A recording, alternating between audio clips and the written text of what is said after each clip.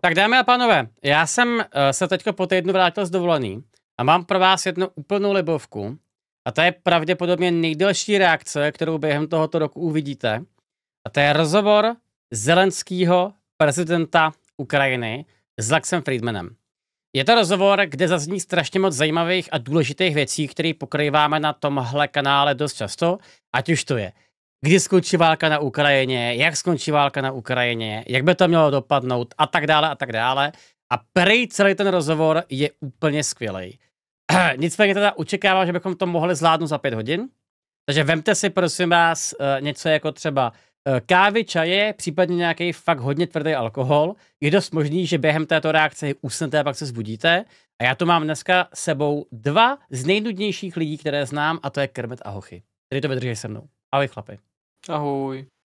Ahoj a nesouhlasím. Teď jsme začali. OK. Takže jdeme na to? Ty bláho, reakce s Putinem. Reakce s Putinem tam měla asi 6, no to je pravda, no. Tak tohle zvládneme dříve. Tam jsem nebyl naštěstí. Můžeš si ubalit brko? Můžeš. Tak, jdeme na to, přátelé. The following is a conversation with Volodymyrem Zelenským, the president of Ukraine. It was an intense, raw, and heartfelt conversation, my goal for which was to understand and to do all I can to push for peace. Please allow me to say a few words, first about language, then about the president, and finally about history. Please skip ahead straight to our conversation if you like. We spoke in a mix of languages, continuously switching from Ukrainian to Russian to English. So the interpreter was barely hanging on. It was indeed, in many ways, a wild ride of a conversation. As the president said, the first of many. Language, like many other things in a time of war, is a big deal. We had a choice. Speak in Russian, Ukrainian, or English. The president does speak some English, but he's far from fluent in it. And I sadly don't speak Ukrainian. Yet. So Russian is the only common language we're both fluent in. In case you don't know, the Russian language is one that the president speaks fluently and was his primary language for most of his life. It's the language I also speak fluently, to the degree I speak any language fluently, as does a large fraction of the Ukrainian population. So the most dynamic and powerful conversation between us would be in Russian, without an interpreter, who in this case added about 2 to 3 second delay, and frankly, translated partially and poorly, for me at least, taking away my ability to feel the humor, the wit, the brilliance, the pain, the anger, the humanity of the person sitting before me, that I could clearly feel when he was speaking fluently in the language I understand, Russian. But all that said, war changes everything. The Ukrainian language has become a symbol of the Ukrainian people's fight for freedom and independence. So we had a difficult choice of 3 languages. And faced with that choice, we said yes to all 3, to the consternation and dismay of the translators. We make captions and voice-over audio tracks available in English, Ukrainian, and Russian. So you can listen either to a version that is all one language, or to the original mixed language version with subtitles in your preferred language. The default is English overdub. On YouTube, you can switch between language audio tracks by clicking the settings gear icon, then clicking audio track, and then selecting the language you prefer. English, Ukrainian, Russian. To listen to the original mixed language version, please select the English UK audio track. Big thank you to 11 Labs for their help with overdubbing using a mix of AI and humans. We will continue to explore how to break down the barriers that language creates, with AI and otherwise. This is a difficult but important endeavor. Language, after all, is much more than a cold sequence of facts and logic statements. There are words, when spoken in the right sequence and at the right time, that can shake the world. and turn the tides of history, that can start and end wars. Great leaders can find those words, and great translators can help these words reverberate to the outskirts of a divided civilization. On another note, let me say that President Zelensky is a truly remarkable person and a historic figure. I say this as somebody who deeply understands the geopolitical complexity and history of the region. I am from this region.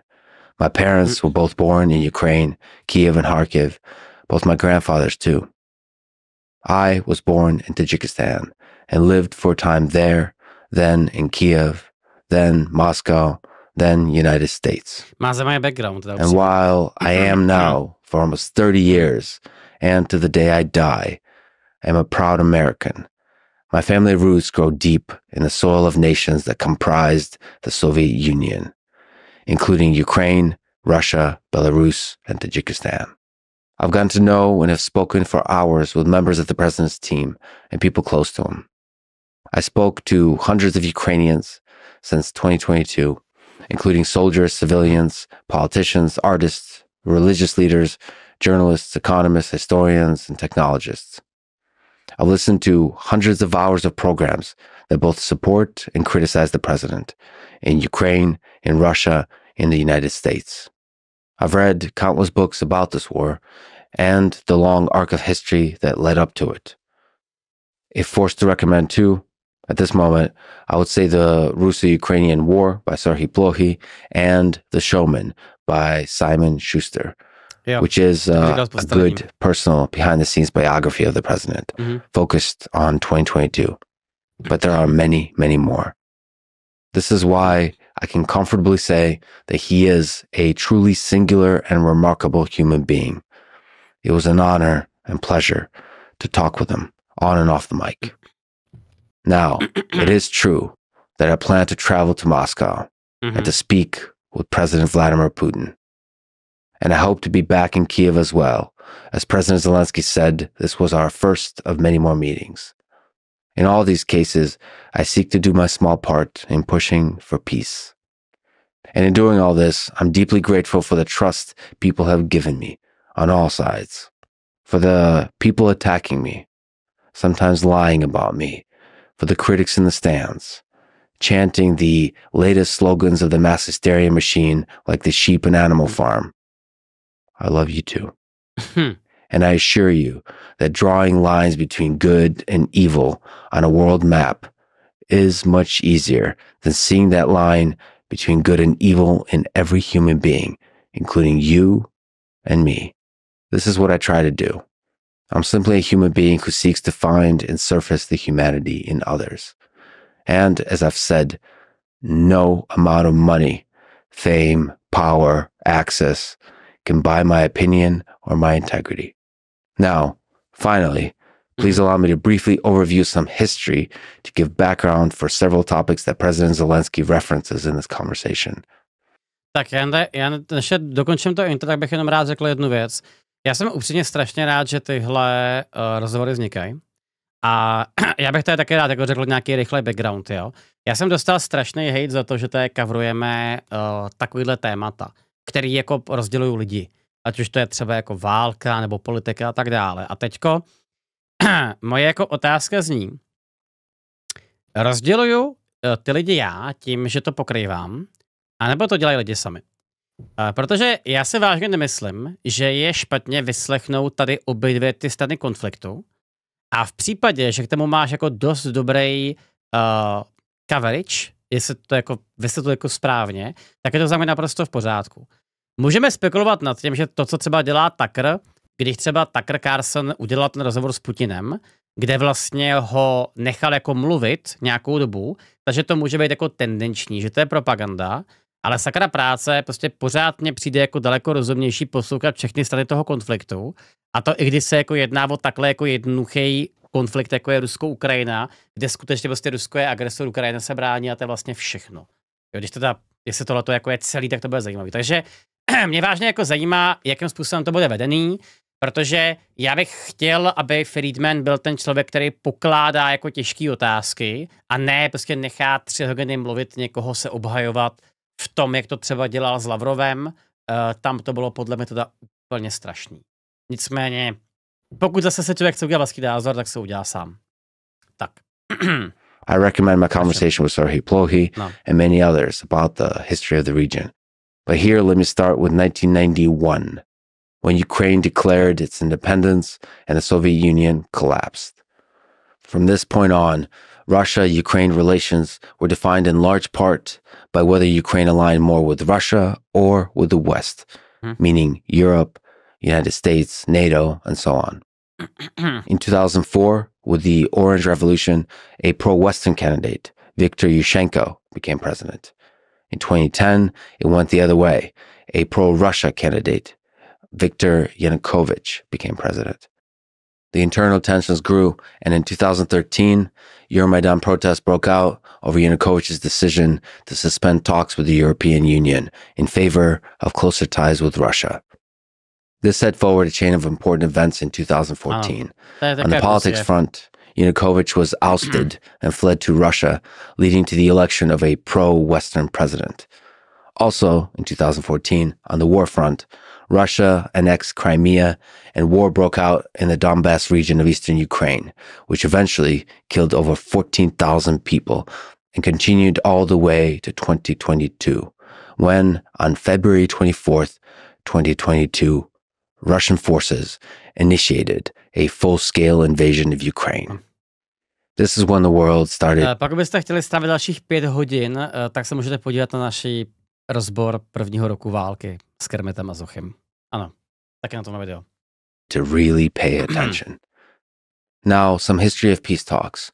Volodymyr Zelenský won the presidency in 2019, and he discusses in this conversation the ceasefire agreements he made with Vladimir Putin in 2019, which was one of many attempts at peace, from the 2 Minsk agreements in 2014 and 15 to a series of ceasefire agreements in 2018, 19, and 20, all of which failed, in part or in whole. All this shows just how difficult ceasefire and peace negotiations are, but they are not impossible. It is always worth trying over and over again to find the path to peace. I believe that Presidents Zelensky, Putin, and Trump should meet soon after January 20th this year and give everything they got to negotiate a ceasefire and security guarantees that pave the way for a long-lasting peace. We discussed several ideas for this in this conversation. Přátelé, možná jenom doplním jednu věc, ve které jsem se mýlil. Trump, pokud vím, tak už nabídnul Putinovi nějaký podmínky v rámci vyjednávání o ukončení toho konfliktu. A podle posledních informací, které máme, tak je Putin odmítnul. A Lavrov to vlastně potvrzoval dokonce i v tom rozhovoru. Takže teďka bude velmi zajímavý vidět, jak se bude dál vyvíjet, protože v momentě, kdy Putin odmítne tu mírovou nabídku od Trumpa, tak Trump má jednu jedinou variantu a to je podporovat dál Ukrajinu v tom, aby to Ukrajina úplně ideálně jako vyhrála s velkýma jako samozřejmě úzovkama, protože v momentě, kdyby to Rusové vyhráli, tak Americe roste nepřítel, který ho nechtějí mít v Evropě. Nicméně to budeme se dneska probírat taky, tak to bude velmi zajímavý. As I said, this was one of my main goals here, to push for peace. This trip to Kyiv and this conversation was a truly special moment for me in my life. It is one I will never forget. So to reflect, I say a few more words and answer some questions at the very end if you like to listen.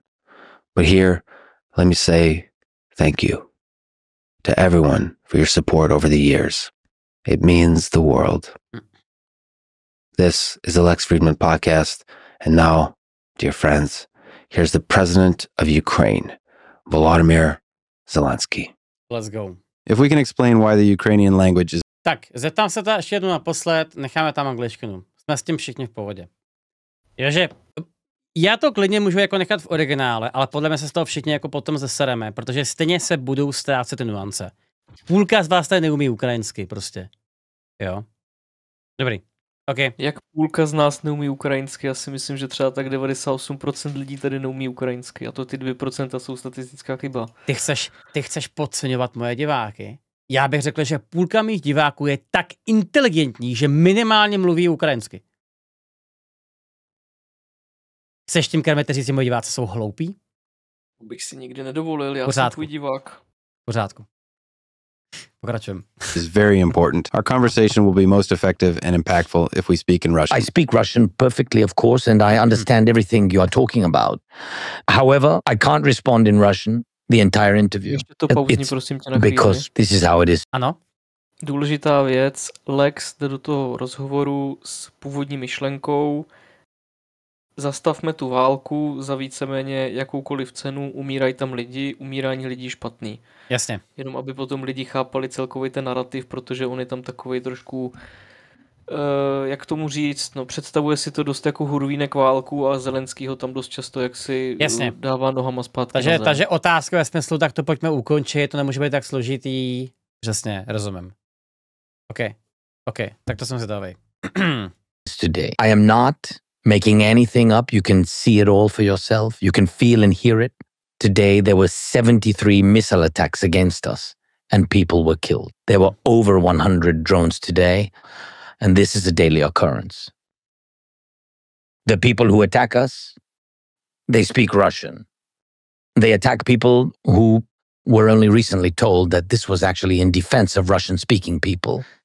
And this is why I respect neither the leader or director of today's Russia, nor the people. That's it. Je to úplně v pohodě. And I don't think that you can just pretend that nothing's happening and give Putin a pass once again for saying that we are one people, that we speak one language, etc. They speak the language of weapons. That is a fact. And we are peaceful people who want to protect themselves and defend their freedom and their human choice.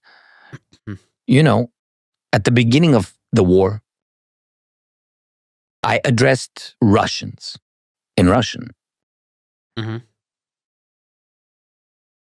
Zero effect. They're mute. They do not listen. They did not listen. Some are afraid. Some have other issues. They have different reasons. It's like when a person is drowning and people walk by because they can't hear them. And someone walks on by crying, afraid to save them. It doesn't change anything for the one drowning. They need someone to help them. This is why I honestly despise these people, as they are deaf. They began the occupation in the supposed defense of the Russian language. And that's why, with all due respect, I would like to give an interview in Ukrainian. This is very important to me. If there are some points that you want me to explain in Russian, I can certainly do that.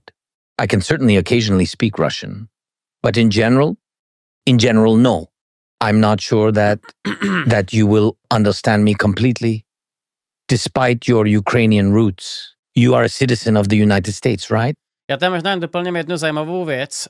Ono je totiž pravda, že třeba v Evropské unii tak se velice jako zachovává a reprezentuje individualita jazyků. Takže třeba když jsem já byl v Bruselu a ve Štrasburku, tak ty jako návštěvník, tak máš doslova záznam z každého slyšení ve všech jazycích celé Evropské unie.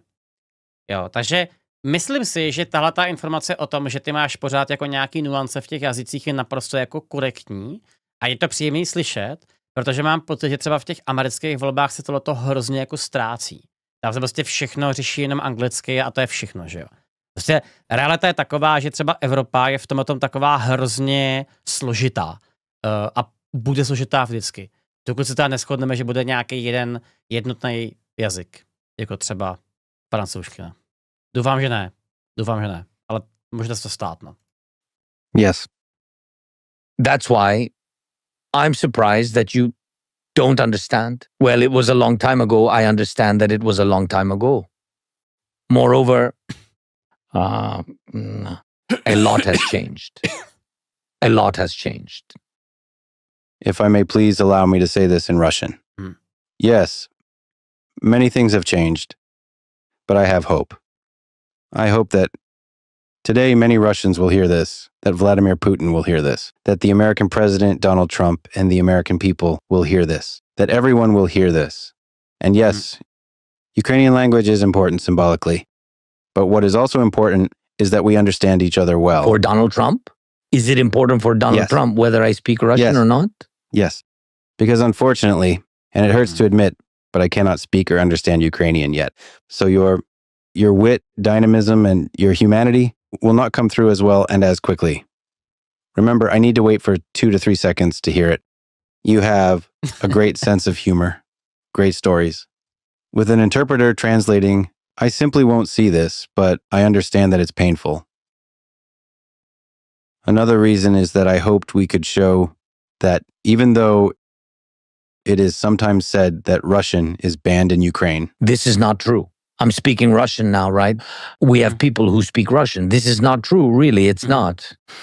It's really not true. Ale já se rovnou teďko zeptám, můžeme se asi shodnout na tom, že teda velká část Ukrajinců prostě mluví rusky.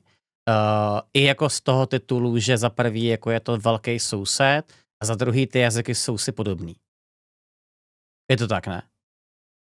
Ne. Ne, jo? Jako ano, taky, ale není to ten hlavní důvod, bych řekl. A dobře, tak ten hlavní důvod je jaký? No, že byly ještě nedávno jedna země. Sovětský svaz padl 1991. Rozumím. Jo, třeba v Bachmutu, o kterém se často bavíme na updatech, tak v Bachmutu bylo více rusky mluvících. Jo, jako takhle, k ruštině se přihlásilo 30% obyvatel Ukrajiny, necelých. Jo, takže ano, je to největší menšina na Ukrajině. Chápu. Takže je to region od regionu úplně stejně jako třeba, že na hranicích spousta lidí v Česku ještě pořád mluví úplně v pohodě tím jazykem u hranic a pak tu máš prostě Pražáky, kteří jsou rádi, že mluví česky. Například prostě. Záleží, kde žiješ, čím víc na západ, tak tím méně mluví rusky. No jasně, chápu. Jo, třeba v Moravskoslezském kraji, tak tam máš spoustu Čechů, Slováků, máš to blízko do Polska a bývalé Sudety. No jasně, tam to bude namaxovaný hodně. Ok, děkuji. My na to nejsme v Evropě úplně zvyklí, protože kvůli těm nesčetným válkám, hlavně druhé světové válce, kdy došlo k odsunu Němců a dalšího příhraničního obyvatelstva všude možně, tak na to prolínání těch hranic úplně zvyklí nejsme, ale Rusko a Ukrajina jako byly prostě jeden stát a byly jeden stát prostě několik set let v kuse a ty hranice pak zanikly vlastně jenom jako nakreslila se čára na mapě. Takže tam to prolnutí toho obyvatelstva bylo daleko silnějc ukotvený a bylo tam prostě až do těch 90. let. No jasně. Děkuji. Ještě jedna věc. Lex tam říká, že doufá, že to spousta Rusů uslyší a uvidí, což je trochu ironie, protože je to uploadlené na YouTube a YouTube je těžce omezovaný v Rusku. No, já jsem to taky viděl, tu informaci taky zvláštní. A mě to podle mě uslyšejí potom zprostředkovaně z nějaký RUTV sestříhaný tak, aby se jim to hodilo do krámu. Samozřejmě. Disrespect Russian now because of Russians.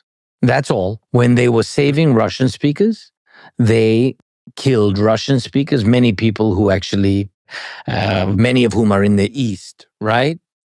In the East, they lived in the East. They destroyed their houses, destroyed their lives. It's not a rhetorical thing. It's not all talk and blah, blah, blah. I don't have time for blah, blah, blah. Yes, so it's a very, very important and sensitive moment. The message is that we are not one nation. We are not, the same country. We're different countries. Yes, different countries. And I think what is most important is what we're talking about. Not how. We're speaking about it. This is what I think. You're a smart guy. So you have a lot of experience in dialogue of this kind. That's why I think you will understand me. Yeah. Anyway, I think it is far better for Donald Trump to hear my English, not my Russian. Your English is much better than my Ukrainian. You're getting better and better. That's true. I'm a very honest Guy, that's why I will be very honest with you. Okay. Your Ukrainian is not very good, but we will work on it. Yes. I have many flaws. That's one of them. Sometimes I can speak English. Sometimes, as I understand, we can be very flexible, right? Very flexible. Spanish, Swahili. Yeah, you see? Yeah. Javier Malay needs to understand this. So, by the way, Javier understood me without any words. The language of love, maybe. Of respect. Respect. I respect him. I had a very good conversation with him. Really brilliant. May I sometimes speak Russian and sometimes English? Yes. You can use any language you like. And I think that's a very good rule for this first meeting between us. As you said, maybe we will meet in the future for the second time. Second and third and fourth? Yeah, this is good. You can ask questions in the language you'd like, and I will answer in the language I can. Well, you said you wanted to meet by the sea at some point. So... Pamatujete si ty Tarantinovy filmy, kde se tam mluví anglicky a potom ještě do toho japonsky a ideálně nějakým třetím jazykem, tak to je úplně přesně ten rozhovor. For our next meeting, let's meet by the sea. With pleasure. Next time, it would be much better to meet by our Ukrainian Black or our Azov Sea. You know, I've been to a lot of... I have traveled to many cities in Ukraine, but I have never been to Odessa. And everyone tells me that, and I don't know why. You have to. Can you explain to me why everyone loves Odessa so much? Dobrá otázka, mimochodem. What's there? You know what's in Odessa? That's how they say it. What's there? In Odessa, we've got it all. Okay. Odessa, I love Odessa because of its particular temperament. People have their own accent, and it's so, there are many nationalities, you know, there are a lot of stories. Authentic Odessa cuisine. By the way, you know, the cuisine is very different from others. The dishes are not like any other dishes, and everything is very tasty. Also, there are beautiful people. And today, you know, you understand people very well, especially after the attacks on Odessa. You understand what the people are like, just how Odessites are, very Ukrainian. And that's very cool. I love Odessa. I go there several times a year. I go there several times a year now because, now because of strengthening of air defense systems, because of this grain corridor, etc. I go there more often. They have the sun there. They have the sea. It's Ukraine and it's very cool there. Well, when you come and visit me in Texas as a guest for the third time. With pleasure. Let's do this. How about you, my friend Joe Rogan, and I will go get some Texas barbecue together? Who will pay? That's a good question. Putin. For everything. He has to pay. Well, yes, we'll invite him too. No. Okay. Without him. Okay, I get it. Okay. Understood. But if the Rome Statute will be accepted by your government before this moment. Okay. By the way, I don't know if you know this, but Joe has a great comedy club in Austin. Joe Rogan? Joe Rogan, yes. And I think that as a person who respects comedy and stand-up comedy, it would be interesting for you to have a look at it. No. He is, I know him, and I saw a lot of different videos. He's a very talented person. So it would be a pleasure if you invite me and I'm able to do it. I am a little bit busy. Yeah. But if I'll be in the United States, I hope that I will have a conversation and a meeting with President Trump. Ale já teda musím říct, že opravdu jako cením Zelenskýho, jak je schopnej mluvit, to je neuvěřitelný. Je, že ono je strašně zajímavý vidět člověka, který jako, on byl původně komik, že jo? Já jsem teďko rozečítal jeho životopis a taky to je zajímavý jako zjištění, že takovýhle člověk je schopný skončit jako prezident státu, jo? To je jako strašně zajímavý vidět. Jako evidentně občas je prostě daleko lepší mít člověka, který jako je sympatiák a který má rád svoji zemi, než tam mít prostě jako erudovaného člověka z nějakého jako konkrétního tématu, no. Je to zajímavý celkem. Hele, mám k tomu dvě věci, je? Yes. První je, jestli jsi viděl ten Zelenského film Prezident. Ještě ne. Ten je legendární. Mm-hmm. A druhá věc je ta, když se podíváš na prezidenty USA, tak tam máš různé typy lidí. Jo? Vím, že jeden z nich byl dokonce herec v C-čkových westernech. Je pravda, že ten film Prezident, to je tam ta legendární scéna, kdy tam Zelenský doslova přijde do ukrajinského parlamentu, vystřílí parlament a pak se stane prezidentem. Jo. Yes. Kermete, já tě vyhlásím. Čekám, kdy Petr řekne, kež by takhle mluvil Petr Fiala. Kdyby takhle mluvil Petr Fiala, tak má Fiala 80%, kámo. Takhle, možná, že by neměl mluvit ukrajinsky, jo, to je pak věc druhá, samozřejmě. Tak to by potom bylo názory té druhé skupiny lidí, to bylo těch 20%. Ano. Petr Fiala taky krásně mluví. No, mě to zajímá, kdy Petr Fiala krásně lidé mluví. Ale dobře, rozumím, no. Of course, during my visit, if I'll have the time, it would be a pleasure if you'll invite me. With pleasure. You know what? I will pay. Good. Yeah. I had to think about it, but you are the president. Yes, with you, with pleasure. When the war is over, please come. Thanks and so when much. You're less busy. Thanks so much. If we can go back many years, World War II. Tell me the story of your grandfather who fought in World War II. Mm-hmm. My grandfather, he graduated from the military academy. And from the very beginning of the war, he went to fight. He was in the infantry and he fought through the entire war. He had many wounds. As they used to say back then, his chest is covered in medals. And it's true. He had more than 30. Yes, more than 30. He was the kind of man. He was such a serious man. I loved him very much. And we had a very close relationship. He didn't like to tell details about the war. He never boasted. Although I asked him, as a boy would, how many fascists did you kill? He never talked about it. He believed that the war was a great tragedy, a tragedy for everyone. And Ukraine was occupied, and it was a tragedy for Ukraine, a tragedy for Europe, and a tragedy for the Jewish people. His own brothers, his entire family were executed. They were tortured by fascists who had occupied Ukraine and their village. His father was the head of the village, and he was killed. They were shot. It was a mass grave, right? Yes, it was a communal burial. Some of them were killed outright, and others were buried alive. His 4 brothers, they all went to war. As soon as the war began, They were all there. He was the only one who had a military education, and they all died in the war. He was the only one who came back. He had nobody.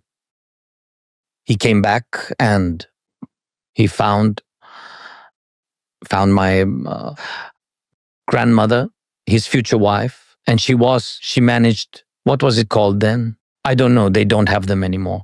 It was a childcare facility, an orphanage, so to speak. Yeah, yes. A place where orphans lived. Children who don't have parents, children of war. And she managed this childcare facility with difficult children, as they used to call them, difficult children who went through the war, who saw their parents killed, and this is how they met, because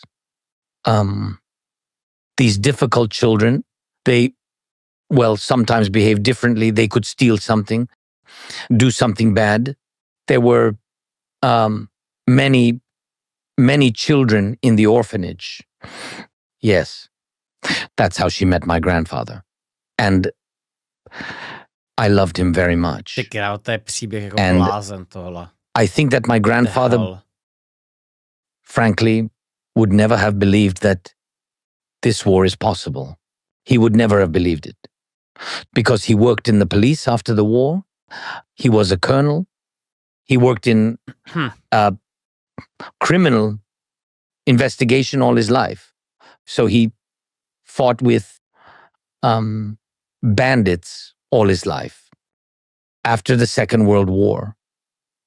But also, I believe he fought for justice all his life. And we all lived in one apartment. And even after his death, I lived with both of my grandmothers and my parents, 2 grandmothers, who both lost their husbands. Both of them died. Well, it was an ordinary family that lived like everyone lived back then in the Soviet Union, and even after the Soviets in the 90s. We lived in one apartment all together. What else is there to say? But I think the most important thing was values, respect. They gave me an education. My parents gave me an education. No one left me money or apartments, so I didn't inherit anything material. But I believe that our real inheritance is here, in our minds and in our hearts. I believe that. Tak tohle bylo možná až moc drsný teda. Já jsem se úplně přesně vybavil, jak jsme taky teďko v mojí rodině bydleli v malém bytě a bylo nás tam 5 a 3 psy a asi kočka. A já vlastně to teďka jako nechápu, jak jsme to dokázali zvládnout, protože já aktuálně bydlím jako v baráku, ve kterém bydlím s 2 psama a s přítelkyní a tak nějak si jako pořád říkám, že máme málo místa, jo.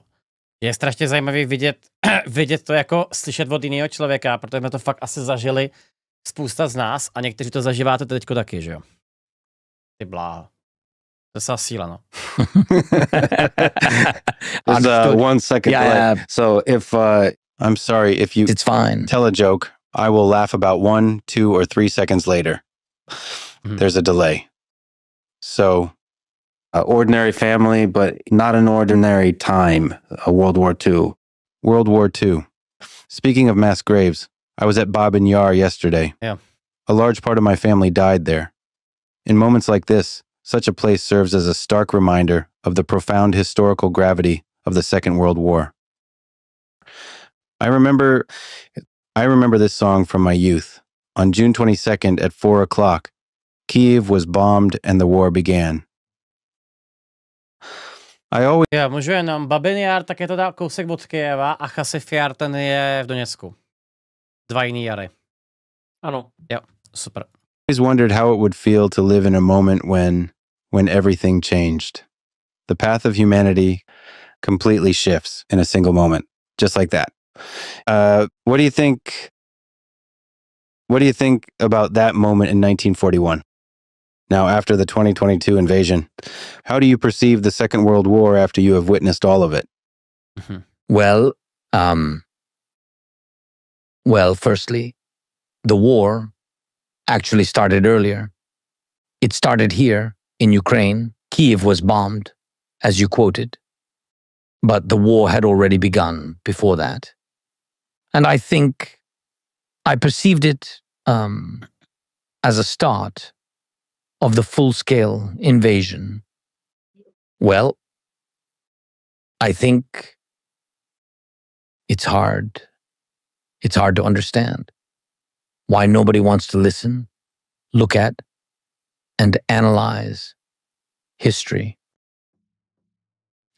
War, the rise of fascism and Nazism, the emergence of Hitler, Goebbels, and their entire team. At the time, this wasn't just about one party or even one country. It was essentially a wave of hatred, a wave of one race above the rest. Yeah. They were, in fact, constructing and ultimately implemented a theory around this idea, later seizing Europe.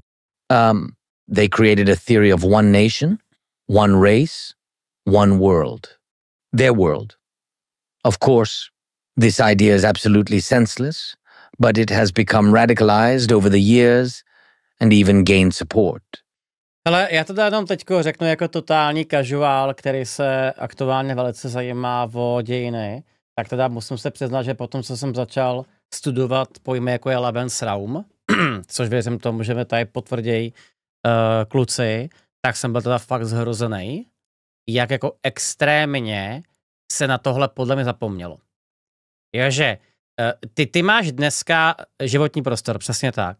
Ty máš dneska strašně moc lidí, kteří se snaží nějakým způsobem obhajovat NSDAP a Hitlera a tak dále. A přijde mi, že snad jakoby vždycky si lidi jako vybírají takový ty jednoduše obhajitelné věci, které jsou vytržené z kontextu. A zapomíná se na ty úplně neskutečné zvěrstva, které jako nacisti prostě dělali během té války. A zajímavý na tom je ještě jako jedna věc, na kterou se taky zapomnělo. A to je to, že lidi jim k tomu nedali mandát. Jo? Opravdu jako naprostá většina podporovatelů Hitlera tak prostě nechtěli ten holokaust, nebo ty zvěrstva, které se tam prostě děli, ale prostě oni se tam děli, protože je chtěli pohlaváři, že jo. A to je úplně jako šílenství, ty kráso, jo. Vřele doporučuji se podívat na ten teďko jako výborný dokument na Netflixu, který se tomu věnuje, který je kolorizovaný. A když se teda podíváte na některé ty fotky nebo záběry z koncentráků, tak se člověk říká, ty krávo, to je strašný. Jako fakt mě z toho mrazí i dneska. A to je možná asi v pořádku. To zrovna jako Lebensraum je to nejmenší. Tam byly daleko horší věci. No já jsem ti myslel, že Lebensraum tak byla vize a to, jak za tou vizí šli. Tak jsem to myslel. Lebensraum už byl důsledek. No a tak to je akorát semantika, ne? Tak byla tam nějaká teorie té jedné rasy, která potřebuje ten Lebensraum a oni za tímhletím šli právě tím, co začali potom dělat. Můžeme to zjednodušit i takhle. No. Petře, já ti dám counterargument. No. Že jako většina lidí nesouhlasila s NSDAP. NSDAP regulérně vyhrálo regulérní volby. Dostali 43, prakticky 44%. Mhm. A jak to bylo ve filmu Už je tady zas, tak já si dovolím citovat tu poslední část. Jste monstrum. Opravdu? Tak musíte odsoudit i všechny ty, kteří toto monstrum volili. Nedostal jsem se moci násilím a každý, kdo četl moji knihu, moc dobře věděl, koho volí. Jo. Ale takhle, já to rozhodně neříkám, že tomu jako perfektně rozumím. Já teda čistě jako vycházím z toho, že i ty lidi, kteří volili NSDAP, tak nevolili holokaust, jestli mě chápeš. Jo, ale o tom se prostě můžeme když tak pobavit klidně potom, jako jo. To je úplně v pohodě. V roce 1933 si myslím, že byly ty plány NSDAP dostatečně, jak to říct, otevřené na to, aby každý člověk, i který nečetl Mein Kampf, věděl, co se bude dít. Mhm. Ne, nebyly. Souhlasím, Hitler dal svoji besedu do knihy, která vyšla roky předtím. To je pravda, no. Ona vyšla v době, on ji psal, když byl ve vězení, že jo? A pak vyšla. Pak si za to koupil Orlí hnízdo. Nekoupil, to dostal. Tak něco si za to koupil, ale teď... on za to přestavil tu vilu. Jo, tak... Ale Orlí hnízdo dostal od strany jako dárek na rozkam. Hochy, tady má jako detail, teda. Dobrý. Ok. Já jsem si to splet, no. Je vidět, že už tenkrát v Německu fungoval katastr lépe než dneska v Německu. Na Slovensku. Na Slovensku, pardon. Tak jsme to odlehčili a můžeme pokračovat. A vision of one world. And in principle, the so-called Russian world, the ideology Putin promotes and imposes, it wasn't originally like that. He was a different person back then, or maybe he was always like this, but his rhetoric was different. At the beginning, remember, he talked about the EU and even about Russia's future being tied to NATO. There were even talks of joining the European Union, NATO. He spoke about shared values with the West. That's how it all sounded back then. And we must also look at Hitler, who was seriously, before the radical idea of taking over the whole world, he actually made certain steps and everyone believed he was helping the economy. And to be fair, he did take some steps in that direction. But he was a terrifying person. None of those actions justify him, nor do they excuse his action. No, tak on vlastně využil toho, že byl v Německu strašný ekonomický svrap, že jo, tam to bylo, ona ta země byla strašně postižená tou vlnou, jak se tomu chlapi, se vás říkalo. Velkou krizí a ta krize byla způsobená sankcema, děkuju, sankcema, ano, a reparacema, přesně tak, no. Yes. And that's why we cannot look at the Second World War as if it started in 1939. Můžeš. A pokud se nepletu, tak pár let zpátky, tak Němci splatili poslední splátku za první světovou válku. Za první. Bylo to asi 3 roky zpátky odhadem. To je fakt neuvěřitelný. No, jako se rád se z toho do toho poučili, ale ty vole, no. Druhou, pokud vím, tak budu splácet do nového tisíciletí, do nového století. Mm-hmm. Ale přesně teďka nevím. Ok. Pokračujeme. It didn't begin in 1941 either. Mm-hmm. We need to draw conclusions. When did it start? With the weaknesses of the world. Yep. The division of European states, the Molotov-Ribbentrop Pact. All of this happened before 1941. People who were more informed, those who dug deeper, whether they were politicians or not, whether they were from different walks of life, including business, which was different back then, were speaking about all of this. Hitler won't stop. There'll be a world war. Hitler will destroy nations. Nations. And that's what happened. Someone looked the other way. What I told you about. Europe was sinking then. I gave you an example of it. But the whole world looked the other way and didn't pay attention and said, no, we can negotiate with him. I'm telling you, he is okay. We can negotiate with him. He's just more right-leaning. Or it does not matter what they said. He's just very pro-nationalist. This is all nonsense. And this is not the first time. And Hitler isn't the first such case in history. We're dealing with a person who is allowed to stick to this desire to destroy. He was consumed by it and enjoying it. And what happened to Hitler? Now, what about Putin? This invasion was also at 4 a.m. Around 4 a.m, there were missile strikes on Ukraine. This is the same. I believe that intentions are also the same, but ale já než to jenom pustím, protože bude určitě tady budeme mít v komentářů strašně jako velký hejt, že tady porovnáváme Hitlera s Putinem. Takže teďko se vás dvou ptám, jo. Myslíte si, že to je porovnatelný nebo není? Čistě pocitově teďko se ptám. Osobnostně bych to neporovnával. Jsou to dva různí lidé, ale ty pohnutky a to, co k tomu vedlo, tak je hodně podobné. Jo, neříkal bych stejné, ale hodně podobné. Je tam určitě jako jsou tam podobnosti a pro nás jako pro vlastně pozorovatele třetí strany to navenek působí dost podobně. To vlastně v jakou funkci a jakou pozici měl Hitler a jakou pozici má Putin, tak ty se dost diametrálně jakoby odlišují od sebe, bych řekl. No já jsem tam možná asi trochu v opozici, mi taky přijde takový divný to porovnávat, ale jako ono je pravda, že my taky jako nevidíme prostě všechno, co se děje, a ono je pravda, že ty budeš mít kompletní obraz až prostě pravděpodobně po tom, co jako Putin umře a z Ruska se stane nějaký demokratický stát, což se nestane samozřejmě, jo, asi někdy, ale že prostě dokáže si potom jako udělat kompletní obrázek později, no. Je složitý, no. Ono se historicky hodně porovnává to, co udělal Putin na Ukrajině a to, co udělal Hitler se Sudetama. Jo, ty základní důvody jsou tam plus minus stejné. Rozdíl je v tom, že Československo bylo dotlačeno k tomu, aby se Sudet vzdalo. Já bych to porovnal jinak. Já bych to porovnal, jakože Sudety byly Krym, který nakonec potom po nátlaku i západu odevzdali, a válka na Donbase postupně, ten dlouhý úsek, co bylo Donbas plus teď, je vlastně invaze do Polska. Jo, to je lepší porovnání. To se mi rozumí, to se mi líbí. To se mi strašně líbí, jo. Tady někdo napsal, že se historie neopakuje, ale že se rýmuje. To se mi strašně líbí, no. Jo.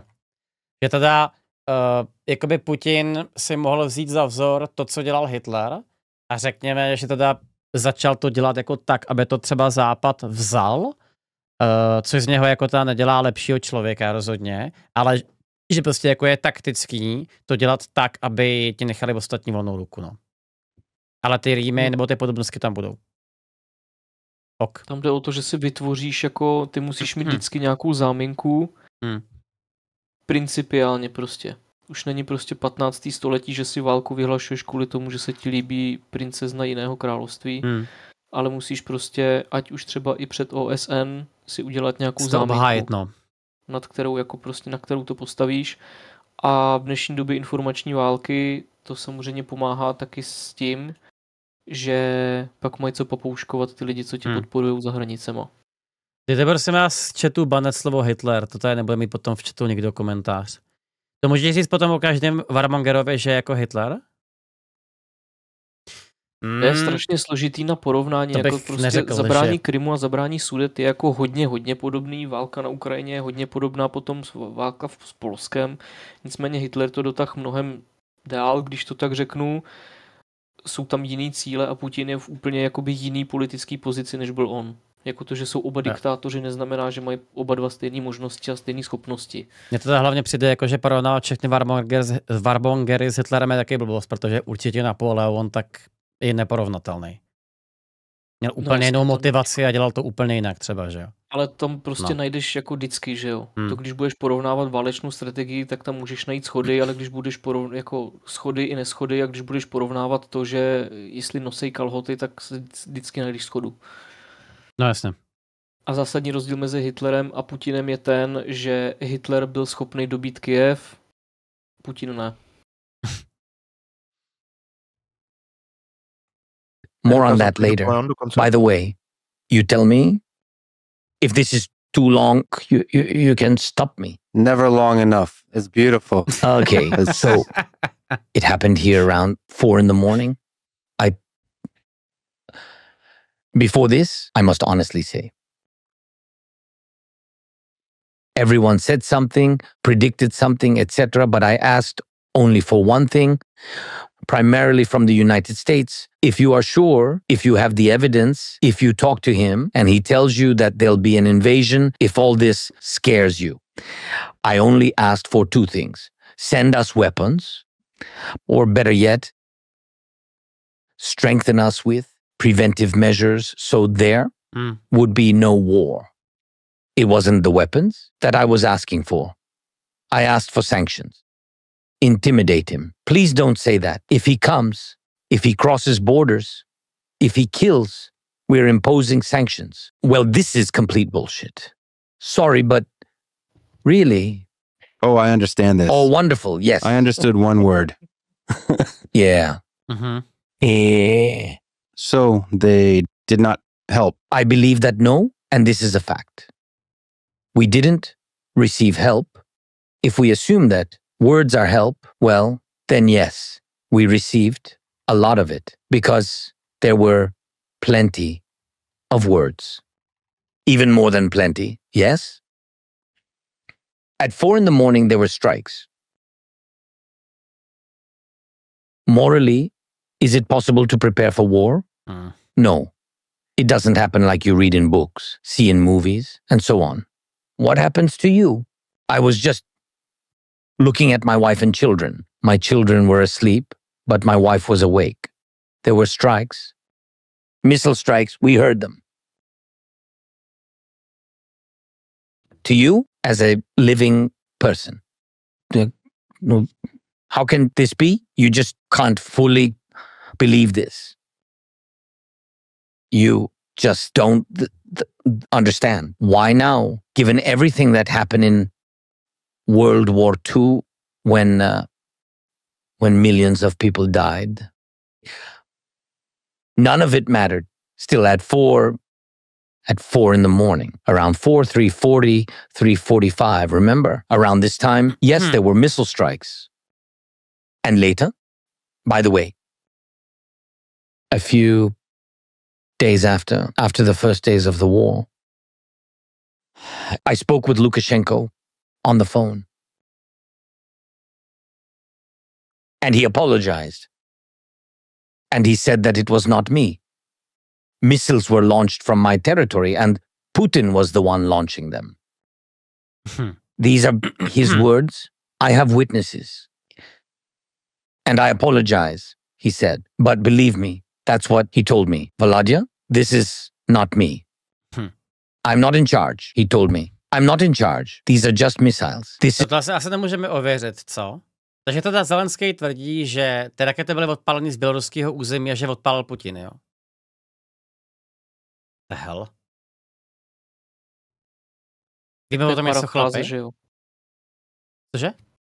Nebo jako, že to je zjednodušení. This is Putin. I told him, don't do that. This was done without me. That's it. He just, on the phone, I remember this conversation. I told him that I believed.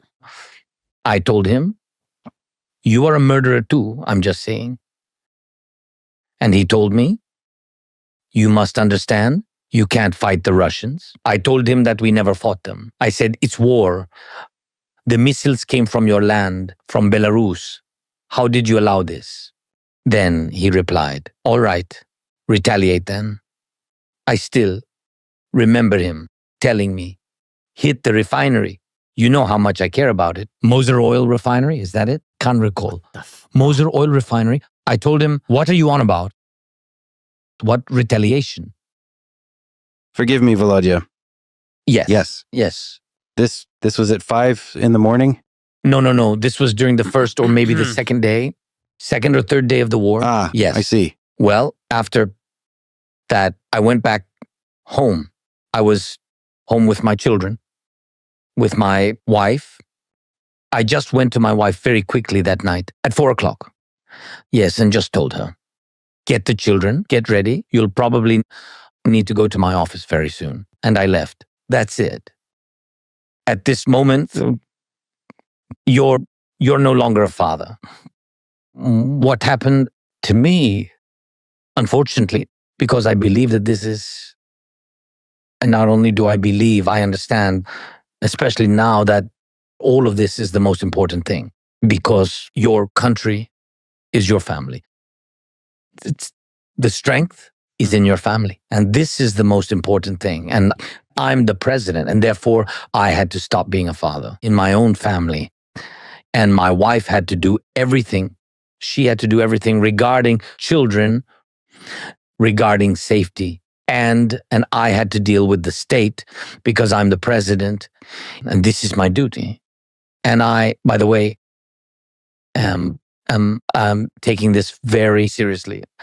I went to the office and here we are now. You're very welcome.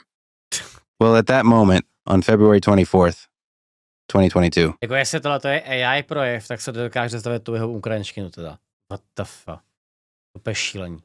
Možná, že to má tam jako nějaký extrémní dopad teda. Znamená to prostě to, že Lukašenko je absolutní loutka Ruska a Bělorusko je puppet state Ruska, ano. Ok. Tak to víme ale dávno.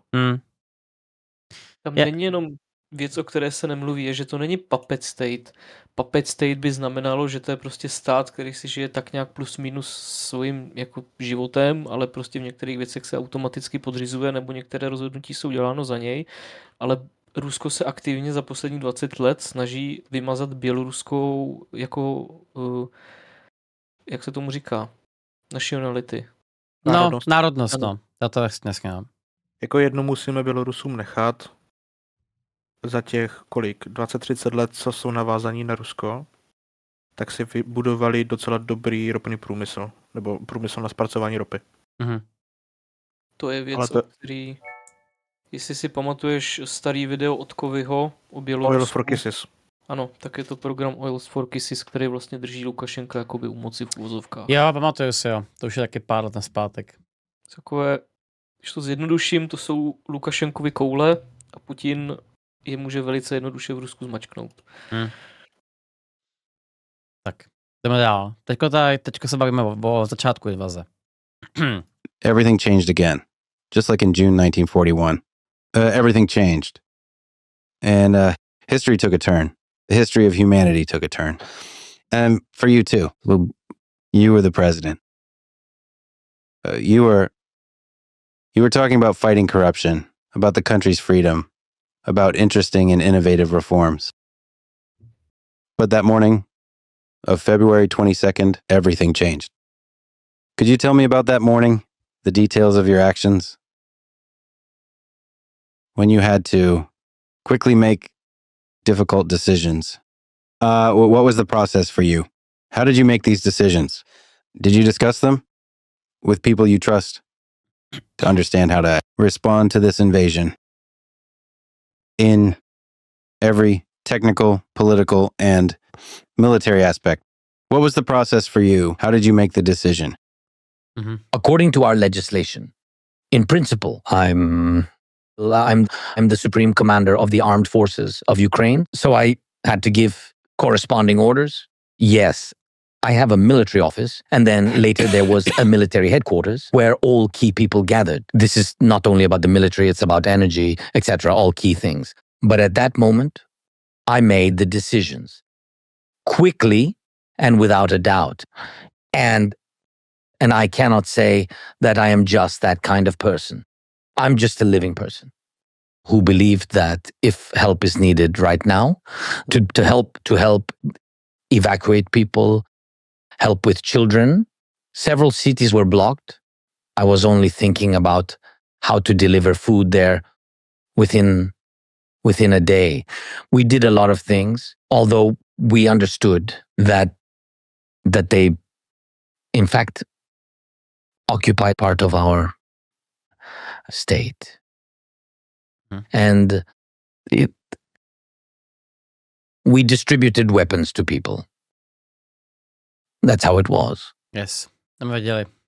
Trucks came and simply distributed weapons to people so that they could defend the capital, to ordinary people, just on the street, to ordinary people who understood that if the Russians entered a city, then we would have the same thing that's happening in other cities per the information we received.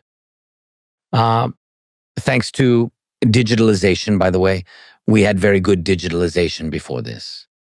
We preserved a lot. And even when they were surrounding certain cities, a lot of things still worked.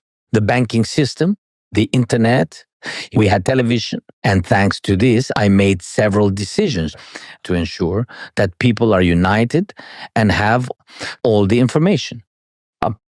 Russia is very good at spreading large-scale disinformation. Fortunately, I have 2 decades of experience, managing a production studio, TV channels, and large media resources. I understood that we needed to build an information network very quickly.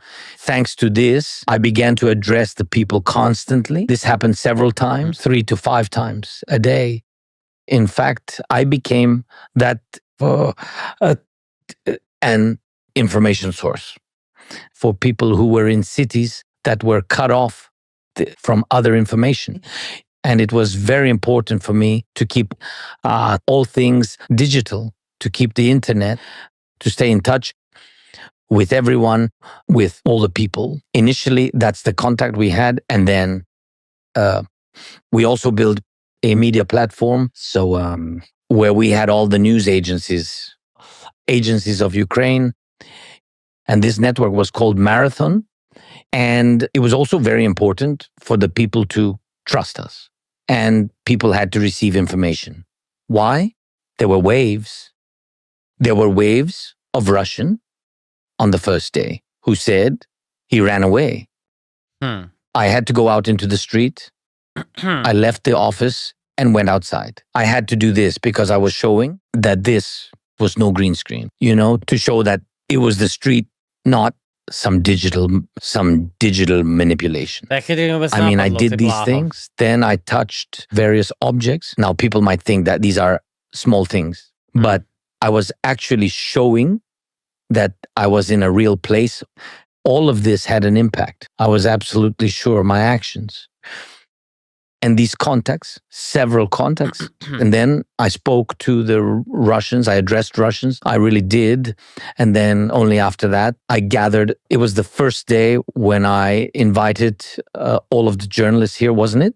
That was on the first day, I think, well, not here, to the press center in this building. I talked to journalists, I asked them not to leave because we needed weapons. At that moment, they were handing out rifles to people. And for me, journalists and media platforms were essential voices. There were various journalists from different countries here, and they were essentially stuck. And I asked them for contacts, those who had access to Russians, Belarusians, Kazakhs who understood everything, the same information. And I spoke to them. And I spoke to them and spoke in Russian. I told them, you must stop Putin. This is terrible. This is horror. This is war. You must stop him. And if you stand up now, if you speak out, and if you go out into the streets, this was very important. I spoke to them in Russian to show them that there was no problem and that all of these pretexts were made up. This is why it's so painful to talk about the Russian language too, because look, if a person does not want to listen, they will not listen, no matter what language we speak. I disagree with you here. I think and hope that many people in Russia will hear us today. They blocked YouTube recently. Are you aware of this? In their country. I know. And I simply guarantee that this conversation will travel fast on the internet. Everyone will hear you. They will hear you. Including the president of Russia will hear you. This is why I have hope. He is actually deaf. Můžu otázku, jak by se to k tím chtěl jako dostat? Spotify není v Rusku, Apple Podcast nejsou v Rusku. Se chci právě zeptat Hochyho, jestli ví o nějaké platformě v Rusku, která není pod státním dohledem a po které by se to mohlo dát.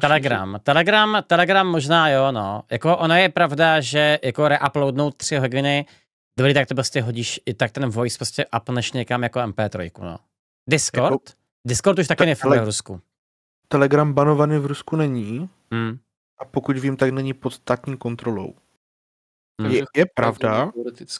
Je pravda, že tam fušuje FSB, ale pod státní kontrolou by být neměl, pořád jakoby soukromý.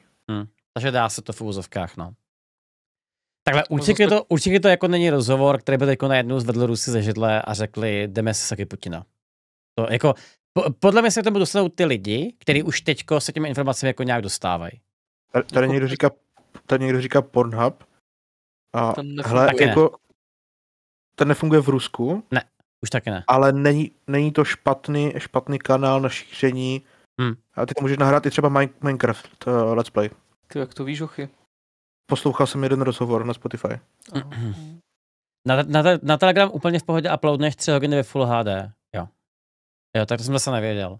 Já jsem pořád, do teďka jsem myslel, že Telegram je jako primárně na kratší videa a na text. OK. Dobře. Mně to znělo dost ironicky, tak nevím, jestli to ten člověk myslí vážně. Jestli teda já jenom řeknu, že tohle je teda opravdu jako hrozně hustý vidět, že pokud teda Zelenský takhle aspoň tušil, co má udělat, tak buď to měl jako velice dobrý rádce, anebo jako fakt věděl, co má udělat. A mě by strašně zajímalo, aby to dopadlo v Praze tohle. Představ si, že v Praze máš nákladáky se zbraněma a rozdáváš lidem zbraně. A jdeme se bránit proti Rusům. Já teď teda upřímně tady nechci atakovat jako na lidi u nás. Já si to nedokážu představit. Teď. Jo. Jestli prostě možná, že to je tím, že žiju v nějaký bublině zase, no. To se nedá jako představit. Ale můžu jenom můžu ještě navázat teďko. Polovina by utekla a čtvrtina by kolaborovala. Hele, a tohle mě fakt zajímá. Máme nějaké informace, třeba kolik jako Ukrajinců prostě kolaborovali? No, protože neříkej mi, že ten strach... Ale bude to, jako je to tajný samozřejmě. No jasně. Jako... Ježe, neříkej mi, že jako všichni jsou jako takhle na jedné vlně se Zelenským, že teda pojďme se bránit. Ne, kolaborujou, samozřejmě, že kolaborujou. Dnes a denně jsou zprávy prostě o kolaborantech. Do 15% míň mnohem, to budou ani ne 2% podle, jako aktivní kolaborace. No jasně, že aktivně lidi jako vyhledávají nepřítele. To budou třeba procento. Jo a výborný, ještě teda argument je, že Rusové dělají to stejný. Jasně, rozhodně. Ano, na ruské straně se děje to, tam je to, troufnu si říct, že tam je to víc a na zabraných územích to bude úplně nejvíc. Mhm. Tak. Even if he speaks to you, he is deaf by his very nature. Do you understand the difference? You know, for instance, when you talk to Musk, you're talking to an innovator, a scientist about rockets. You talk about how to save on costs and how they land. And on the other hand, Putin doesn't launch rockets to save money, but to kill people. Do you think you can talk to Putin about technology? Your guys were interviewing him, and he told them about tribal history. Do you understand? Imagine a Russian man in his country listening to him. You know what Musk is about? Technology, Mars, artificial intelligence. And this guy, Putin, is standing there bare-assed, pontificating about tribes. You've got to understand. You think that when you do interviews, like Mr. Tucker, who did an interview there, that you're about to make them friends. How could you... What does this have to do with friends? He's different. He is simply different. Jako je, protože ten rozhovor s Putinem byl opravdu strašný. Na to se tady shodneme asi všichni. To opravdu... But it's still necessary. A mammoth stands before you. By the way, I must say that when you said bare-assed, it was not translated. Could the interpreter please translate? This is so that you can understand. Now he explained everything to me. I understand. Yeah? That's now great. I fully understand. That's anyway, great. But we still need to talk. One should always speak with someone who listens. And you must speak when you know that this will benefit you, bring peace and calm to the world, not the other way around. I love President Trump's message when he speaks. I think that we share a position on peace through strength. That is very important. It means that if you are strong, you can speak. And we need to be strong. And Ukraine has to be strong. Strong enough. Otherwise, what for? So you know who, like Voldemort, who must not be named. Who must not be named. Yes, he's like Voldemort. He thrives, subsists, and lives on being subjectivized. Instead of isolation, he is offered to step out into the light. He's darkness personified, and you offer him, as it were, to be subjectivized. Why? There's only one reason. Fear. And you say, we need to talk. Listen, we need to be in a strong position and not talk, but end the war. Yes, it is possible through dialogue. We're not opposed to it. You just need to be in a strong position to make the other person want it. Do you think he wants to end the war? That's what you suggested. I think this is naive. I'm sorry. With all due respect, it's naive to think he wants to finish the war. It's... Tell you what. The circumstances, sorry for interrupting. Takhle tohle je strašně velká otázka, která se pravděpodobně rozhodne v dalších týdnech, anebo minimálně během tohohle roku. To bude velmi ještě zajímavé vidět, no. There's something we need. I think that President Trump not only has will, he has all these possibilities, and it's not just talk. I really count on him, and I think that our people really count on him.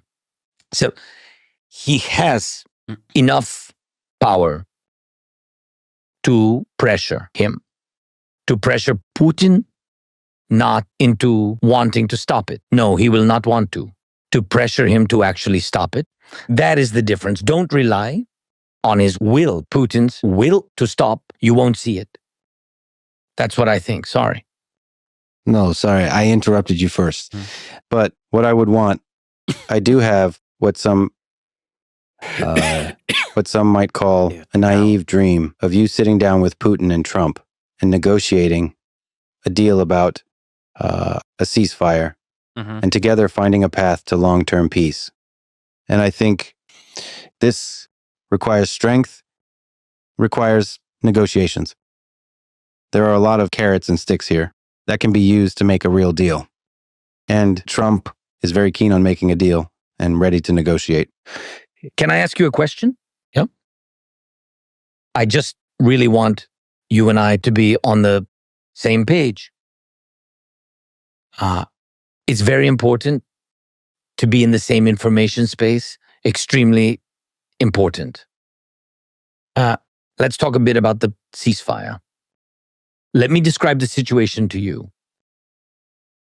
In December 2019, in Normandy, in Paris, at the Élysée Palace, Macron, Merkel, Putin and I agreed on the ceasefire. The US wasn't there. And this, by the way, was a weak point of the meeting. If you'd like, we can later discuss why they weren't there. It's a security guarantee thing in general. It's Germany's position, etc. We agreed on an exchange of hostages, an all-for-all exchange. We made a deal to exchange everyone for everyone. I think you know that. And there was also a meeting that lasted many hours, a meeting where we made a deal with him. Everyone was tired. It was just the two of us in the end. And I proposed a ceasefire. By the way, no one in Ukraine believed. Few believed in the ceasefire, and he wanted troop withdrawal. I calculated that if there were a withdrawal of troops from the line of contact the way Russians proposed, it would take 20 years. I proved it to him just in terms of time. Square kilometers, namely the length of the line of contact or delimitation line. And we agreed on what I told him, that it will not work out. But I had many points because I was deeply involved in the issue.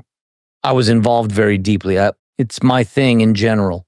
If I start doing something, I can't stand there like that guy I spoke about with my ass out, you know? I must be dressed. I must be prepared. I must be prepared better than anyone in front of me. You do sports, right? I practiced for many years, and we know what fights are like, what boxing is, what Thai boxing is. This is what I did, and I loved it very much. When you step into the ring, you understand everything pretty much. And so I stepped into it, and I was definitely well prepared. But he wasn't. No. He was not deeply involved in the process. What border? Where is it? How long will it take to disengage troops? And why wasn't he involved? You want to know? Because he wasn't going to do any of this. This is what confused me. If you are not deeply involved in the issue, well then it's as if you don't really need the result. That's what I think. So what happened? We agreed that there will be gas continuation, gas transit. In 2019, we agreed with him. This was the security for Europe. Merkel asked me for it. And this was extremely important for Germany. We agreed with him. Secondly, we agreed that for him it was just money. So secondly, we agreed on an exchange. For me, this was the most important thing. For them, gas was, for me, was the people. And this is a fact, because I wanted to have a humanitarian advantage so that there would be further meetings that would lead to sustained peace. And third, ceasefire. Ceasefire you spoke about. What happened? The gas contract was signed because he needed it. And by the way, he knew everything about it. As for exchange, we took the first step. and exchanged the people. Regarding the ceasefire, well, they started killing us in about a month, so I called him and I told him, we agreed on a ceasefire, didn't we? Well, it wasn't a piece of toilet paper, was it? This is serious business. Or so it seemed. It really was serious. Merkel, Macron, you and I, we all agreed on this together. A ceasefire is important, isn't it? Not for New Year's, because everyone was celebrating New Year's. And now they're offering us a Christmas ceasefire. It's all the same. A ceasefire for 2-3 days just to get some praise. But this isn't a performance. This isn't some kind of theater. No, this is about people's lives. And that's what happened. After that, I called him a few more times. I think I only had 2-3 calls with him in total. I asked him for a ceasefire. He told me it couldn't be. We will figure it out now. People from the occupied territory, Russians and separatists, they were all there together. They continued to shoot and kill our people. Yes, the front lines were quiet, but they killed people. They were killing people, and I kept calling him. I called again and again, but there was nothing. Until, after a few months, the Russians stopped answering the phone. We did not have any contact since.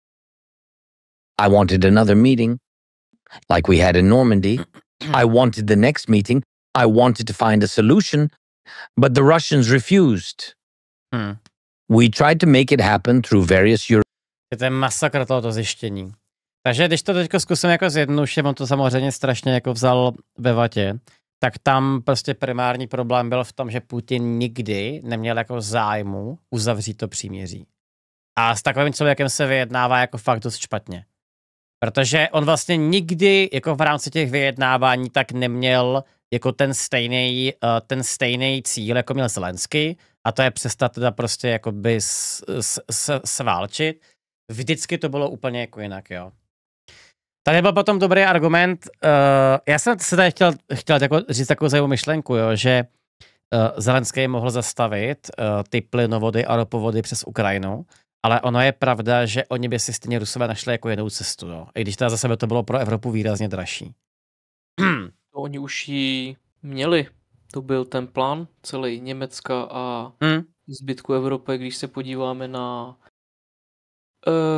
Nord Stream 1 i 2, tak Nord Stream byl stavěný z jediného důvodu, a to je proto, aby Německo a Rusko se mohlo domlouvat napřímo a mohli přestat řešit Ukrajinu. To stejný je s plynovodama v Černém moři, ten se jmenuje...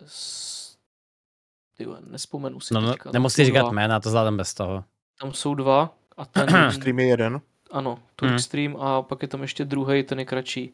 Tam jde taky o to, že to prostě obchází území Ukrajiny. A ta další věc je, že můžeš s Ruskem vyjednávat, ale Rusko nehraje podle pravidel. Ty podepíšeš papír, Ukrajina může vstoupit do NATO, ale zůstanou tam klasicky malí zelený panáčci, a když Ukrajina přijde za Ruskem, že hele, domluvili jsme se na tomhletom a tomhletom, tak Rusko řekne, to jsou doničtí separatisté, my s nima nemáme nic společného. Nikdy nepřiznáš realitu, protože to pro tebe by bylo špatný, no. V tu chvíli ten konflikt končí. Ty nemáš s kým vyjednávat. No jasně. Tam není nic, co tam leda, že by se všechny pozabíjel. Můžeš se akorát bránit, no. Tak už nemůžeš dělat nic jiného. Že Rusko nehraje podle pravidel a podle toho se s ním prostě nedá vyjednávat. A další věc je, že i když byly tam nějaký podpisy, tak do poslední chvíle jako ti nikdo nepomůže. No jasně. Vzpomeňte si na to, jak vypadalo v roce 1939 pomoc Francie a Británie Polsku. Nijak. Francouzi jednou vystřelili na německé pozice a potom přestali s důvodem, že by mohli Němci začít střílet zpátky. A přitom hořela Varšava. Necháme o tady domluvit a pak to probereme, protože to je fakt důležitý. European countries, and not only European, but the Russians refused. They passed along some kind of bullshit, made excuses, they didn't want it.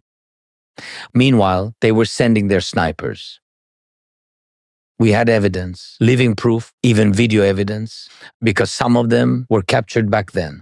Those were the snipers in training. They were training them. And later those snipers operated in Syria and Africa. These snipers were training in our country, in the east. Ukrainians were living targets. They were shooting from the other side, killing people, women, people, children. They were shooting. It was a hunt.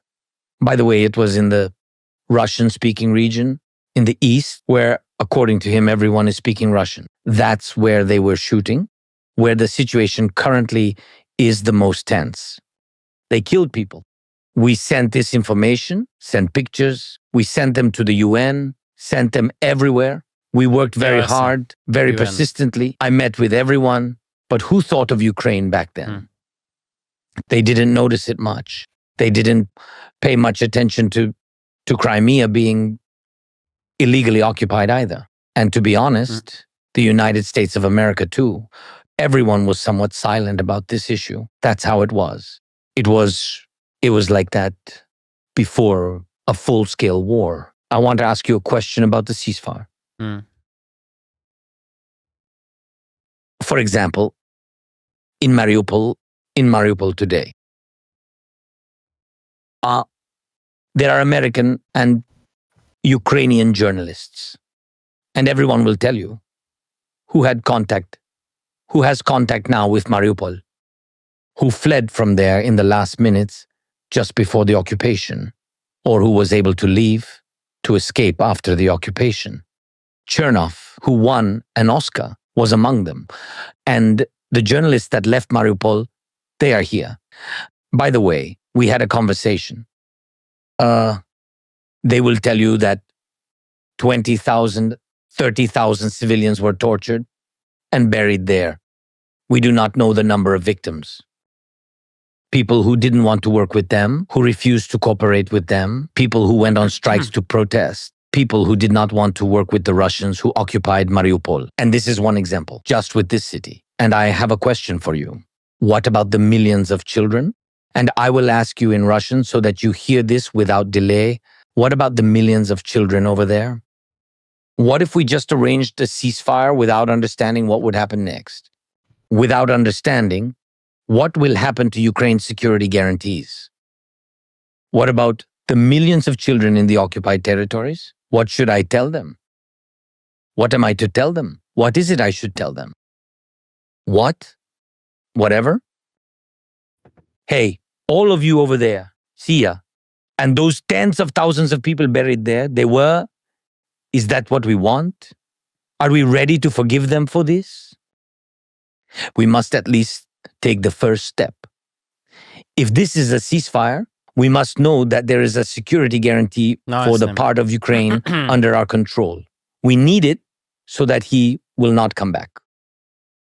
This is very important. And what do we say to the people who live in those territories? These are millions of people. Did you know that since 2014, in Donetsk, in the Crimea, this is happening in Melitopol as well, as in Berdyansk now. They are making all these kids of drafting age go and fight. And if they don't go, they will be killed. Do you understand what's happening? That is why a ceasefire, everything I said, what I wish for, and I believe in President Trump's power to use all of this information to come up with a way to make Ukraine strong. And be strong. Why am I saying that? I will give you an example. No já teda jenom řeknu, že tohle je fakt masakr. Že to dokáže Zelenský takhle vysvětlit. Jakože tady podle mě spousta lidí pořád nechápe jako jednu zásadní věc, a to už jsme tady řešili 1000krát s klukama, že jo? A to je přesně to, že ono jakoby příměří je krásný, ale my potřebujeme příměří, který bude s nějakýma zárukama. A kdo je schopný dát nějaký záruky, že na Ukrajinu nevtrhne znova Putin? No Trump. Jako aktuálně prostě Amerika je ta jediná, kdo je toho asi jako schopná. A kvůli tomu tak bude strašně záležet na tom, jak dopadnou ty vyjednávání jako takový. Protože ono na pár dní, nebo pár týdnů, anebo pár měsíců, anebo pár let, jakoby zastavit to válčení, tak to není asi zas tak složitý. Ale tam jde o to zajistit, aby ten konflikt se nevrátil zpátky, protože na tom bude samozřejmě potom jako tratit i celý zbytek Evropy. A ta pozice Evropy v těch vyjednáváních tak musí být taková, abychom si my došlápli na všechny ty strany, že se tohoto opakovat nebude. Jestli na tohleto je u Evropy jako dost silná, upřímně říkám, že nevím. Spíš bych se tipnul, že není, ale prostě potřebujeme být u toho vyjednávání. No. Tady s tebou nesouhlasím. Já s tebou taky nesouhlasím. To jde, ochy. Nesouhlasím v několika věcech. A ta první je to, že Amerika je natolik silná, aby tohle všechno garantovala. Amerika ani ne, možná ještě před začátkem nového tisíciletí, tak pomaličku, ale jistě směřuje k izolacionismu. Z Ameriky přestává být ten světový policajt, který se z ní stal po druhé světové válce. No jasně, protože voliči to nechtějí. Chápu to. Jo, prostě Amerika přichází jak hlavně o tu diplomatickou sílu. Ano, pořád je to prostě... Ale hochy, ale tam jde taky o to, že moment, když ty necháš Rusy růst, tak Americe roste nepřítel. A já mám pocit, že tohleto je jedna přesně z těch věcí, kterou podle mě americký voliči jako dokážou pochopit. A to je to, že oni nechtějí, aby ti rostl jako ta síla toho západu. Já tě chápu. Jak Rus roste, jo, dovysvětlím. Já jsem tě myslel v případě, kdyby Rusové obsadili Ukrajinu třeba celou, nebo ne jako celou, ale třeba po tu dněperskou linii, už jsme to tady řešili mnohokrát, že jo, taková ta geografická jako linie, která je obsaditelná, protože pak by to bylo velmi těžký, tak ti strašně zesílí vliv Ruska. A teďko, v momentě, kdy Putin a další lidi uvidí, že jim tohoto dopadlo dobře, tak to máš další státy, kam by mohly se případně jako rozrůst. Ve veliký teorii, tak prostě po Abcházii a Osetii by mohla přijít jako zbytek Gruzie a tak dál. A myslím si, že tohleto je zrovna jedna z věcí, kde to Američané jako dokážou pochopit, protože podle mě je opravdu veliký rozdíl mezi nějakýma, tak to hodně přeženuje, jo, zase nějakýma týpkama na Toyotách s Kalachem na Blízkém východě versus vliv Ruska. Jo, možná, že moc přeceňuju teďko amerického voliče, ale myslím si, že tohleto zrovna Američané chápou. Aspoň částečně. Já neříkám to, že to nechápou. Já říkám, že vliv Ameriky ve světě slábne. No, ale slábne z několika důvodů. První je ten, že Amerika se otočila ke všem zády a dívá se do sebe. Dovnitř na svoje vlastní problémy, které tam mají, a tím pádem už jim nezbývá tolik energie a prostředků, aby řešili zbytek. Já neříkám, jestli je to správně, nebo je to špatně. No ale pořád takové mají. Na jak dlouho? No to se uvidí. A v tom je ten problém. Další věc je, Petře, prosím tě, jak by si představoval uzavření jaksi míru s Donaldem Trumpem? Ne, já už jsem ti to vysvětloval asi 20krát, vole. No já to chápu, ale tak jak Donald Trump dokáže, že Rusko to prostě za týden neskusí znova? No, už jsem to vysvětloval, tak bude chtít uzavřít nějaký deal a teďko já tě samozřejmě neřeknu, jako jaký deal by to měl být. Do prdele práce. Rozumíte mi? Tam jde o to, že ten deal, jak si jako musíš vymyslet něco, co jako skutečně bude to Rusko prostě držet. Tady vidíš, že se tam sice podepsali prostě Francouzi, Němci, Ukrajinci, Rusové a nakonec to vůbec nic neznamenalo. Pod Budapešský referendum, teda memorandum, se podepsali i Američani a vůbec nic to neznamenalo. Dobře, tak teďko jaká je teda podle tebe druhá stránka věci? Takže ty říkáš, že není možný uzavřít žádný příměří, kdyby ta byla nějaká garance.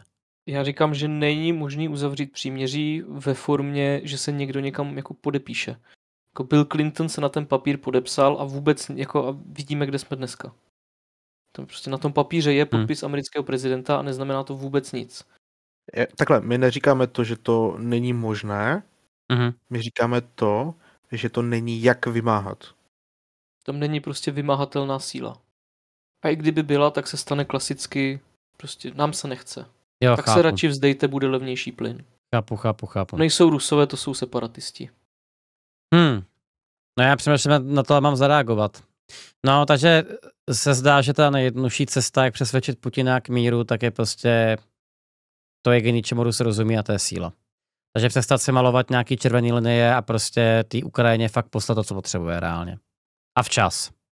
Akorát tohle je samozřejmě to nejtěžší, protože lidi chtějí jako jednoduchý způsob, jak to vyjednat, a to prostě evidentně nejde, no. Ano, jedna z možností, jak někdo píše do chatu, by bylo prostě udělat demilitarizovanou zónu. To jsme řešili. Prostě To jsme řešili. no. západní jednotky, ale to se nikdy nestane, že jo? To je pro Rusko de facto horší, než jako prohrát. No jasně. Akorát taky se potom jako blbě dělá demilitarizovaná zóna, která bude mít 12 kilometrů a ne těch 40 nebo kolik to je, kolik má mezi sebou Severní a Jižní Korea, že? Tak taky by to šlo. Taky by to šlo, ale blbě, no.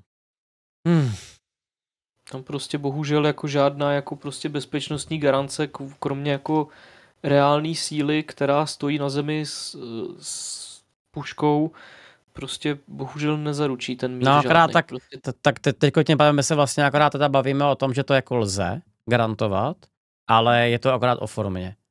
Že ta prostě forma té garance nebude asi ve smyslu hele Vladimíre, pojď se domluvit, ale bude to hele Vladimíre, tady máme 20 000 vojáků, pojďme se domluvit. No. Že to právě zase koresponduje s tím, co říkal Hochy, že takové věci už Amerika nedělá. Prostě Amerika ti nepošle 20 000 vojáků na Ukrajinu nikdy. Já tě rozumím. A proto ty musíš vymyslet, co v téhle situaci budeš dělat. No začneš jako Evropa zbrojit, no. No, jako Evropa. Nemůžeš zbrojit jako jednotlivé státy. A jsme zase u toho. Jsme zase zpátky u té federalizace, zbrojení a tak dále, no. Jo, tady Amerika tím, že už se několik desítek let prostě z tady toho prostoru stahuje, tak začíná tu prostě vzrůstat vákuum. A to vákuum vždycky někdo vyplní. Nejlepší možností je, aby to vyplnila Evropská unie. Jako jeden celek. Ale na to, aby se k tomu dostal, tak musíš tu spolupráci posunout na vyšší úroveň. Zkus to vysvětlit lidem, no.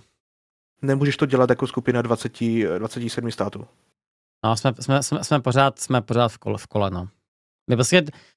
Mně prostě přijde, že my máme jako způsob, jak to vyřešit, ale lidi ho nechtějí.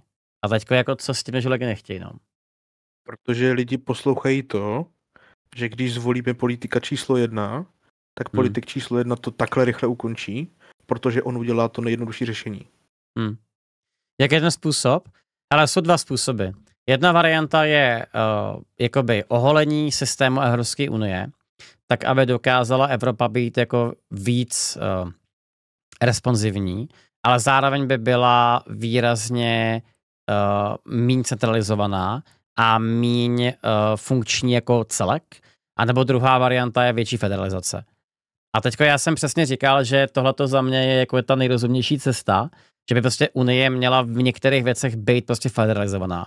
To potom znamená to, že si Maďaři nekoupějí 40 kusů BVP s jiným pásem než Slováci a než my, ale prostě budeme mít jako jednotnou formu jako vyzbrojování těch armád, bude to výrazně levnější a bude hlavně výrazně jako jednodušší potom proškolit ty lidi, protože potom ti může, nevím, Francouz opravit prostě tvoji techniku, protože máte kompatibilní, ne stejnou, ale máte jako kompatibilní tu techniku.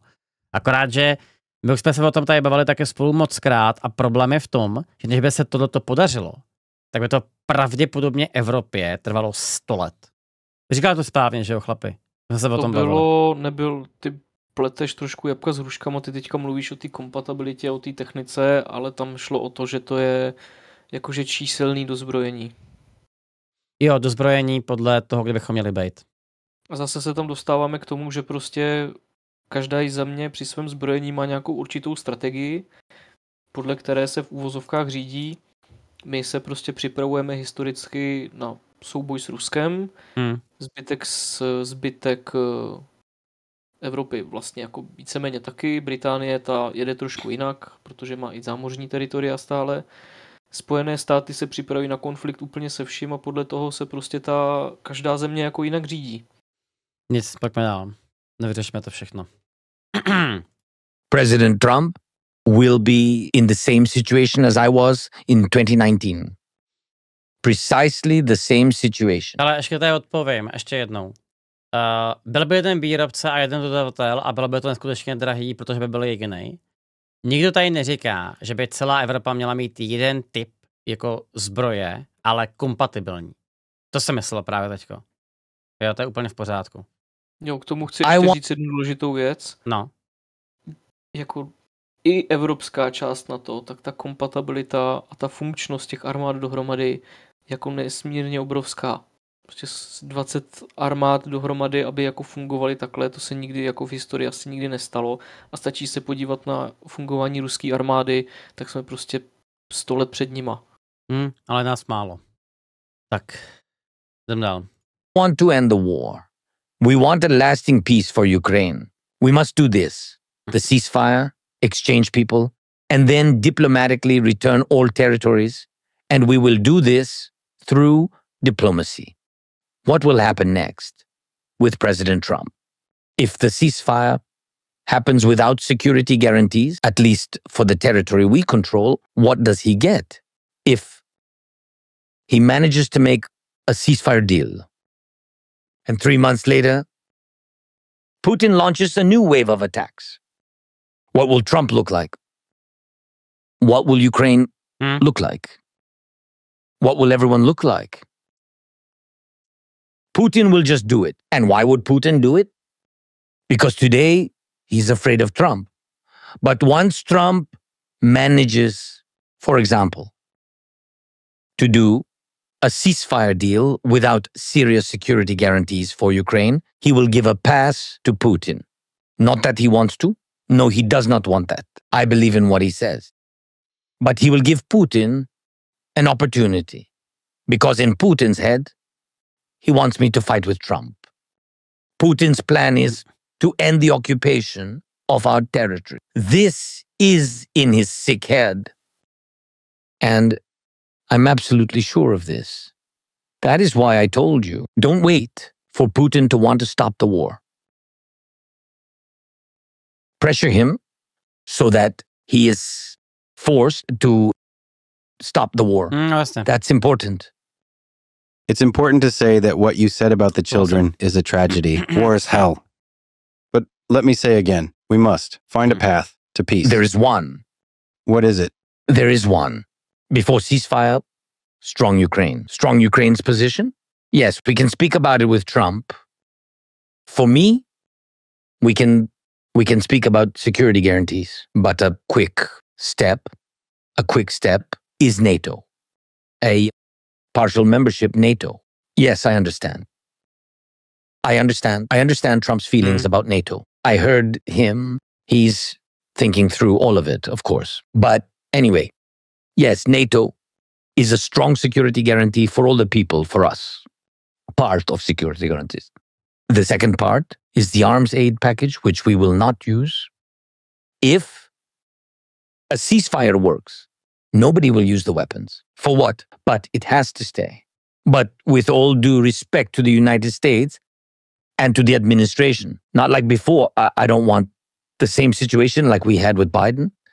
I ask for sanctions now, please. And weapons now. And then we will see. If they start it again, of course, we'll be happy if you'll give us more and you will stand with us shoulder to shoulder. Of course, that is right. But it's different when you have weapons. Putin wouldn't have been able to occupy so much territory. It was very difficult for us to push him out. But we didn't have weapons before, and that is the same situation. It can be the same situation. I'm just sharing this with you. Like I said at the very beginning, I want to be very honest with you and with your audience. Yes, it's true. If we do not have security guarantees, Putin will come again. To make it clear, let's describe the idea that you are speaking about. Ne, takhle myslím, že to je Zelenský prostě opakuje přesně to, co už tady říkáme taky mnohokrát. No. Akorát je ta otázka, jako jaká by ta garance měla být, jak by to Trump udělal a tak dále, že jo. A pak teda, jen teda doplním k tomu NATO, jo. Věříte, chlape, někdo z vás, že by byla jako schopná Ukrajina jít tu na to celá? Já tomu fakt nevěřím. Já mám pocit, že to bylo hrozně naivní si myslet, že by Ukrajina mohla jít do NATO celá. Myslím si, že by do NATO mohla jít fakt akorát ta část, kde je v úvozovkách něco jako klid. Což je právě to, co je za tím Dněprem, že jo? Se na to ptal asi miliardkrát a ti odpovím ti úplně stejným stylem. Ty nemůžeš jako Česká republika vzít do NATO jen část Ukrajiny, když uznáváš, že je její součástí doslova ještě Krym. No musela by se změnit ta retorika, no. Musela by se Ukrajina třeba rozdělit na 2 země. Východní, západní. No a to v tom případě ale musí udělat Ukrajinci a tohle Ukrajinci v životě neudělají. Chápu, no. I would like to offer you other ideas too, but right now, your idea is that NATO accepts Ukraine minus the 5 regions of Luhansk, Donetsk, Zaporizhia, Kherson and Crimea. Mm-hmm. Just so you understand. Tohle jsou ty regiony, které Rusové připojili k Rusku v té svojí nový ústavě. Ano. Zaporizhia, Kherson. Jen to říkám chatu. Sorry. Jo, no část Ukrajiny, že by si přijmul do NATO. Kdyby si přijmul část Ukrajiny jako kterou? Přijmul by si ty území, který Rusko prohlásilo za svoje? Nemám tušení, tohle už Nebo je... by si přijmul jenom to, kde je frontline. Frontline pořád ne, jako není. ze 4 regionů prostě zabrali jenom polovinu hlavních měst těch regionů pořád. To prostě na to nejde odpovědět, to nejde udělat. And Crimea. Just so you understand the situation, the invitation to NATO is legislatively issued to Ukraine.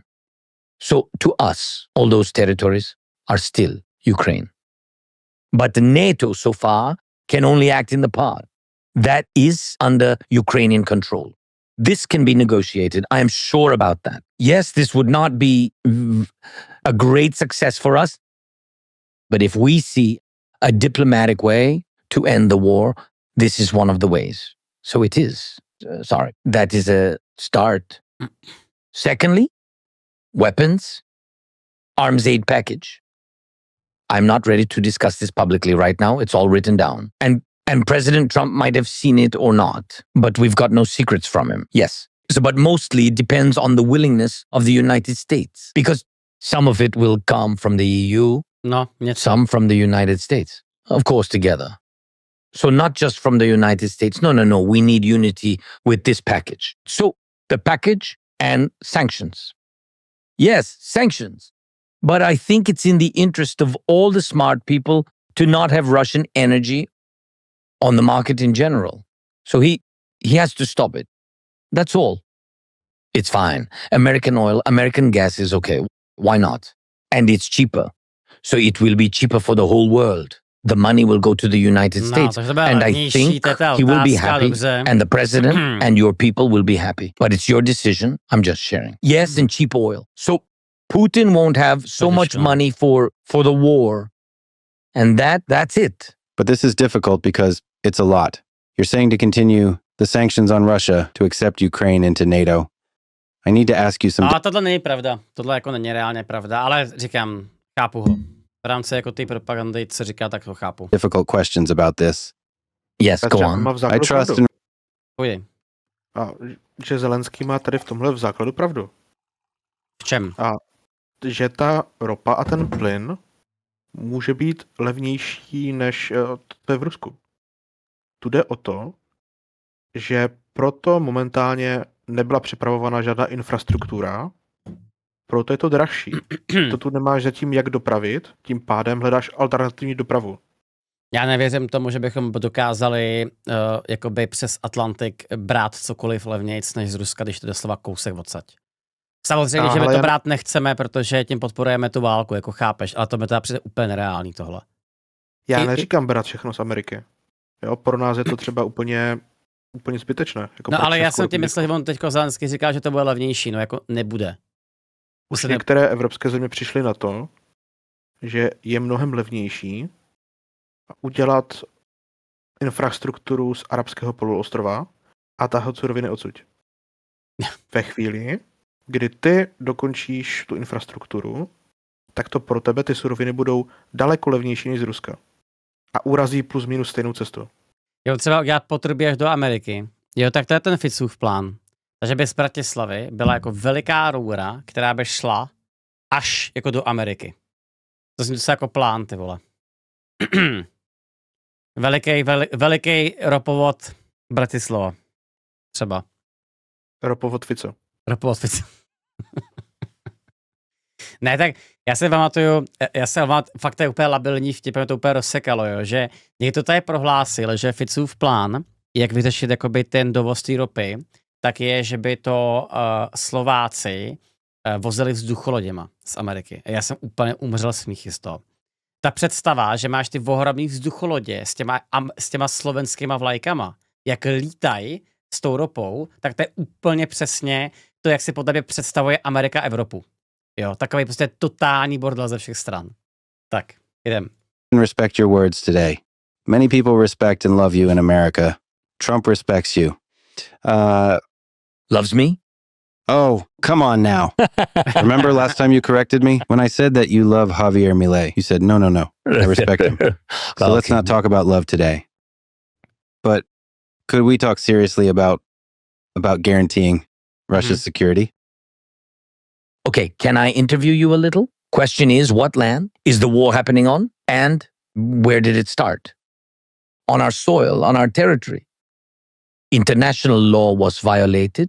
The sovereignty of our country was violated. Civilians were killed. Tens of thousands of our people were taken hostage. And everyone will tell you this happened. This is what happened.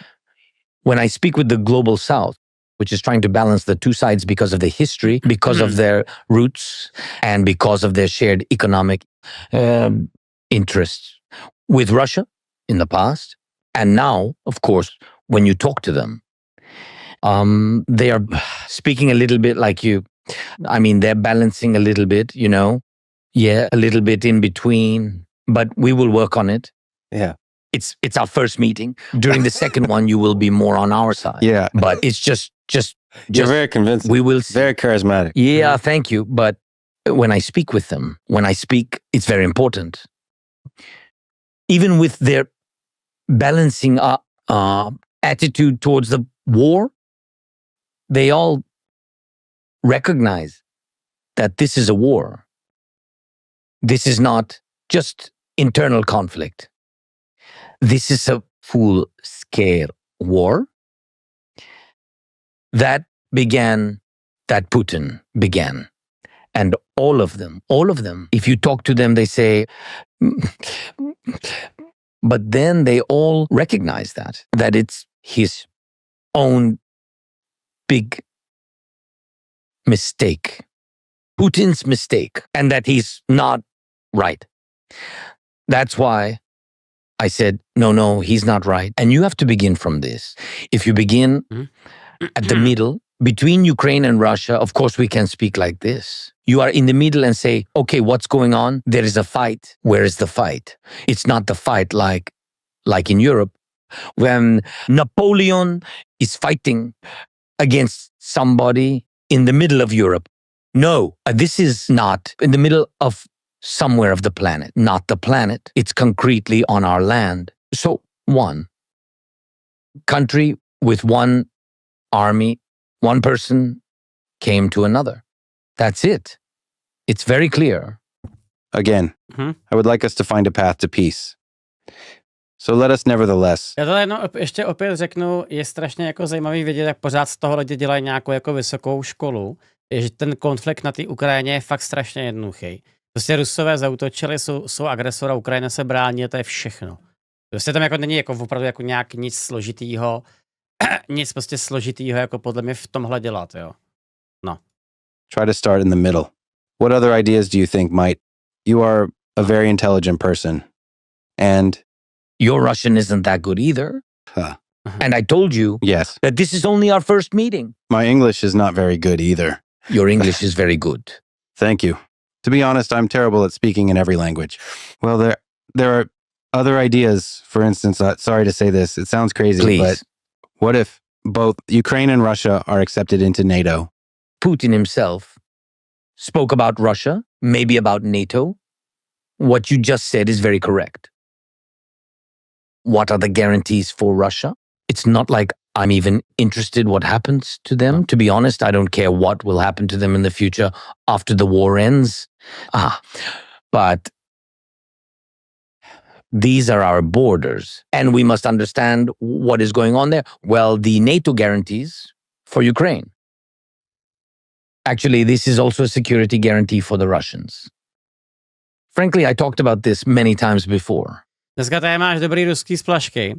Hele, já to řeknu ještě jednou. Mě vůbec nevadí, že tady v chatu máme různý názory. A já jsem za to upřímně jako velmi rád, jo. Vždycky za sebe jenom rád řekl, že také vám můžu říct, že vaše názory jsou občas jako fakt debilní. Jo, takže jenom abyste byli jako připravení, že já tady nejsem jako kamarád s nikým. Všichni jsme čuráci.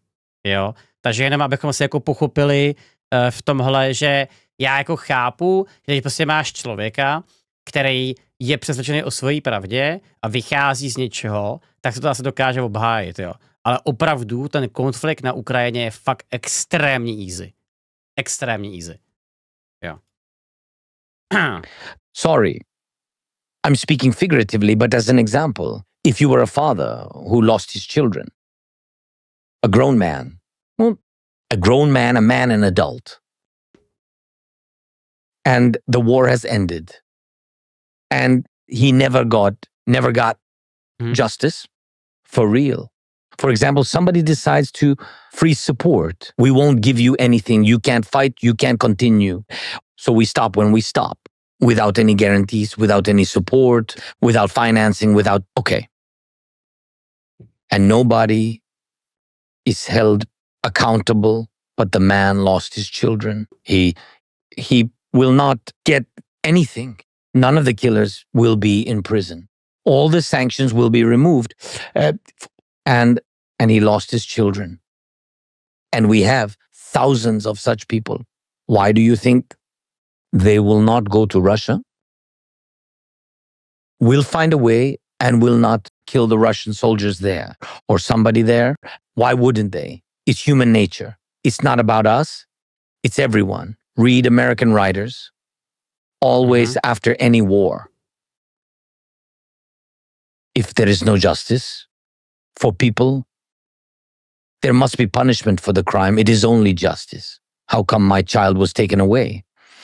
The war took him. This is very scary. And even whether it was my son who was fulfilling his constitutional duty or simply a missile that struck a civilian child. And if there is no justice and the killers are not punished, why wouldn't these people come back with hate? They will definitely come back. So when we talk about NATO is not only stopping Russia. Do not forget, NATO is stopping us too. Because there will not be justice for everyone. We know that NATO does not have the right to solve certain issues with war. NATO is a security alliance, it is protection. Počkat, tak teď jsem asi debil já. Jakým způsobem zastavuje Ukrajinu zaútočit na Rusko, kdyby byli v NATO? To není pravda, ne?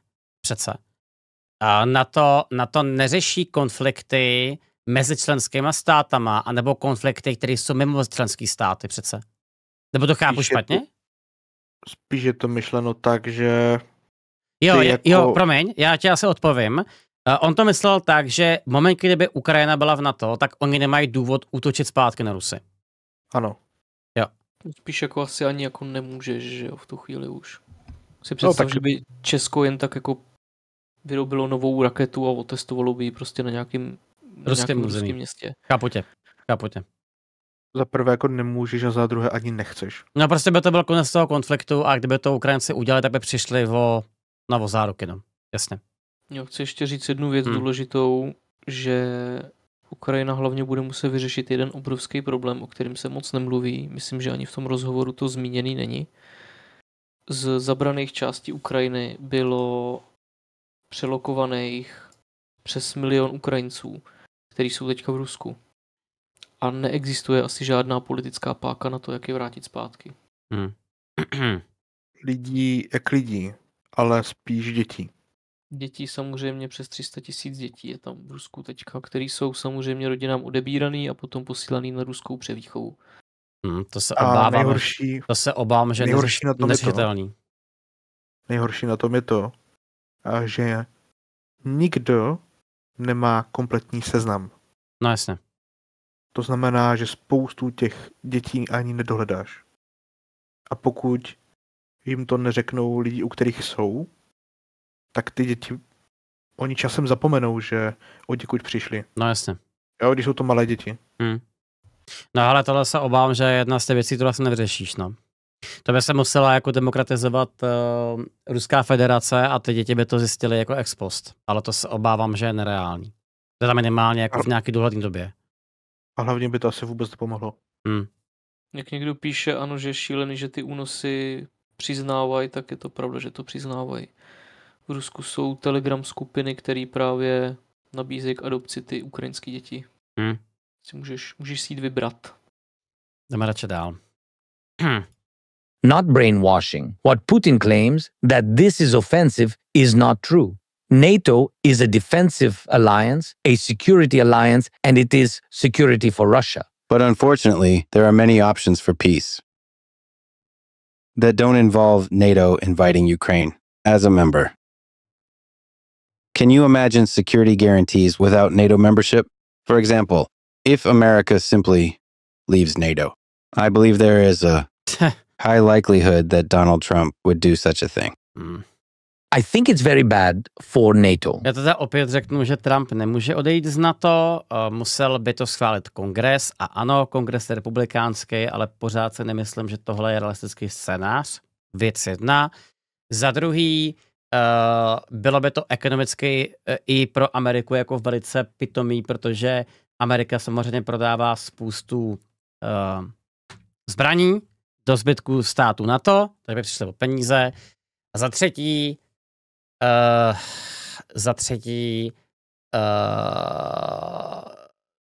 to je blbost. No, to je ten hlavní argument. Tam není jenom o tom, že by jako my bychom přišli o věci, tam jde o to, že členové NATO samozřejmě slouží na amerických základnách.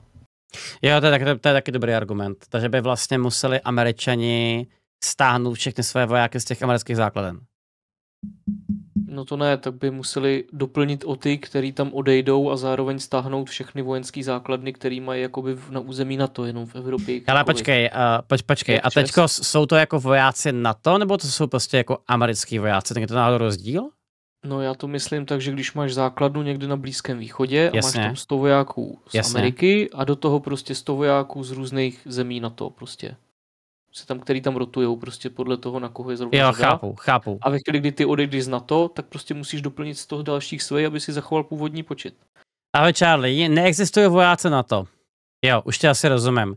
Takže argument tady vojáci NATO, já nemůžu říct, vole, že existují vojáci a potom vyjmenovat všechny členy NATO, který se tam můžou objevit. Ale mohl bys. Ano, mohl bych. Dobře, tak já to udělám. Ne, Kermit, to je dobrý. Stojí. On to pak ještě udělá. Ne, jasně, chápeme. Dobrý, tak prostě máš americkou základnu, kde máš 100 vojáků, nevím, amerických a máš tam třeba 50 Francouzů, 20 Čechů a prostě 3 Poláky, tak tohle by třeba mohl být potenciálně velký problém. Jasně. Můžeme dál? Jsi v pohodě, Kermite? Už dejcháš? Já jsem vyrovnaný člověk, já piju vodu se šungitem. Ty jsi vyrovnaný člověk, mám ukázat ty tvoje zprávy ve skupině, ty vole, během toho týdne. Ty kráso, to tam psal, všichni umřeme, všechno hoří, Slováci jsou v prdeli, to teda souhlasím zrovna s tímhle, ale no. Jsme si tam hochy dělali srandu ze Slovenska, jakým funguje katastrální úřad a jakýho mají skvělýho premiéra. Dobře, tak pokračujeme.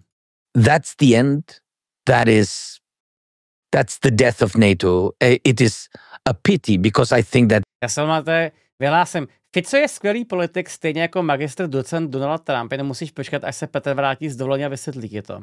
Kermite, já tě fakt asi něco udělám normálně. Moje nová oblíbená hláška od Trumpa je od včerejška. Tyto větrné mlýny tak ničí naše... prosím. To je za hlášku? These windmills are driving Wales crazy? To řekl Trump? Ano. Myslím, že to bylo dokonce na té stejné tiskovce, kde oznámil, že bude chtít připojit tu Kanadu. Jo. A tak to nechápeš ten koncept toho. No a viděl jsi ten counter Kanady a Mexika? To se tak ještě povíme. Jo, teď jsi to od Charlie, jo? Američtí vojáci jsou vojáci NATO, Maďaři jsou vojáci NATO, takže všichni jsou vojáci NATO, ale neříkej vojáci NATO nebo američtí vojáci. Jsou vojáci členských států NATO, které můžou být i američtí, maďarský, český a tak dále. Yes. Chápeme se. Děkujeme. Tak, pokračujeme. It's a very good alliance. Maybe not everything's good there from the bureaucracy or money, etc. But totally, countries who are in NATO, they don't fight. There is no war on the land of any of these NATO countries. I think that is the answer. It works or not. It works politically or militarily. I don't know. But it works. So without Trump, without the United States of America, there will not be NATO. That is the first. So, and you say, can we imagine that? That what? That there could be security guarantee without... No, we don't need guarantees without the United States. That's it, because the United States is a very strong, powerful country. The United States puts the point. Of course, Putin said that it's just the Soviet Union, where, by the way, Ukraine was the second strong republic militarily. Yes, by the way, but he of course, always forgets about it. But during the World War II, without help of the United States, support of your troops, support of your industry, industrially, militarily, without your money, without your people, Hitler could win. So the United States helped a lot. Of course, Europe, USSR, and of course, everybody fought. Everybody did a lot. But without the United States, it couldn't be such. I don't use the word success because I think that there is no war which ends successfully, because this is a war. 7-figure losses, heavy losses in World War II, millions of people. And that's why without the United States, security guarantees are not possible. I mean, these security guarantees which can prevent Russian aggression. Of course, we have security guarantees bilaterally with some countries, financing, support of our internal military and defending and humanitarian issues, and demining, which is very important, and helping our children in the school networks. By the way, this is a very sensitive point. How many bomb shelters? How many bomb shelters we built with the partners for the children? And it's a pity that they are underground. But can you imagine their eyes? When they came after COVID, you understand what does it mean, COVID, but they had COVID and the war, and together they didn't see each other for so many years. And when they saw each other, even underground, they were very happy and smiling. So we have such security guarantees, but it's not enough. To, co říká Zelensky, tak je hrozný paskvil. To, oni nebojují, tak nevíme, jestli to vojensky funguje. Je právě důkaz toho, že to vojensky funguje. Právě kvůli takzvaný deterrence neboli odstrašení. Když máš dobrý deterrence, tak vojensky právě funguješ. Jo, rozumím. To je docela logický. Děkuju. Prevent.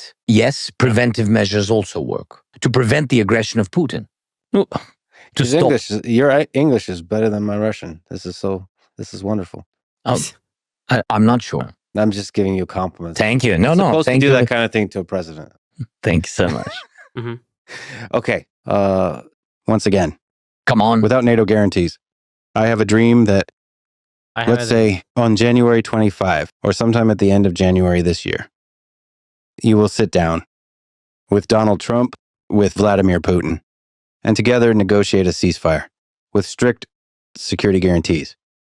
And an agreement will be signed. What will this look like without NATO? I will make it clear. And so, first of all, I think January 25th or some other day. Well, you just call it January 25th. And I don't mind. It's my birthday. And we sit down. First of all, with Trump. We agree with him on how we can stop the war, stop Putin. It is important for us to sit down with him. Secondly, it is very important for us that Europe, which is very important for us because we are part of Europe, and not only geographically, geopolitically, but also in the European Union where we will be. For us, it is very important that Europe also has a voice. It's the second thing. It won't be long because Europe will be looking at us and will be looking at Trump. And by the way, I now see that when I talk about something with Donald Trump, whether we meet in person or we just have a call, all the European leaders always ask, how was it? This shows the influence of Donald Trump. And this has never happened before. With an American president, I tell you, from my experience, this also gives... Ne, tak bude stačí se krát podívat na to, jak všichni obrátili, no. Všichni se obojej a má to jako velice zajímavý efekt do celé ty politiky, celosvětový. You confidence, you know, that he can stop this war. That is why we and Trump come first, and Europe will support Ukraine's position. Because they understand that Ukraine has every right to have its voice heard in this, because we are at war. Trump and I will come to an agreement, and then and I am sure that he can offer strong security guarantees together with Europe, and then we can talk to the Russians. That's right. Not just three of us sitting down at once. And you still talk to me like that?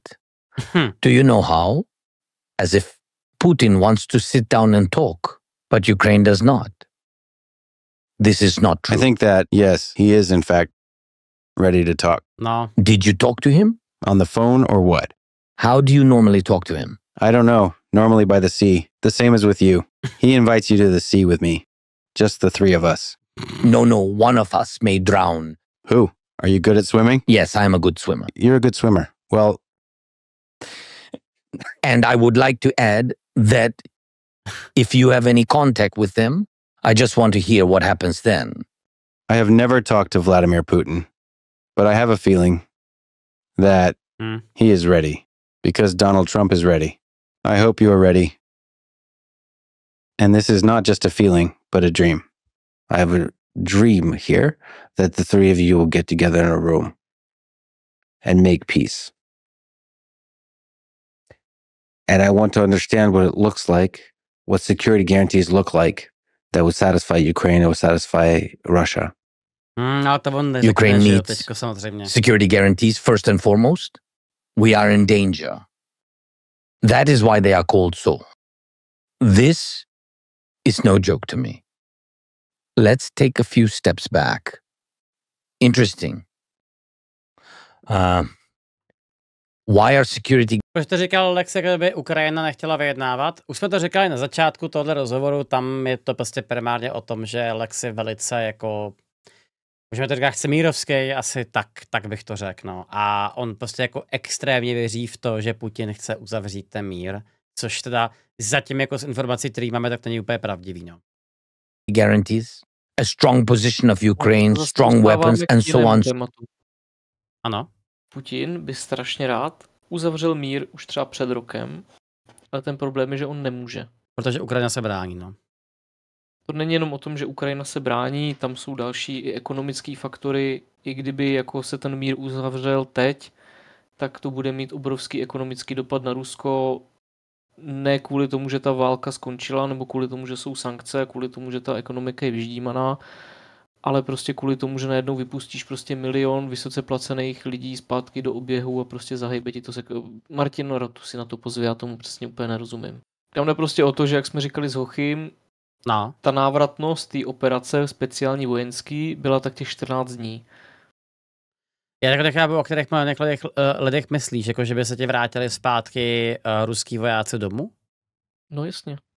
Ruský voják je na ruský poměry poměrně vysoce placený člověk a ve chvíli, kdy prostě vypustíš milion lidí, kteří byli zvyklí na prostě nestandardně vysoký poměr platů a mají našetřených poměrně dost peněz, tak ti to prostě zaplaví ekonomiku a prostě zahejbe ti to s ní jako málo co.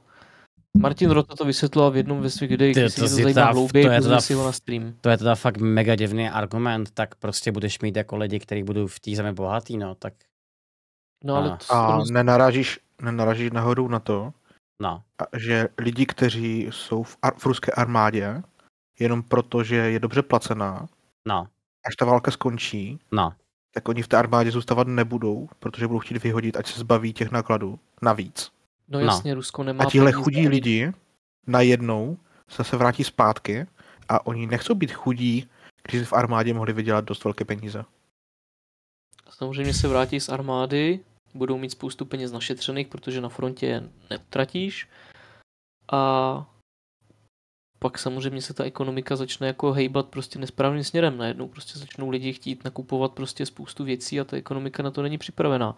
Ale to není to, co jsem přesně myslel. Tam jde o to, že Putin by tu válku ukončil strašně rád už před rokem, ale nemůže to politicky udělat, protože by se prostě tak poškodil, že by ho prostě jako reálně mohl někdo z toho křesla sesadit. No já jsem tím nesouhlasím, já už jsem ti říkal ten argument. Že prostě podle mě ty jsi schopný v Rusku jako dokázat na lidi nacpat cokoliv.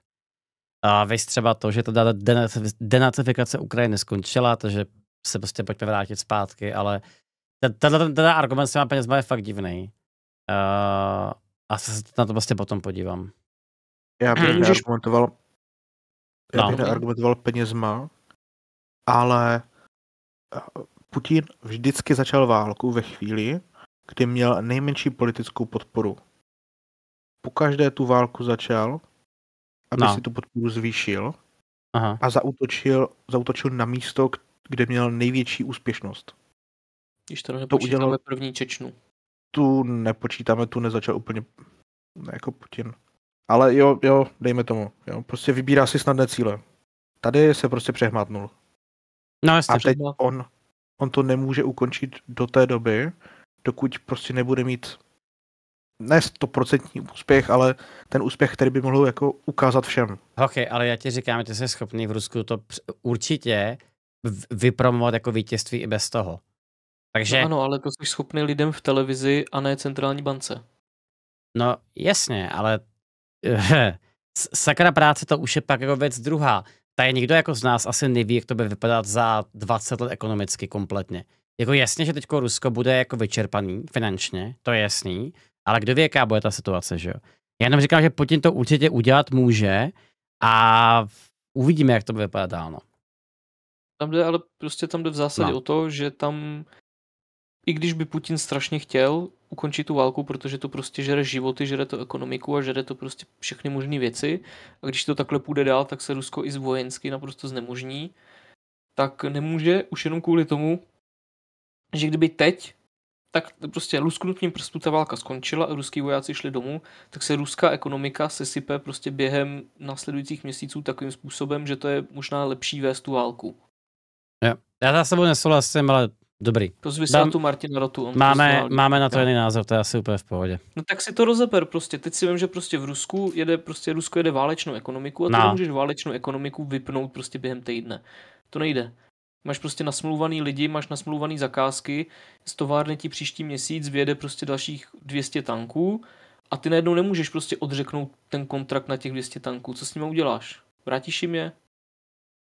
Prostě nejde vypnout. Tak je prostě necháš na skladě, ty vole, ježišmarja. Jseš v Rusku, myslíš, že to jako nejde tohoto udělat? Jako jde, ale... No, stejně ty lidi prostě doslova dělají to, co jim Putin píská, ne, do prdele práce, tak to mi neříkej, že to jako nejsou schopní udělat, že jo. Jako určitě jsi schopný vypnout válečnou ekonomiku v Rusku daleko jako jednodušeji, než v jakémkoliv demokratickém státě, že jo. No ano, ale tam jde o to, že prostě dopadneš na držku potom strašně. A to dopadnou Rusové stejně. Ekonomika prostě platí, ale to dopadnou jak Rusové... v demokratický, tak v diktatuře a tam prostě to prostě neoblíbneš. Ale ty Rusové dopadnou na hubu stejně. Já to chápu, oni by jako chtěli doobsadit to území, který mají v té ústavě. To chápu, ale to pořád neřeší tu ekonomiku i bez toho, protože oni stejně dopadnou potom na hubu a pak budou muset se vrátit zpátky, že jo. Ale dobrý, ale takhle, berme to tak, že teda určitě se shodneme na tom, že pro Putina by bylo výrazně lepší to, aby tu válku vedl, dokud nebude mít jako hmatatelný výsledky. To je pochopitelně. No ano, tady se zase dostáváme ale k tomu, že ta válka se prostě blbě ukončuje, protože ani Rusové pořádně vlastně nevědí, co chtějí. Jako Kyjev objektivně asi se všichni shodneme na tom, že prostě Ukrajina asi jako nepadne už jenom kvůli tomu, že tam je zase ten Dněpr. Takže chtějí tu půlku, chtějí obsadit jenom ty kusy, který si nárukujou, chtějí, jako to taky asi nepůjde, protože část je za Dněprem. A tak dále, takže těžko, jako nedokážu si moc představit, jak bude probíhat to vyjednávání, protože tam někdo přijde s tím, zeptá se Rusů, tak co chcete, a oni ti řeknou jakože, no, tak kolik nabízíte? No ale se tam nějaké vyjednávání bude muset proběhnout. No nějaký jo, ale ty mantinely jsou z každé strany jako úplně jiný a spoustu jako věcí je pořád strašně neurčitých. No jasný, tak ale jako tohle už jako nech prostě na nich, že jo? Sakra. No to já to na nich nechám. Já to ještě jako doplním od Charlieho. Jo, takže ve zkratce tady prostě říká ještě Charlie, že teda Putin chce válčit, protože ovlivňuje sféru východní Evropy. Jo, chápu. Dobrý. Tak můžeme jít dál? Už tady zase přeháníme trochu, jo? Let's go. Pojďme dojet ještě třeba 2 segmenty a pak dáme pauzu na chcení. So important, I will give you a little history lesson. Although I think you have prepared yourself and know everything perfectly, well, you can correct me on that. Yes. Ukraine had security guarantees. The Budapest Memorandum. Nuclear weapons are the security guarantees that Ukraine had. Ukraine had nuclear weapons. I do not want to characterize it as good or bad. Today, the fact that we do not have them is bad. Why? Because this is war. Today we are at war. Because you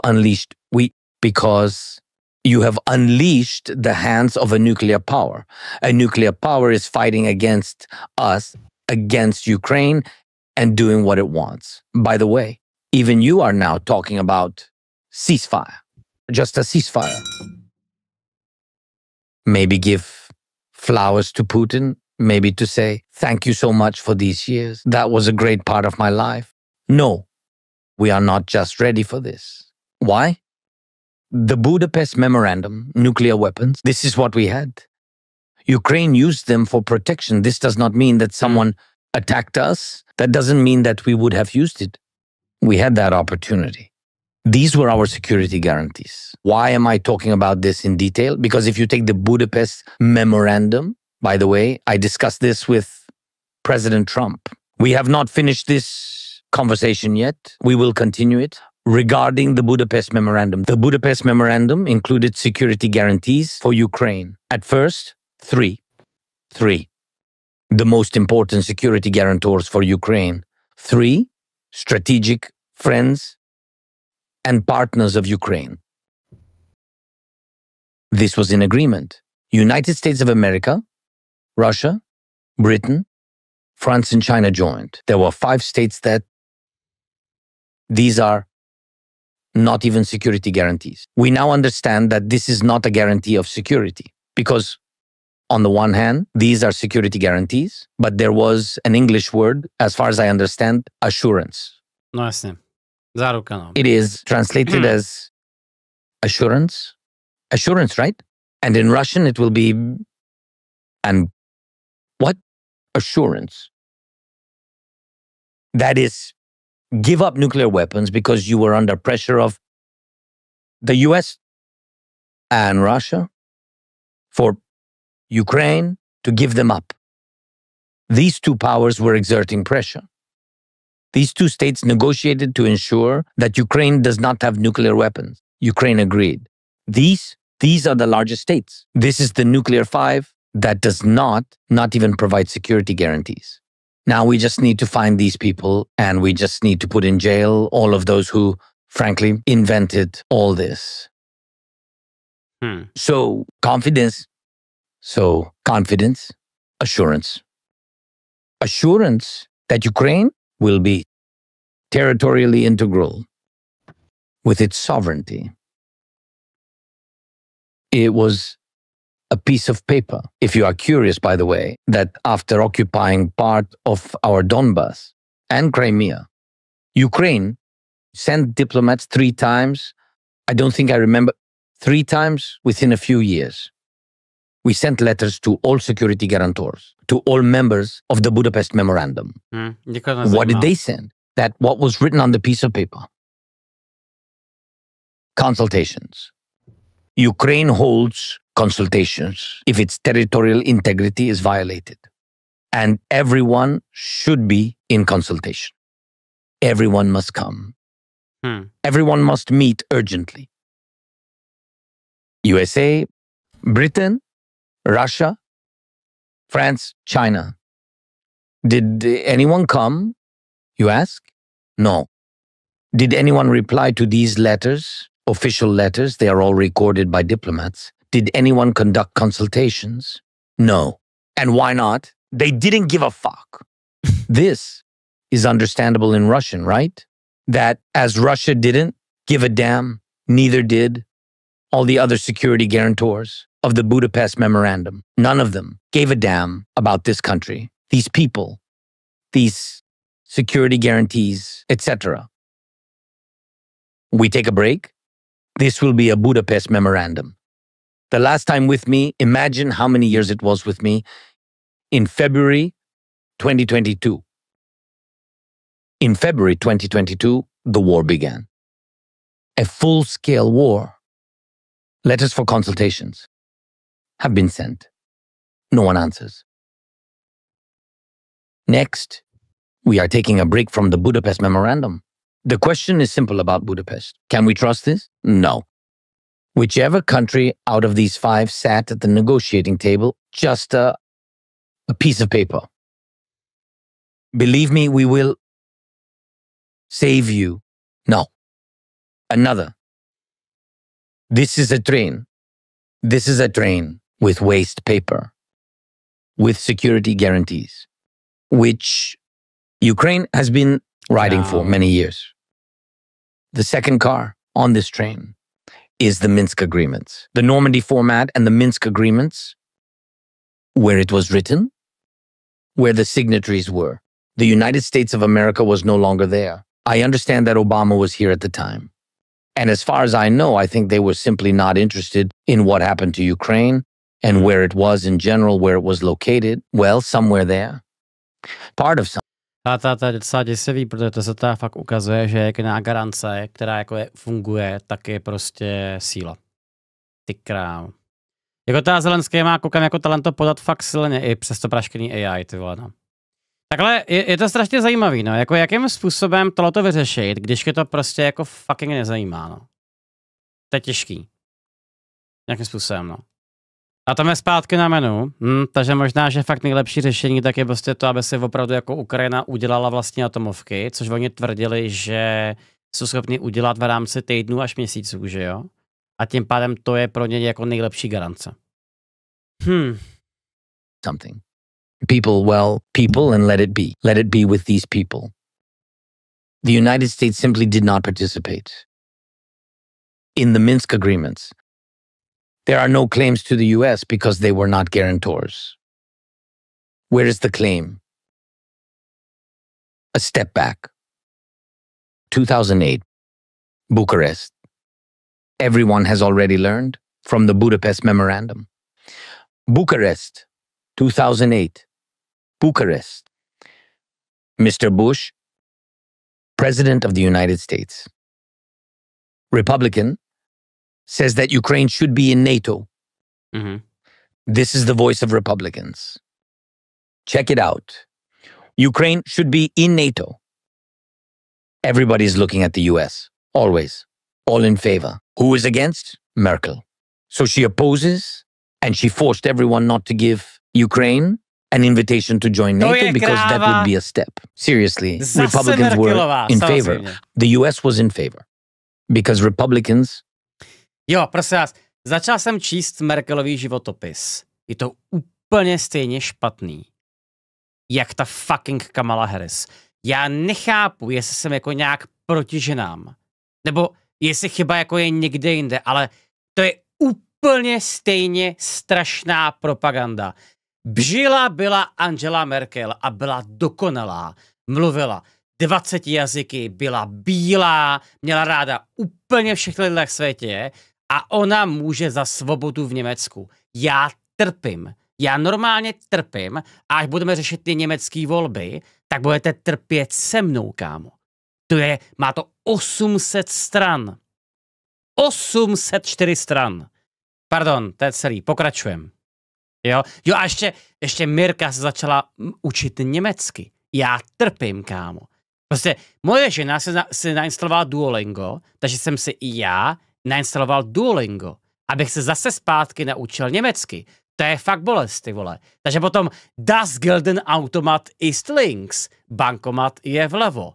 Fakt jsem úplně zničený. Dovolená byla hrozná, pokračujeme. Bože můj.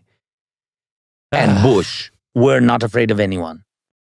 They were not afraid of anyone, and they knew that Ukraine rightly wanted to join NATO. She chooses so. And what is the question?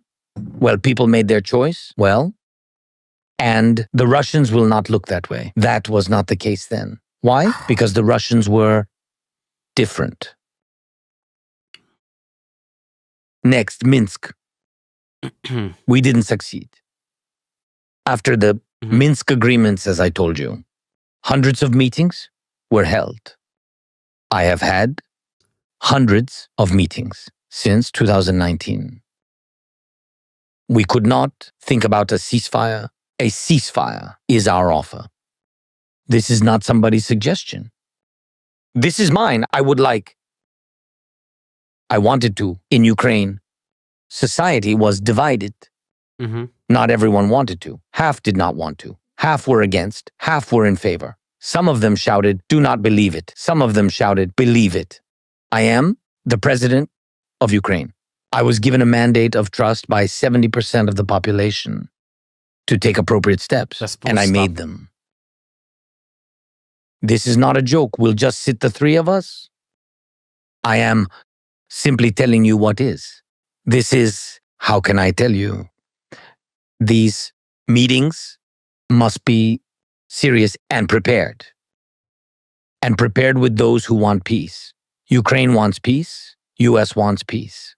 We have to sit down with Trump, and that is 100%. First and foremost, number one. Moreover, he told me on the phone that he is waiting for us to meet, and there will be an official visit, and my visit would be the first or one of the first to him. And for him, this topic is very important. I know that he has his own matters, American issues, I understand. I heard his election program, but regarding international affairs, I think our issue is one of the most pressing issues for President Trump. Therefore, I believe very much, I trust his words, and I hope we will meet again. We need to prepare. We have many plans to build on, and they exist, and they are supported by many countries. But we need... Takhle hlavně se Trump jako na tom postavil z velké části kampaň, že tu válku ukončí, takže jako myslím si, že by bylo velmi netaktický to nechat běžet, protože pak na tom budou samozřejmě doplácet i Američani. His vision. He needs to look at all these details, but his vision, please, because he can stop Putin, because Putin is afraid of him. That's a fact. But Trump is a president of a democratic country, and he does not come for life. He is not Putin. He will not come for 25 years. He will come for his term. Please tell me. Well, for example, he came for 4 years. And for the 5th year, Putin came with a war. Will it make Trump feel better that there was no war during his time and that Ukraine was destroyed after him? Why destroyed? Putin is whoever, a killer whoever, but not a fool. He will be prepared. He knows all mistakes. He understands how we defeated his army after the invasion began. He realized that this was not a Soviet war and that this would not happen with us. He will prepare. He will let everything into arms production. He will have lots of weapons and there will be a very large army. And you think that after such humiliation, 4 years without a war, he did not finish us. He will return and fight only against Ukraine. tohle je fakt dobrý argument, který jsme taky mnohokrát tady říkali, a to je to, že příměří tak by potenciálně mohlo naškodit Ukrajině a zbytku Evropy ještě víc než tahle ta kontinuální válka, protože kdybychom teď dali Rusům čas se připravit a vyzbrojit, tak samozřejmě ten následný úder by byl jako výrazně větší problém. Takže fakticky jediná šance, jak to nějakým způsobem uzavřít, tak jsou ty vyjebaný karance, o kterých tady už Zelenský mluví asi hodinu. He will destroy everything around. And if you say there is a risk that President Trump, will withdraw from NATO, for example, this is a decision of the United States. I'm simply saying that if it does, Putin will destroy Europe. Calculate the size of army in Europe. It's just that I say it for a reason. Do the calculation. Why did Hitler conquer all of Europe then? Almost. Just count, remember, his armies of millions. Calculate what Europe has. What are the largest armies? We have the largest army. The Ukrainian army is the largest in Europe. The second place after us is 4 times smaller than us. France. Yes. 200,000? I think the French have about 200,000. We have 980. So this powerful coalition of European nations. That will not be enough. Yes, it's not going to be enough, but you're a smart man. There's a lot of ideas, partnerships. Já to zareaguju. Teď se dostala i Ukrajina a to je taky důvod, pro Zelenský chce příměří. On potřebuje skonsolidovat síly a počkat na dodávky zbraňových systémů a zbytku přesobní techniky. No, ale to je otázka, jestli by je pak Ukrajina dostala, že jo? Že v případě, že by bylo nějaký příměří, tak já si nejsem jistý, že by dostávala Ukrajina tu stejnou podporu, kterou dostává teďko, protože by většina podle mě politiků a lidí řekla, hele, už tam je mír, zastavte to. Jo, takže podle mě by dojeli ty balíky, které jsou už jako podepsaný, takže by dojel ten balík od Ameriky a potom ten balík od Evropské unie, ale to je podle mě všechno. Ono sice je problém v tom, že ano, Ukrajina by jako teoreticky posílila, ale v tu chvíli by posílilo i Rusko. A Rusko není závislé na dodávání pomoci ze zahraničí. Takže tam není tady ten problém, co jsi zmínil. A nebudeš dobrovolně posilovat Rusko. Tady tím příměřím. Global South, India, Middle East, Saudi Arabia, ekonomické partnerships, political partnerships. It all protects you. First of all, look at one example. North Korea. Just look at this example. 12,000 has arrived. Jo. Today. On tady teďko jenom reaguje na 12 000 vojáků, který Severní Korea poslala do kurského území. Rusko. 3,800 killed or wounded. They can bring more. 40,000. Or maybe 500. They can bring many people. Why? Because they have order, autocracy, and everything. Can Europe bring people together? No. Will Europe be able to build an army consisting of 2 to 3 million people? No, Europe will not want to do this. And for what? We definitely don't want a world war with you. There is no such purpose. There is no such purpose as gathering everyone. We do not want any war. We want to stop the Russians, and they invite North Korean soldiers. Invited. Their faces are burned. They themselves burn their faces. Those who cannot escape, injured or killed. There's a video. Everything I'm telling you, there is evidence of this. So that they are not recognizable, right? It means, what does it mean? It's out of values which share Europe. Europe counts. It means that those guys, they don't count Rahuyut. It's count, yes? They don't count the number of people. That is the answer. Can they move more? Yes. Can they move dozens of thousands? Yes, because we see what they have. Last year, for example, Europe gave us 1 million artillery rounds. Jak bude srovnávat, že jo? We produced a lot ourselves, but they gave us initiative. It was initiative, 1 million artillery rounds, and of 155 and etc. We produce more. But North Korea gave Putin 3.7, just gave him. So he also has a deficit for today. It means he needs what? He needs time. But the number of soldiers, yes, and the number of artillery rounds. Já se taky uvěřím. Rusové pálili hlavou mrtvým severokorejským vojákům, aby nemohli být postmortem identifikovaný. Tohle je pravda? Chlapi? Několik případů se objevilo. Jo, dobrý. Já jsem chtěl pochopit, na co to je Zelenský naráží. It's not everything.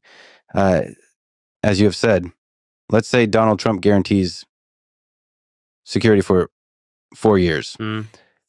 You can form partnerships with India, with Saudi Arabia, that enforce punishment, the stick, on oil prices, for example, if any aggressive action is taken.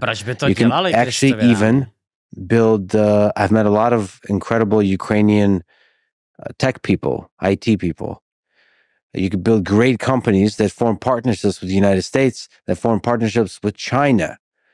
And that is a big leverage against aggression of however many million artillery rounds. And that, a sheet of paper, you don't need a sheet of paper of protection. That's you. Well, when you speak in English. In English, yeah, you don't even need answers, because when you now were talking, you already answered on all the questions. The first one is that during this time, you need just cooperation, a lot of money for this military industry. In Ukraine or in Europe, with India, Saudi Arabia, Saudi and the United States, you need a lot of money.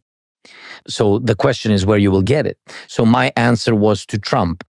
I said, this is one of the security guarantees. Take 300 billions of frozen Russian assets. We will take it. Take money, what we need for our interior production, and we will buy all the weapons from the United States. We don't need gifts from the United States. It will be very good for your industry. For the United States, we will put money there, Russian money. Not Ukrainian, not European, Russian money, Russian assets. They have to pay for this. We will put it and we will make it. This is one of security guarantees? Yes, of course. Because this is a military guarantee, yes. But then the second you said, that energy price and a lot of sanctions on products and the Russian shadow fleet and etc. That is the second answer we spoke about before. Yes, put more sanctions on them. More sanctions. It's okay. Not okay to take off sanctions. It's okay with you, but it's not going to be okay with the president of Russia. Yes, but I'm not thinking how it will be very... Já to jenom ještě řeknu, že mě zajímá, jako jaký další sankce by chtěli ještě jako třeba Ukrajinci vymyslet na Rusy. Já si to nedokážu moc jako představit teďko. Jo, další sankce. Jako na co by to tím pádem jako bylo, no. Nevím. Tak nejde jen o ty přímé sankce, tam jde i o ty, když to řeknu, sekundární sankce, které sankcujou to obcházení těch původních sankcí. Když to zjednoduším, tak současně většina věcí, která se dostává z Evropy do Ruska, se dodává přes Tadžikistán a tvoje sankce by v tom případě měly směřovat na vývoz do Tadžikistánu. No, takhle to se asi shodneme, že to je asi trochu nereální, ne? To je běžný jako sankce proti už některý snad jsou v platnosti jako sankce na druhou. Zase na to si pozvu spíš Martina Rotu, než... Jo, jakože bychom třeba odstřeli od SWIFTu jako tyhle ty státy, které připrodávají Rusům třeba, jo? Ne. Že bychom zakázali vývoz třeba některých součástek, které jsou důležité pro stavbu nebo pro opravu vojenských vozidel, třeba, nebo dronů, takže bychom zakázali vývoz do postsovětských zemí. A ty, kteří by to obcházeli, tak bychom na ně hodili sankce. Jo, nebo zvýší číslo. Já teďka nevím, jak to může přesně fungovat. Ale jo, já takhle, chápu to, mě to akorát přijde úplně nereálný, to je celý. Jako to vymáhání jsem tě myslel, že přijde nereálný. Jaký vymáhání? Těch sankcí? No jasně. Jakože Německo přestane vyvážet do Tadžikistánu. No a ty si jako nemyslíš, že jsi schopný tohleto nějakým způsobem jako dál obejít zase? No jasně, ale to je princip fungování sankcí. Rozumím, takže tam jako není cílem jako uvalit tu sankci kvůli tomu, že by ti ze 100% se přerušil ten transfer, ty děláš kvůli tomu, aby si stížil ten transfer.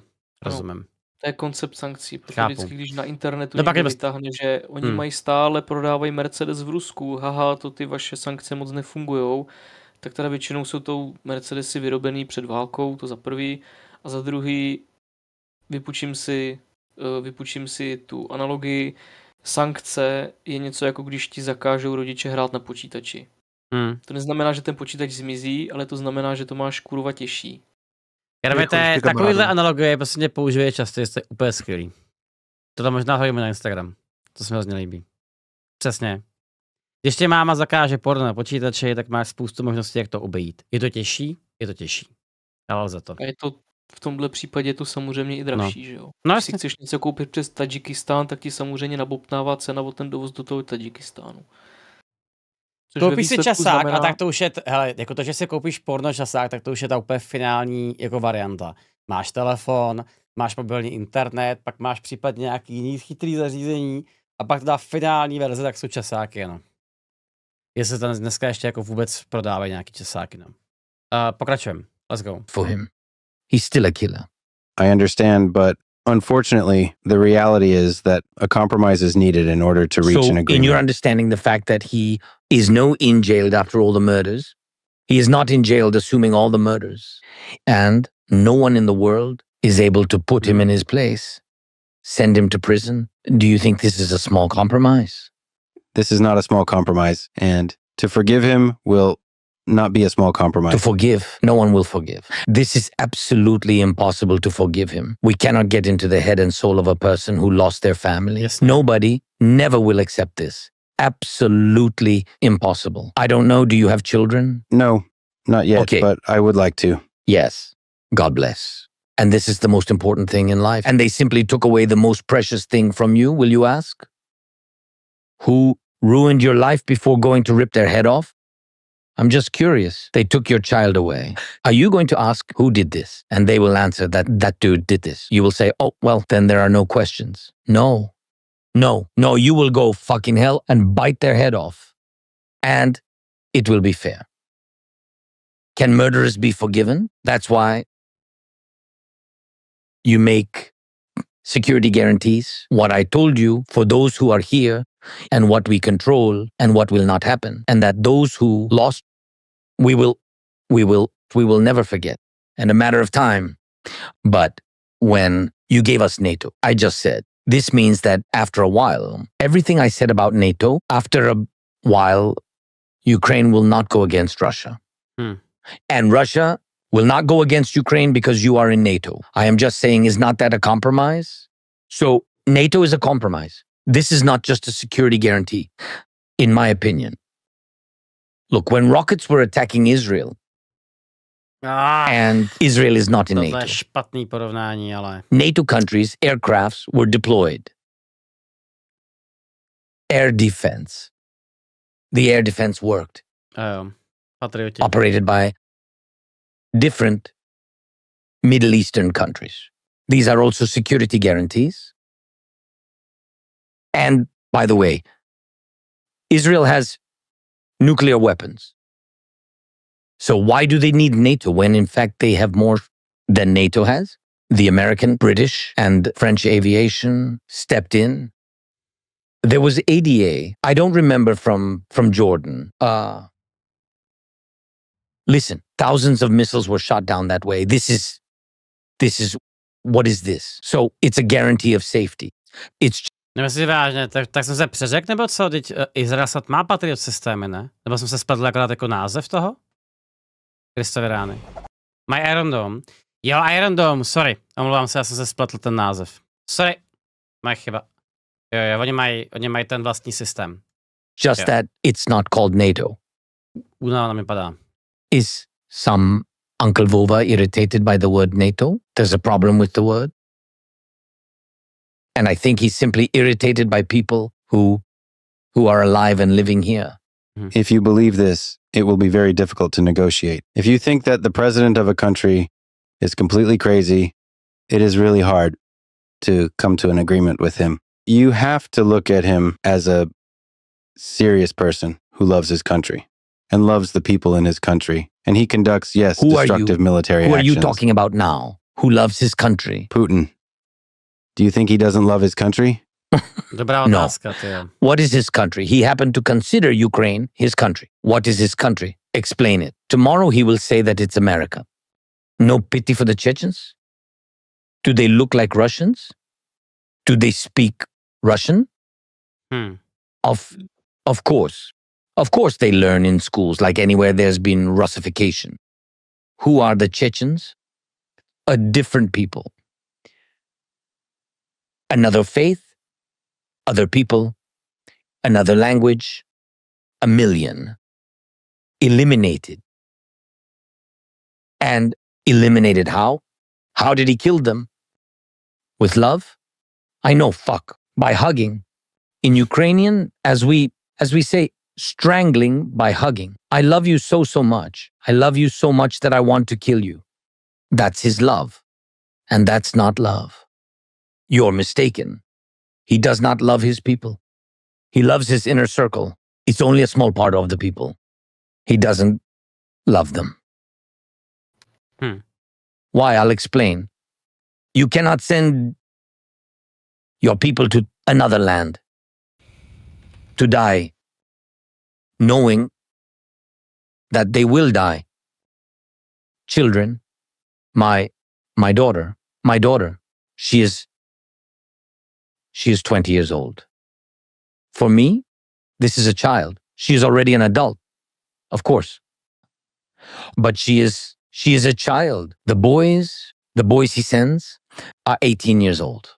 18 years old. They are children. He sends them. It's not that fascists came to his land and he needs to defend it. He came to ours and he sent them. Chechnya, he sent them. Syria, he sent them. Africa, he sent them. Georgia, he sent them. Moldova, Transnistria, that was before him. Fine, we can leave that aside. He has enough sins of his own. And then there's Ukraine, the largest part. 780,000. 788,000 killed or wounded Russians. He calls them all Russians. Even those who don't know how to speak Russian. On his territory of Russia, everything they've enslaved. Yes, proud Varangians. So I wonder, is that love? What love is this? And for what? Does he love his people? No. Does he love his land? His country is bigger than America.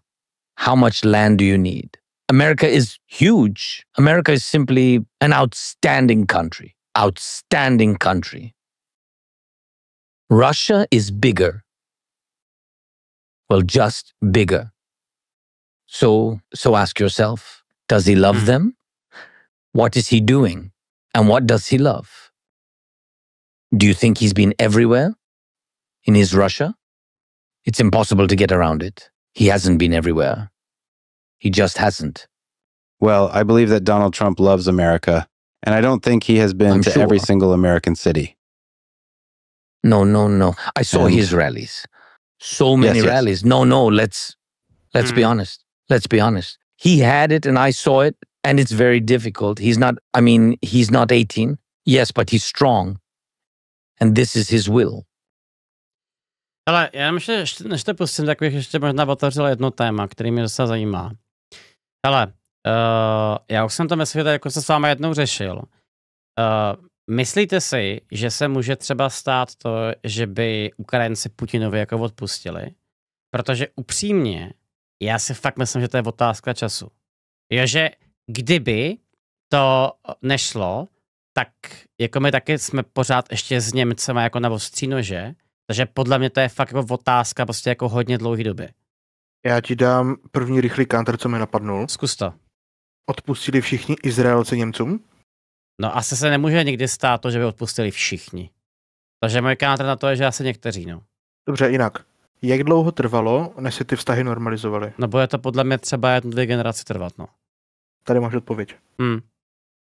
Takže se shodneme na tom, že to jako dopadne, ale bude to trvat dlouho, no. Ani třeba my generace nikdy Němcům ani Rusům neodpustíme. No já mám právě pocit, že dneska ta situace je teda úplně jiná, jo, ale zase ona se záleží, co je od člověka v tom případě, no.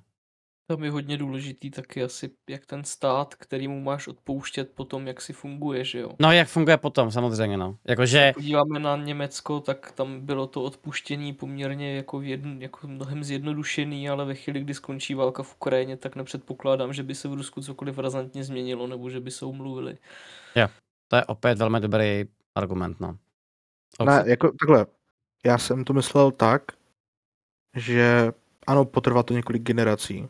Jo, protože já třeba chápu, co Němci způsobili, kolik lidí zbytečně umřelo, ale žádný z Němců, který to udělal, už dávno není naživu. To znamená, že tady tohle prostě vyprchá. Jo, já nemám důvod, abych nenáviděl současné Němce. No jasně. Protože nikdo z nich za to nemůže. A tohle se podle mě časem stane i na Ukrajině. Já mám s tím podobný pocit. Jo, tady se mi to líbí. Odpustit Putinovi ne, odpustit Rusku za první generaci, jasně, no, přesně tak. Že on je taky potom velký rozdíl mezi Putinem a Lavrovem a Rusem, ano. Jako. Tam jde ale pořád prostě o to, že my se tady bavíme o tom, že když teďka skončí válka, takže to Rusové jako zkusí za 5 let znova. No to jsme taky řešili právě. To no. nejsou prostě vztahy, kdyby ty směl někomu jako odpouštět. Teďko ne, no. Jako představ si, že by druhá světová válka skončila tím, že Německo by prostě jenom dostalo své původní hranice, Hitler by zůstal u moci a prostě by se ty koncentráky jenom prostě přesunuly do německého vnitrozemí. A ještě by samozřejmě neplatili žádný váleční reparace nikomu. Že? Nechte už ty Němce na pokoji. Hele, dneska budeme Němce řešit ještě hodně dlouho. Za chvilku jsou volby a my specificky jsme velice závislí na německé ekonomice. Jo. Ale to bude taky pain. Tak možná bychom vzhledem k prognóze německé ekonomiky měli začít najít jako jiné odbytiště, že? I pray to God it never will be on your land, yes, and I'm sure that it will not be. But I'm sure that if you have in some region the problems, how to say earthquake, hurricane, you have it all. Well, I'm sure that President Trump would be there. After 1 day, 2 or 3 days, I don't know the security of all these things, but he will be. Otherwise, how will people look at him? Yes, of course he will. Of course. The same about me. I'm not comparing myself with him. I'm just, where it is difficult for people, I have to come. The next question is very simple. Region. Kursk region. The operation there. Was Putin in Kursk during 4 months? No. Listen, I have tremendous respect for you, admiration for many reasons, one of which is you stayed in Kyiv, and another one is that you visit the front, and you talk to the soldiers in the front, and you talk to people all across Ukraine. Absolutely tremendous respect for that.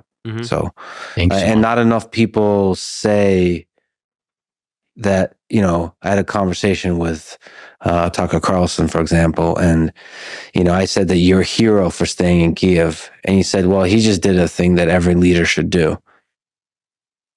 But I think not enough leaders do the thing that every leader should do. So, tremendous respect. And I agree with you totally. Yes, a leader should go to the front. Takhle myslím si, že tohle byl jeden z těch důvodů, proč Ukrajina jako nakonec to vydržela, protože kdyby jako by nebyli Ukrajinci motivovaní a Zelenský by třeba utek s tím, že on by určitě dostal azyl v nějaký jako evropský zemi, tak by se fakt mohlo stát to, že by Ukrajina padla. Záznam, už je zaplay. Of a war. You know, that said, America has waged wars all across the world. That has the war in Afghanistan and Iraq cost $9 trillion and killed over 1 million people. War is hell. And just because war is waged in terrible ways that it is, does not mean the leader does not love their country. But I take your point.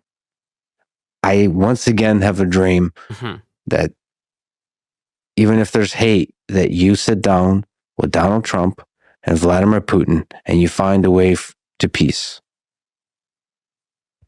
Let me ask you a question. What do you think? Will there ever be a day when the Ukrainian people forgive the Russian people and both peoples will travel back and forth again and marry each other, rekindle and form friendships? Will there be such a time in the future? I think history has long answered this question. I don't know how it will be for us.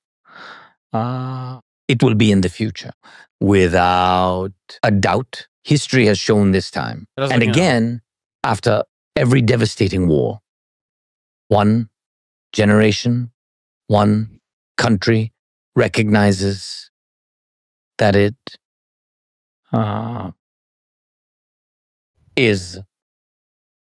was an aggressor, and it comes to realize this is impossible to forgive.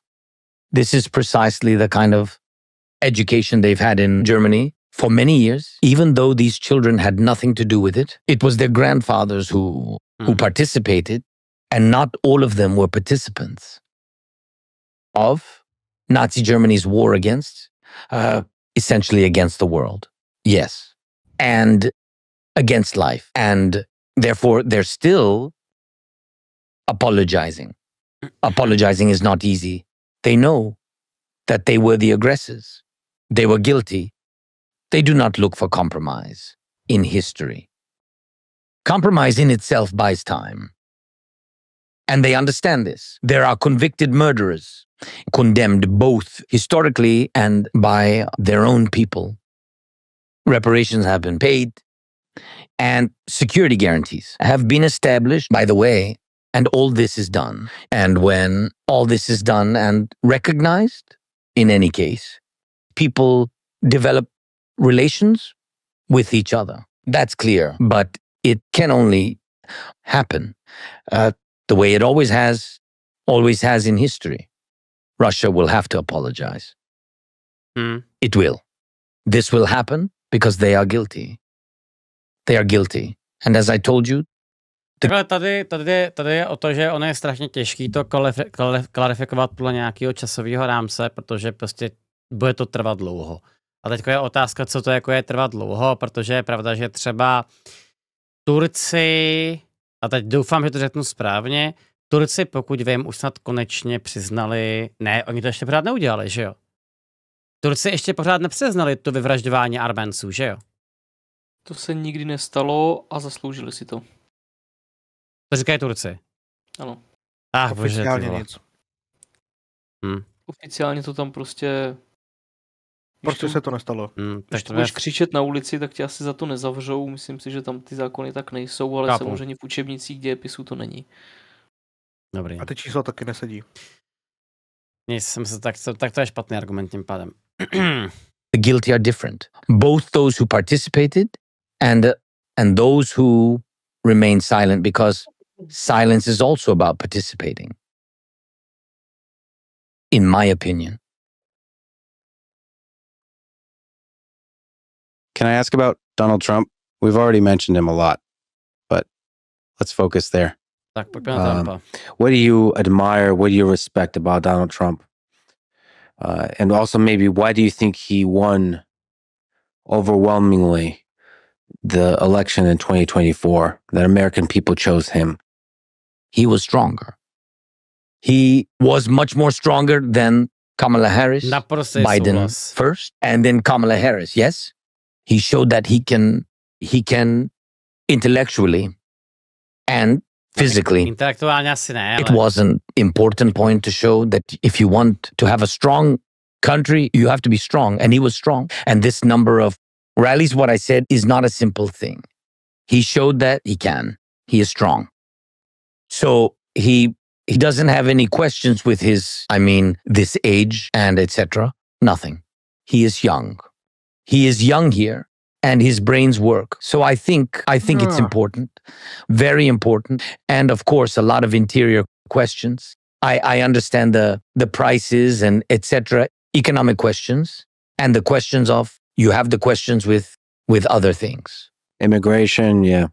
A lot of things. I understand. So maybe he answered on those questions which people had. One of the questions that he will finish the war.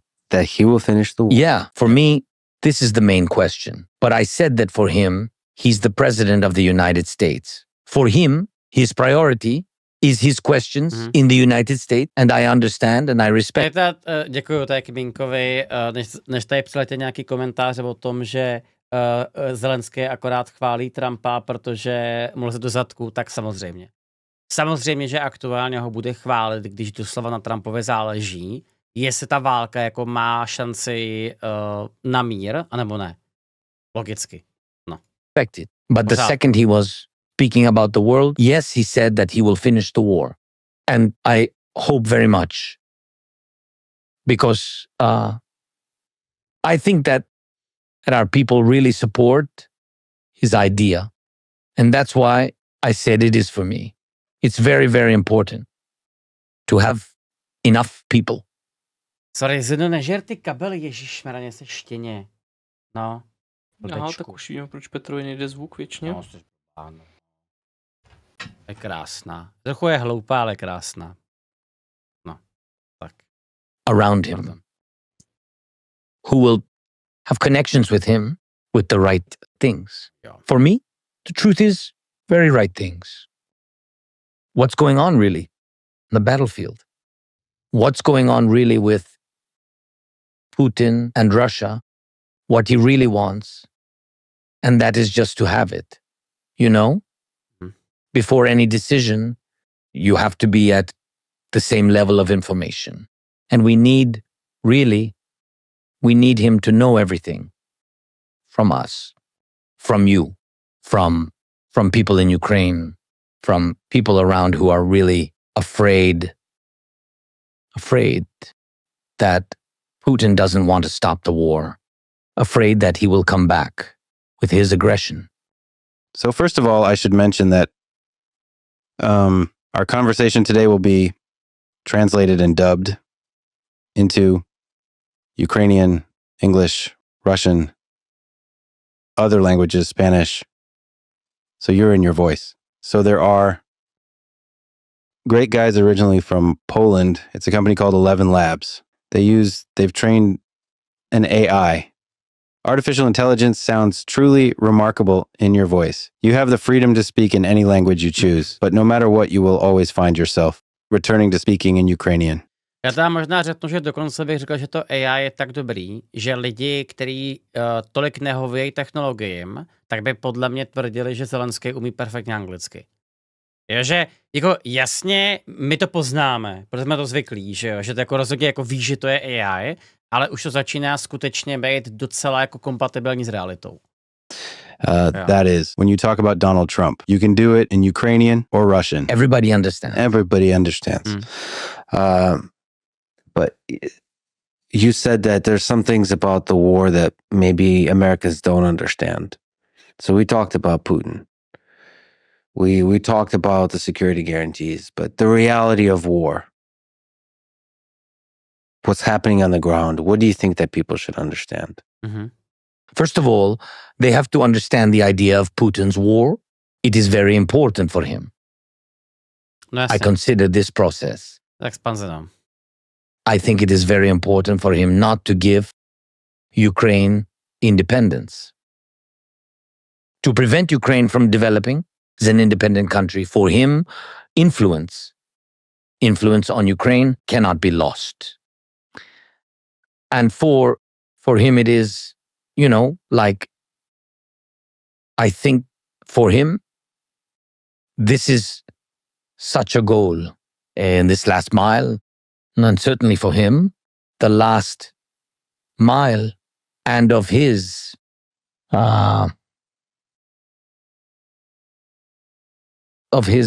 political life. Mm-hmm. And I think that this is the goal for him. The second story, I do not want to talk about these banalities, that he wants to return all the territories of the Soviet Union, influence over them. He does this little by little. I just don't want to... People need to know details. For example, Georgia, which was headed towards the EU and NATO, completely turns towards Russia, regardless of the fact that they have frozen conflicts. They have in Abkhazia what we have with Donbass, which is controlled by militant rebels. Abkhazia is not developing, it's just a very beautiful part of Georgia that has died. And if you have the opportunity, then go there someday. You will understand. It simply died because Putin wanted to. He wanted not to allow them to develop, because a frozen conflict means that you will not be accepted in the EU and certainly will not be accepted into NATO, because right now, yes, they do not take you because of a frozen conflict. And this is what Putin did. It's very important for him not to lose this influence. That is, he turned back Georgia, young people, students, everyone leaves, and this is a fact. Georgia is quite small, and they will leave. They want to live in Europe. They want to develop. Somebody in the United States, somebody in Europe, somebody in the EU, somebody in Britain. He will now fight for the Moldovan parliament. Awesome. This is his second step. You will see in April what happens. You will see, he will start turning Moldova away. V dubnu jsou moldavské volby. To bych asi měl jako politický komentátor pokrývat, že jo? Jestli tam neumrznou všichni do té doby. Píči, ty vole. Oni jsou vážně v dubnu, jo? OK, no. Tak to bych asi měl pokrývat. Takže v dubnu budou moldavské volby. Skvělý. Ne, moldavský nemusíš. Moldavský musíme, protože jestli tam je šance, že to vyhraje nějaká proruská strana, jakože teda tam asi bude, tak to je fakt důležitý, sakra práce. No. Pochopitelně. A co ty rumunské prezidentské? No, to ještě počká. Ale takhle. Zase, já jenom jsem tady ještě chtěl domluvit v rychlosti jednu věc, co tady tak řekl Zelenský, a to je okolo těch mladých lidí, kteří odcházejí. Hele, buďme úplně féroví, jo. Na Slovensku se děje úplně to stejný. A vy podle mě nepotřebujete nutně být jako země, která je ve válečném konfliktu, aby lidi začali prostě odcházet. Situace dneska ve světě je úplně jiná. Lidi mají docela dost jako možností volného pohybu a volného transferu informací a komunikace. Konec konců, teďko jste aktuálně na nějakém jako živém streamu nebo na nějakém záznamu, kde to můžeme dělat taky. Takže lidi si samozřejmě vyberou jako tu nejjednodušší formu trakce a já se vůbec jako nedivím tomu, že to prostě lidi dělají a budou to dělat dlouhodobě. Jo, takže tohle také jako bude jedna ze zajímavých věcí, která bude podle mě mít strašně veliký vliv na ekonomický rozvoj Evropy celkově. A samozřejmě těch jakoby zemí okolo Evropy. Zamrzlý konflikt a situace Slovenska, to bych asi jako neporovnával úplně. Ne, já jsem ti myslel, že ty nepotřebuješ mít konflikt zamrzlej, aby se toto dělo. Tak jsem to myslel. Ano, ale jsou tam potom většina důvodů, potom jsou jiný trochu. No, jako takhle. Slovensko je taky zamrzlé. Je to jako o výhled do budoucna, že jo? No, jako... No. Ano, ale jdou k tomu jako různé cesty. Jo, to souhlasím. Away from Europe. Although they want to go there, he does not care. There will be a pro-Russian party and they will do something with the current president because she has won the elections. She is pro-European, but he will turn this back. The next steps are completely clear. He will do everything wherever he has lost influence, where there was influence of the Soviet Union. He'll turn it back as much as possible. And we understand at what price. You have seen Syria. You saw these tortures, what we saw in Bucha, what we saw everywhere we came, and where our territories were occupied. In Syria, the same happened. There were 1,000 people there. And you have seen it. Scientists were found. Doctors were found. It is clear that any people are capable of generating their own opinion, show their skills, develop society. Everyone who can express an opinion, everyone who can shape the independence and maturity of society, such people are not needed. And he wants this in Ukraine. And therefore, everyone should understand that Ukraine is like a large wall. From that, Europe, and if, God willing, President Trump does not withdraw from NATO. Because again, I believe that this is the biggest risk. Mm-hmm. I think 2 steps. 2 steps that Putin would like to see is a weak NATO. And this without Trump, and a weak Ukraine, which cannot survive on the battlefield, simply cannot survive, and prevent me from building a strong relationship with Trump. I think these 2 steps, leaving NATO and Ukraine's weakness, will lead to a large-scale war, which Putin will wage on all the territories of that Europe, post-Soviet Europe. I mean, Soviet Europe, not post-Soviet, but post-World War II period. That is Soviet Europe, Soviet-era Europe, in order to completely control everything there. This is what he will do. And besides this will happen in any case. Even if the US is thinking about leaving NATO, this war will affect the United States because North Korea is the first sign. Yes, sir. North Korean skills, North Korean knowledge, which they are now gaining from this war. These include mastering new technologies, large-scale drones, missiles, how it works, the kind of technological war we have today, cyber war, etc. All these skills Korea will bring home and scale up in that region. And this will be a risk for the Pacific region. Security first and foremost. For Japan and for South Korea, they will face these risks 100%. And it will be clear that Taiwan will also have to face them. Without this, it is impossible. This is already happening. This is already happening.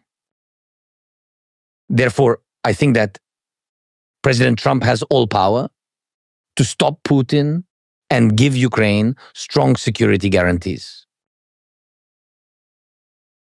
We've been talking for 2 hours at the pause. You want to take the break? We will make a pause.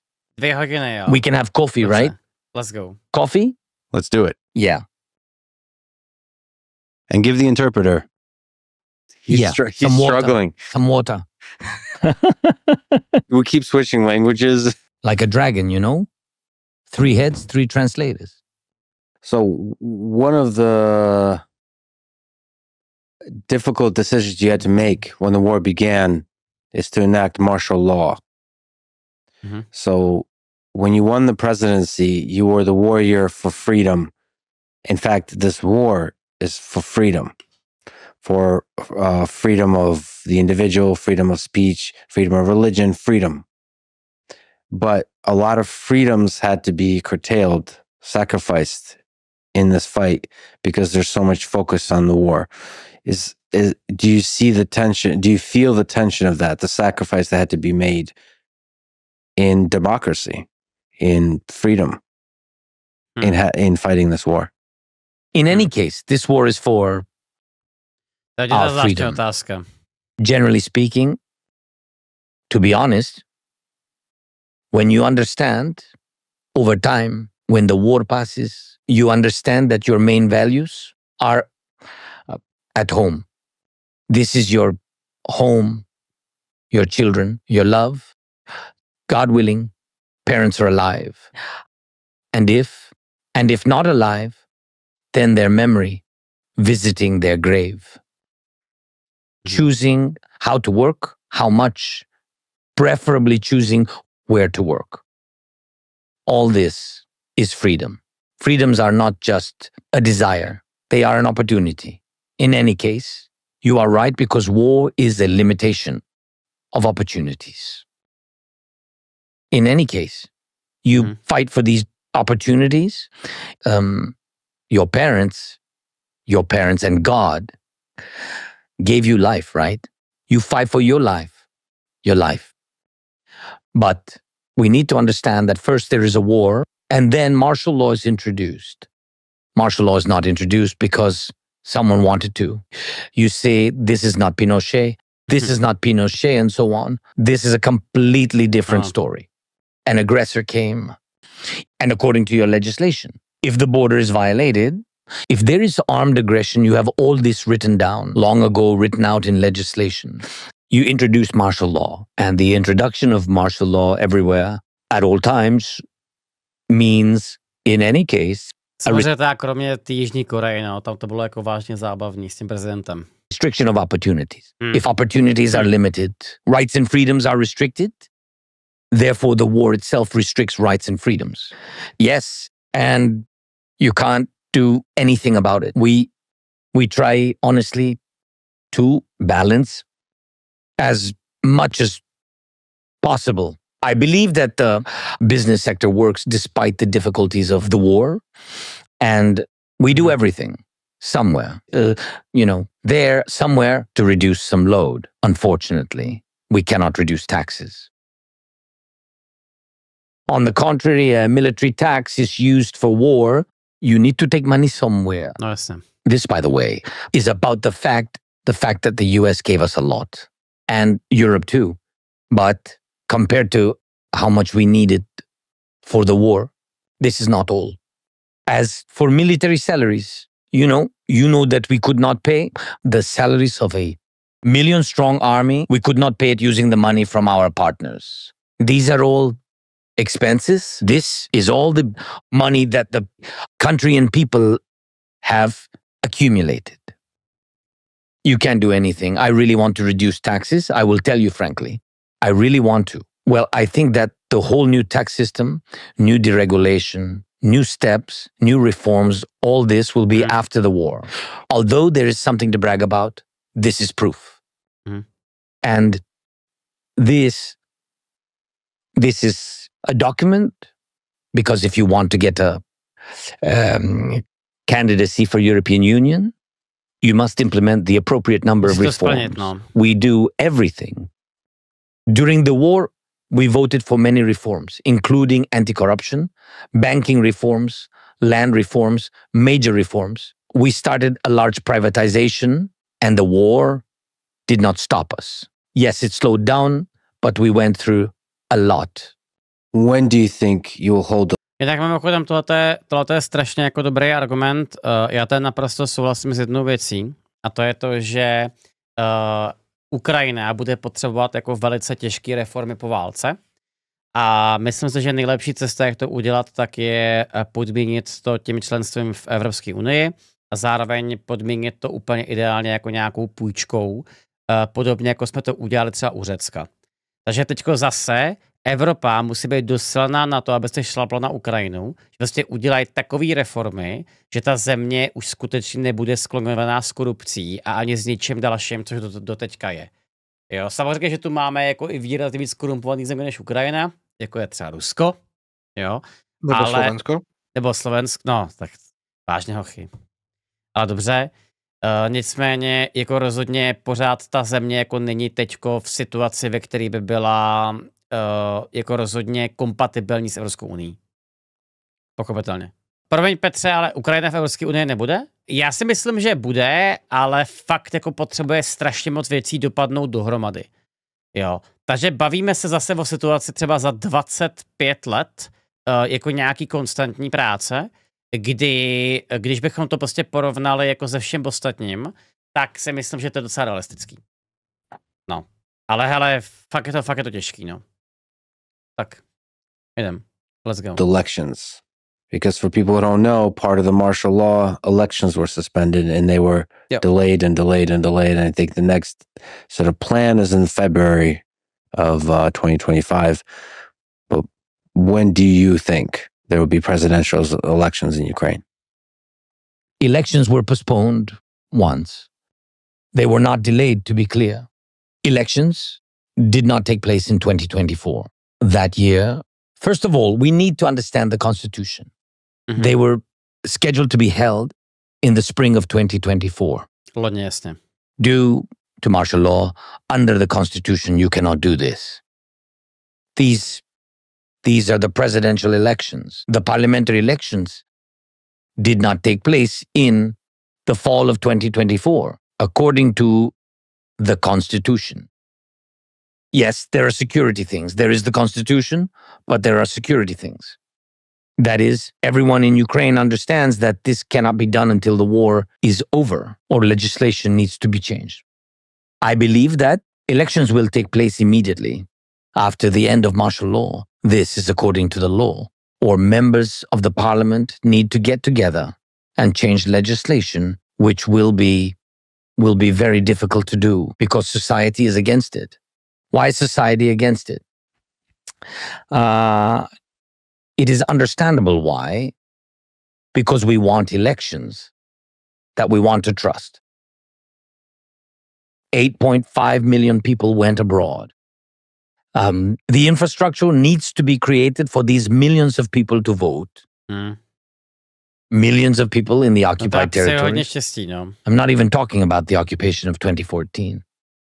I'm talking about the occupation right now. What to do with these people? This is a difficult question. And one of the most unfair ones is how to vote without having 1 million soldiers. That is, it is impossible. We need to think about how to change the system if the elections are held in times of war, change the legislation, which should include changes to the voting system.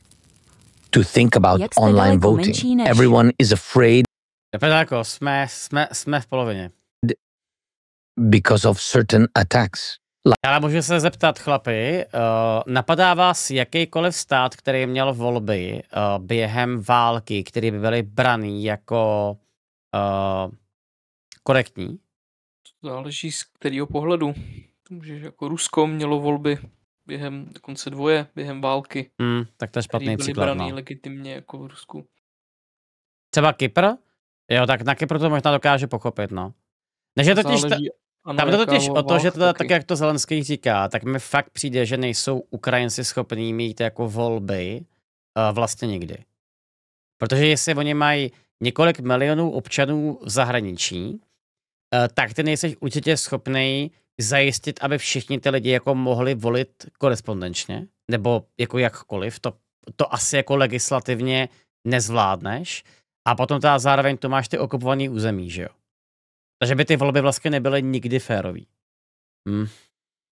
Tak když odečteme ty lidi, co jsou v Rusku, který už asi nikdy neuvidějí, tak minimálně po tom, co budeš schopný jako zaručit většině těch vojáků, kteří jsou teďka někde v zákopech, možnost jít volit.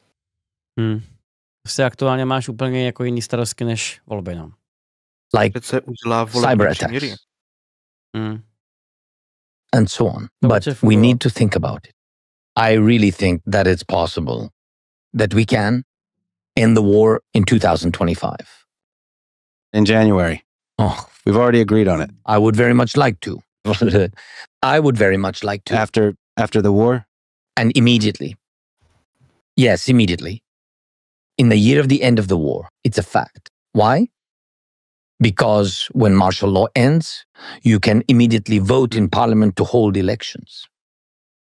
And then everyone will vote because there are no restrictive measures.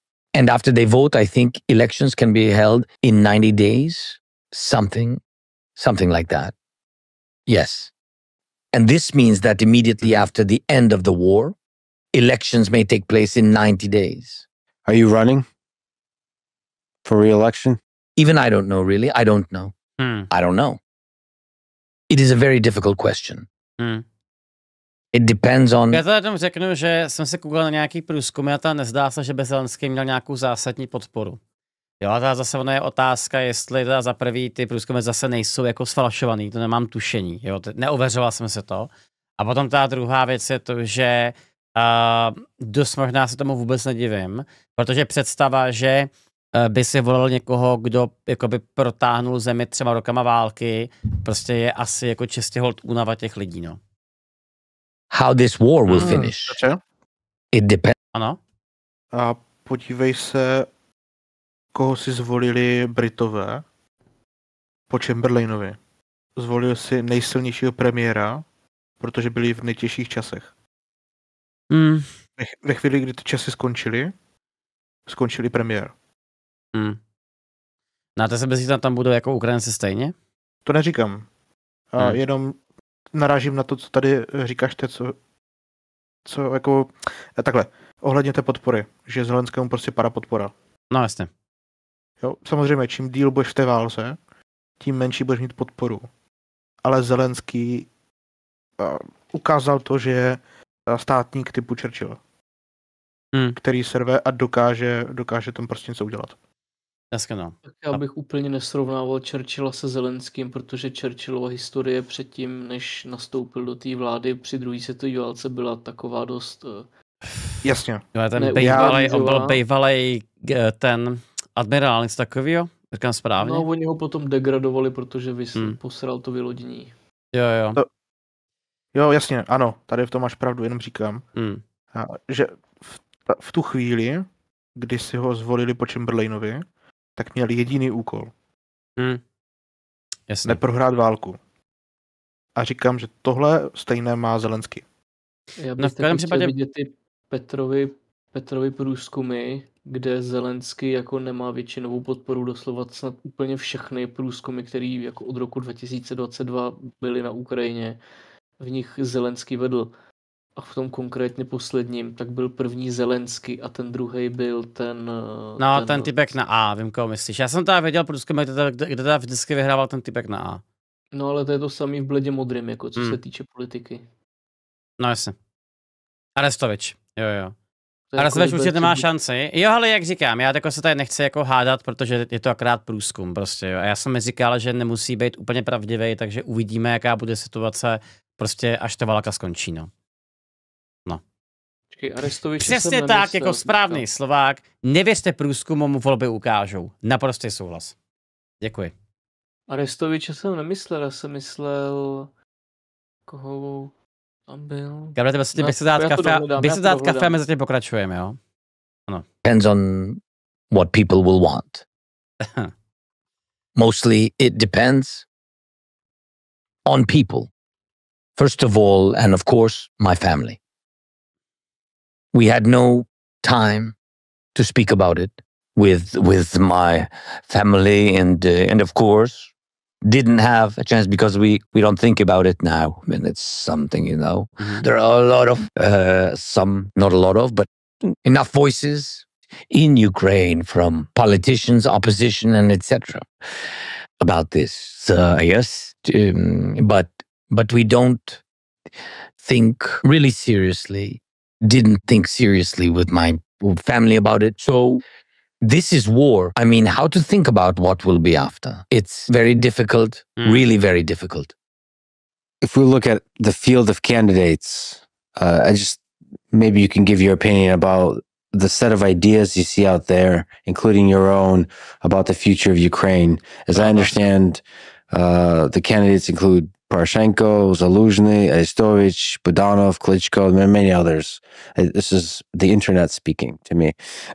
What do you think of the space of ideas that these candidates represent? You know, I think it can be, there can be even a bigger number of candidates. Yeah, I don't really know what will be. They have rights to participate if they want to. Yes, if they really want to and can, they can go and do what they want, honestly. Most important is what are they doing now? I think that all these people are the famous Ukrainian people, and it's And it's important for them to do everything they can today, not begin any election campaign. I think this what can divide our people to have the elections, during the war. I mean, this make steps, speak about elections a lot, make a big mess about it. I think this is not right. That's why I'm not agreeing with some of these people, but they can, and I think that they can, and maybe some of them will, and it's okay. It's normal. It's very normal. Our system differs from the system in the United States. You have two parties, and the parties decide who will be the leader. And in Ukraine, everybody can participate. Let them.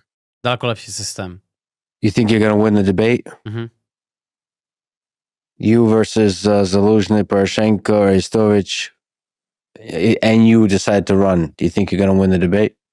Or you're again focused on the war? And Můžete se představit, že tady reagujeme na tyhle ty ukrajinské prezidentské debaty? Ty kráva, já se zblázním. Doma se těším. Já jsem Zálužnýho a Zálužný, ten byl v té poslední, co jsme probírali v tom průzkumu, tak byl druhej, hnedka po Zelenským, ten rozdíl tam nebyl zas tak velký, ale mezi politikou Zelenskýho a Zálužnýho by se asi vůbec nic nezměnilo. Zálužný je ten, a teď mi řekněte, on je... No. Zálužný je kabinetu Zelenskýho. No, je to bývalý generál, říkám to správně? Snad ještě současný generál, ne? Velitel ozbrojených sil Ukrajiny. Jo, no, dokonce. Velmi jsem bývalý generál, jo, děkuji.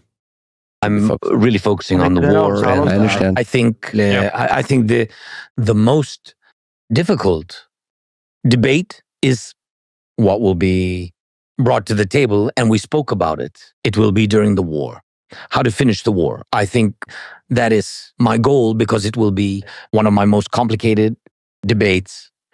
And for any president who is in a war, of course, but I think this is my goal, to win those debates. And the other things are not for today. As I said, the dream I have is it's a historic opportunity to make peace, to make lasting peace soon. So I'm glad you're focused on that. Let me ask a question about that a lot of people in the United States think about. And I care a lot about the future of Ukraine is corruption. This is something you have cared a lot about for a long time. You won the presidency in 2019 in big part your message of fighting corruption. But there's a lot of accusations that during war, I mentioned $9 trillion in the United States, war breeds corruption. Nice. So can you speak to that?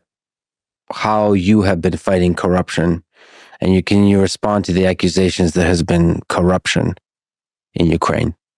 It's very simple. First of all, we really have a very sophisticated anti-corruption system. Sophisticated not in the sense that it's difficult to understand, but in that it really consists of many elements. It's the most sophisticated in all of Europe. This is another requirement of the European Union. It was a requirement for Ukraine. And for many years, Ukraine was not trusted. I want to tell you that under me, we all voted for bills, all the anti-corruption reforms, almost all reforms, and all anti-corruption bodies today are independent. They work as requested.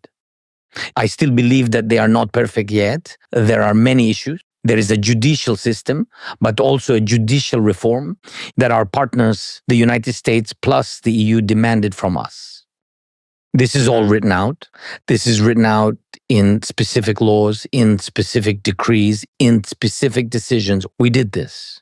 We've done 99% of this. If something has not been done, it means that it is on the way. But in principle, all this exists, and there is no such system as we have in Europe. To say that we do not have corruption would be lying. We just talk about it openly.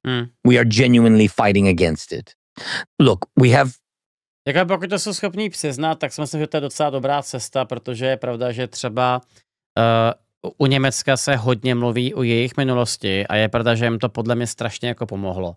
Takže jako když prostě přiznáš, že máš problém, tak to je fakt první jako dobrý začátek toho řešení. No. Sitting in our prison, Ihor Kolomoisky. Tak naprosto OK, no. Who is the most influential Ukrainian oligarch since independence. And no one could do anything about him. The United States of America wanted to have Kolomoisky, and they went to great lengths because of money laundering, etc. There are criminal cases in the United States, I think in Delaware, something like that. Neither Europe could do anything about it. That is, we did a lot with oligarchs. Russian oligarchs, sanctions were imposed. They were thrown out. Some of them fled the state, but they are all under sanctions. We exchanged some of them for our soldiers, such as Medvedchuk, to whose daughter Putin is godfather. That is, we fought against the strongest influential oligarchs, which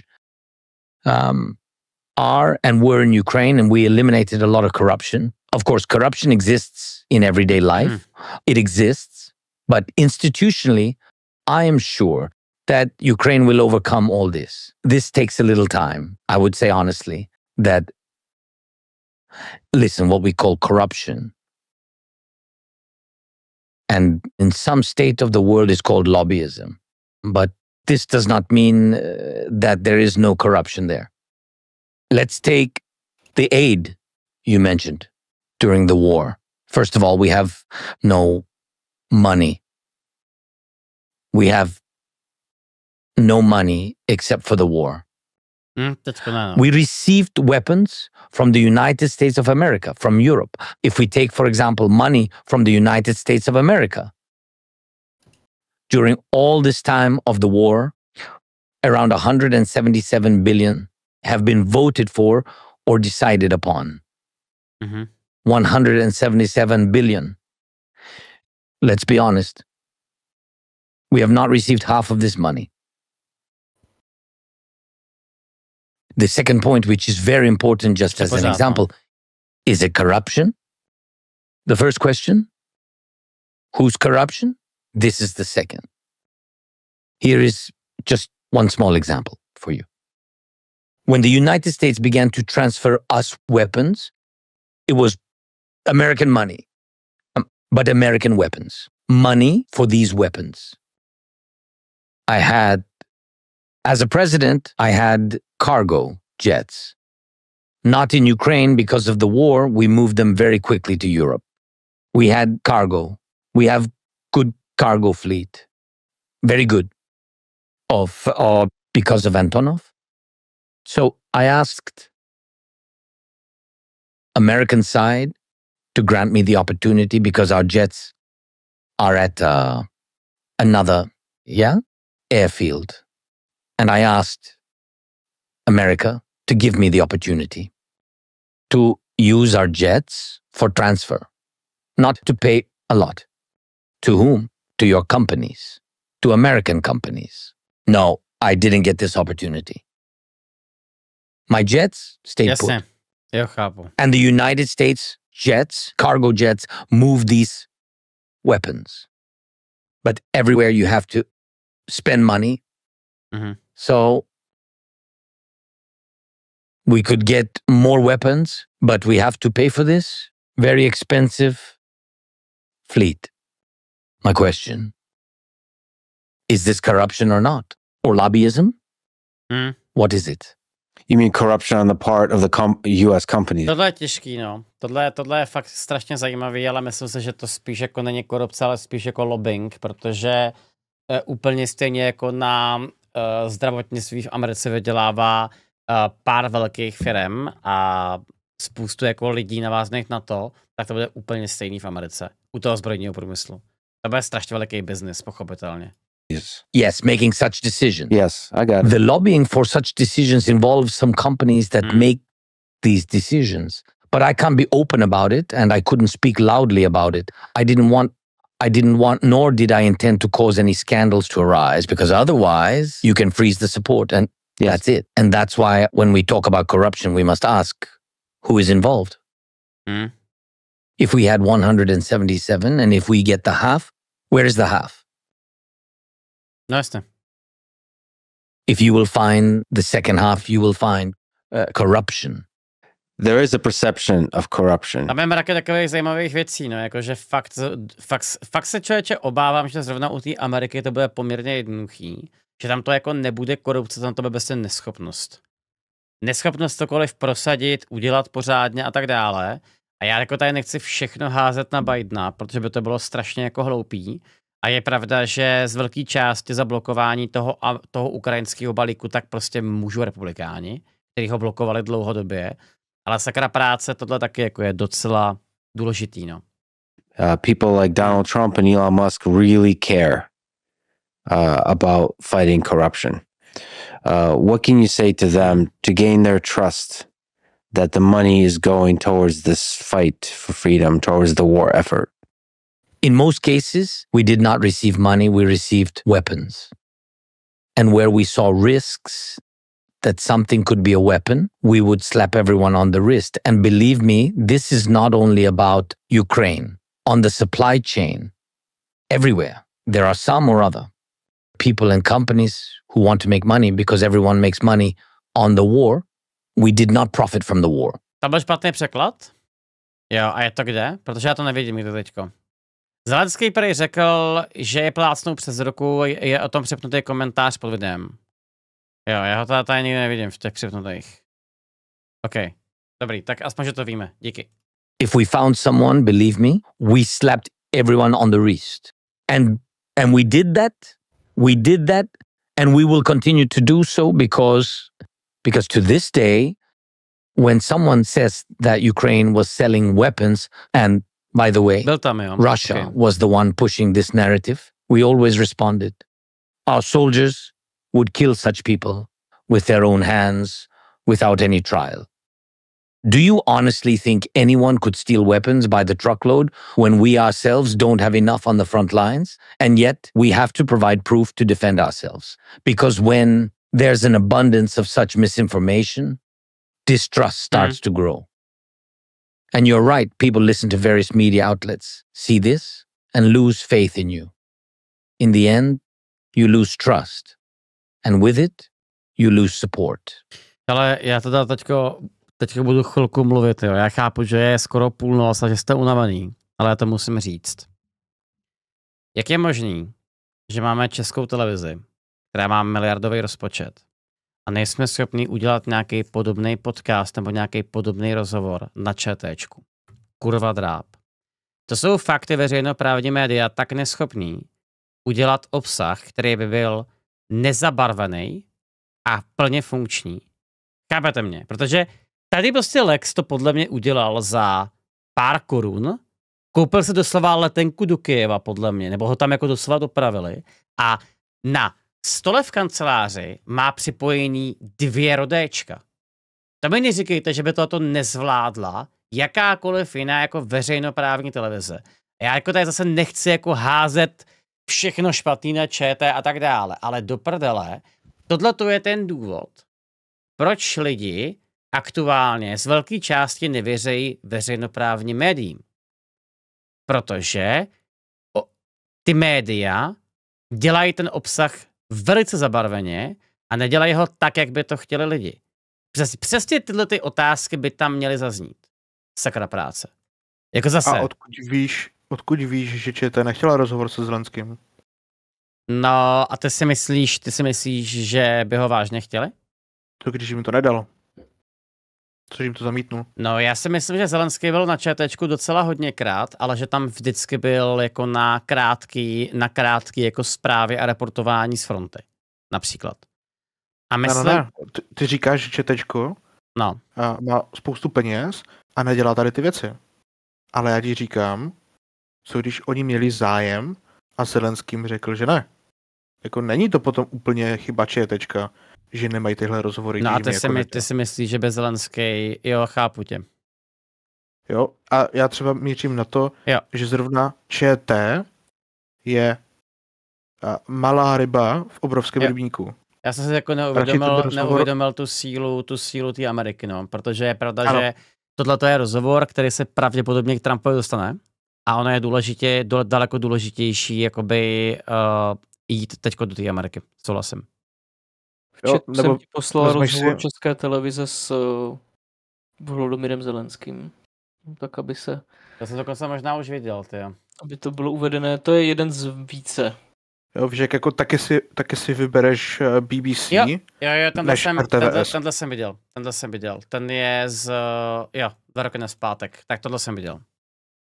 A samozřejmě pro tebe mnohem důležitější pozvat si někoho, kdo vystupuje víceméně jakoby otevřeně pro rusky, než si zvát po třetí Českou televizi a opakovat jim vlastně to stejné pro zemi, kde tě podporuje jakoby valná většina.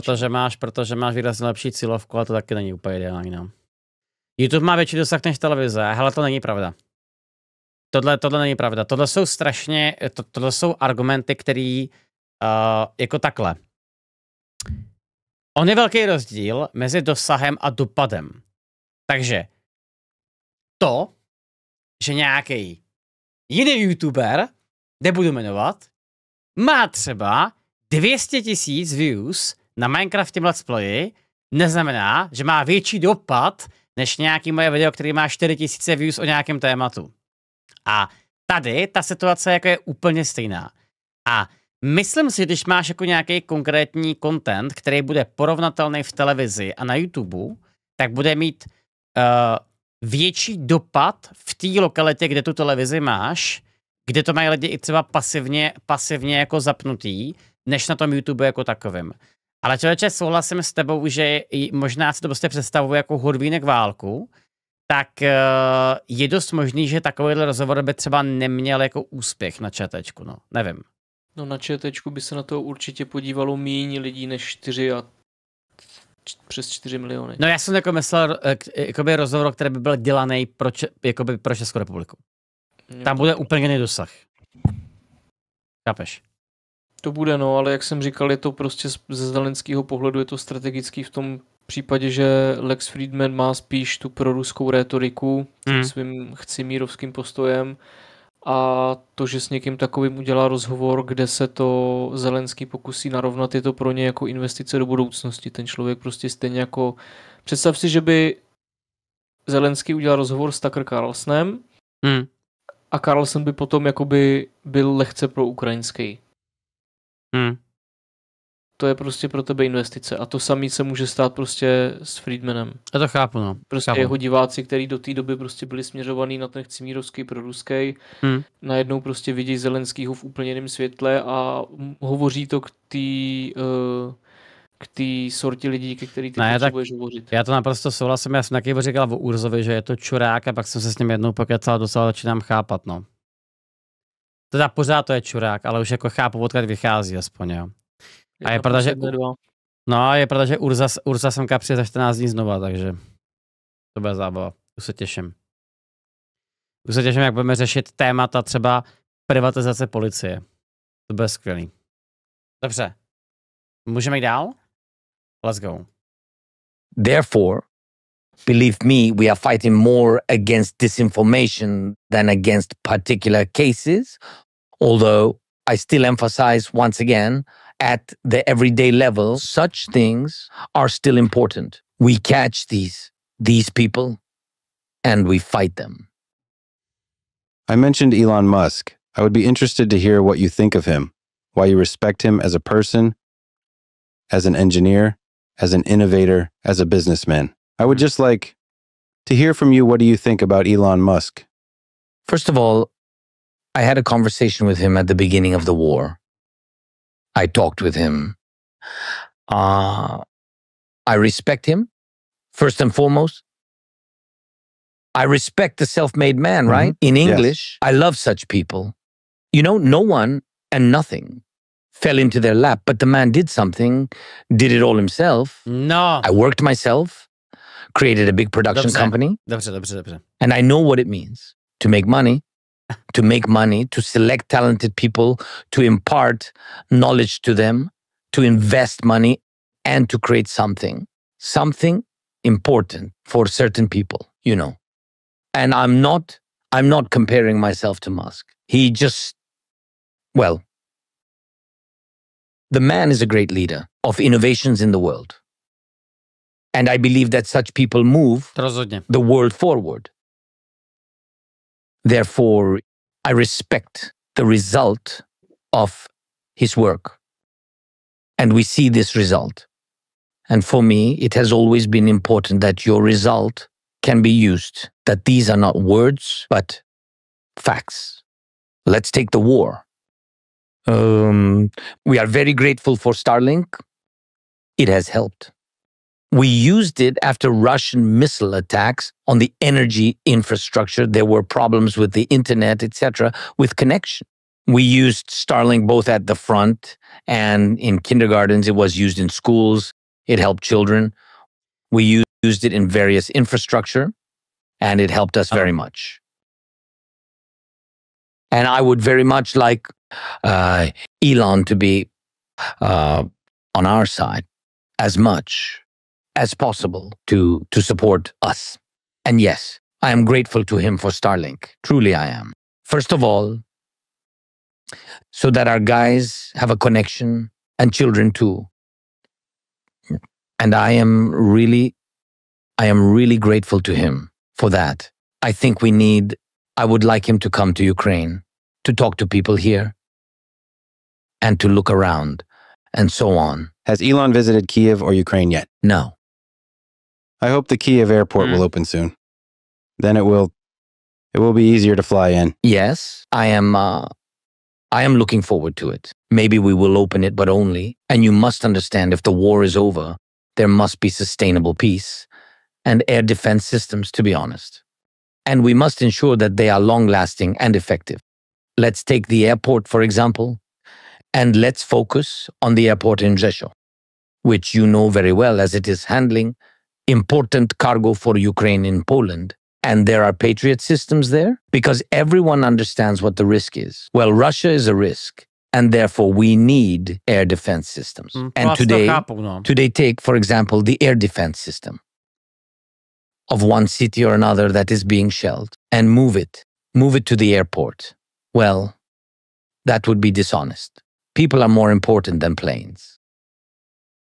But there will be a moment, and Trump, by the way, I think that the war will end, and President Trump may be the first leader to travel here by airplane. I think it would be symbolic by airplane. Again, January 25th, around that date, right? Flying in, meeting the Air Force One. That would be cool. Elon Musk. I will meet you there for the second time too, on the plane. With pleasure. And you, by the way, before I forget, let me ask, are you coming on January 20th for President Trump's inauguration? Dobrá otázka. I would like to, of course. I will be considering what is happening then in the war, because there are moments of difficulties, escalation, many missiles, etc. But honestly, well, I can't. I can't come, especially during the war, unless President Trump invites me personally. I'm not sure it's proper to come, because I know that in general leaders are, for some reason, not usually invited to the inauguration of presidents of the United States of America. Well, and I know that there are leaders who can simply come, want to come, and will come. Yeah, I know. And I know the temperament of some of these people. They can come at their discretion. This is very, very difficult for me. I am the kind of person that cannot come without an invitation. This is Putin. We did not invite him. He came to us, so to say. And me? I can't do that. No, but didn't he publicly say that? It would be great if you came to the inauguration. Or you mean, did he invite it officially? No. Jako tam mimochodem bude zajímavé, kdo tam bude z české strany, protože pokud vím, tak je pozvaný akorát Turek. Mám takový pocit snad. A ještě někdo. Oh, wait, look. Listen, I am against any bureaucracy. I get rid of it as much as I can. But, well, you know, there are some complexities involving security. I decide and I fly. And the United States of America officially provides security. Not that I need this, mind you. I do not ask for helicopters to fly around and protect me, but they will simply do it themselves. The security service itself. They had to do it. I don't want it. And sometimes I don't need it. And I'm asking them. It was, for example, before the war.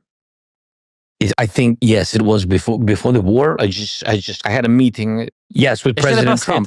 It was in 2019. I just wanted to go for a run early in the morning because I really wanted to exercise. And those tall bodyguards, a lot of them, they decided to join me, but I couldn't really do it because they were in suits.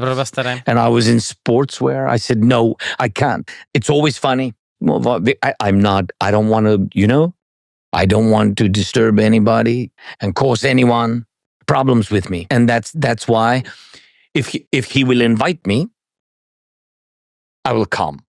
I thought he invited you. Yeah? Yeah, I thought he publicly invited you. But okay, I hope to see you there. I think they had to do some of their steps. I don't know, but... Step. Yeah. The stamp was missing. Yeah, but with pleasure with my wife, of course. And I think it's important. It's important. All right, let's get back to a serious question. Sometimes they say it in America, this question of who is really in power. So let me ask, is someone controlling you? For example, oligarchs, American politicians, Yermak. I wanted to bring this up because I have been here in Ukraine twice since the invasion of 2022. And one of the things I've learned, is that actually nobody controls you. And this is one of your strengths as a president, as a person, that oligarchs and other rich and powerful people like that cannot control you. Can you explain why that is, how you see it? I think, and it is indeed true, that I'm generally difficult to deal with. I am an ambitious person. I can't submit to anyone. I can live by rules, by laws. I believe that this is the only thing that can control any person today. These are the rules and laws of the society or state where you live. And I believe that this is the most important thing. There's no person who could control me. As I once told President Trump, when we had a meeting, by the way, journalists asked if Trump influenced me during the phone call. I told the journalist the truth then. Who can influence me?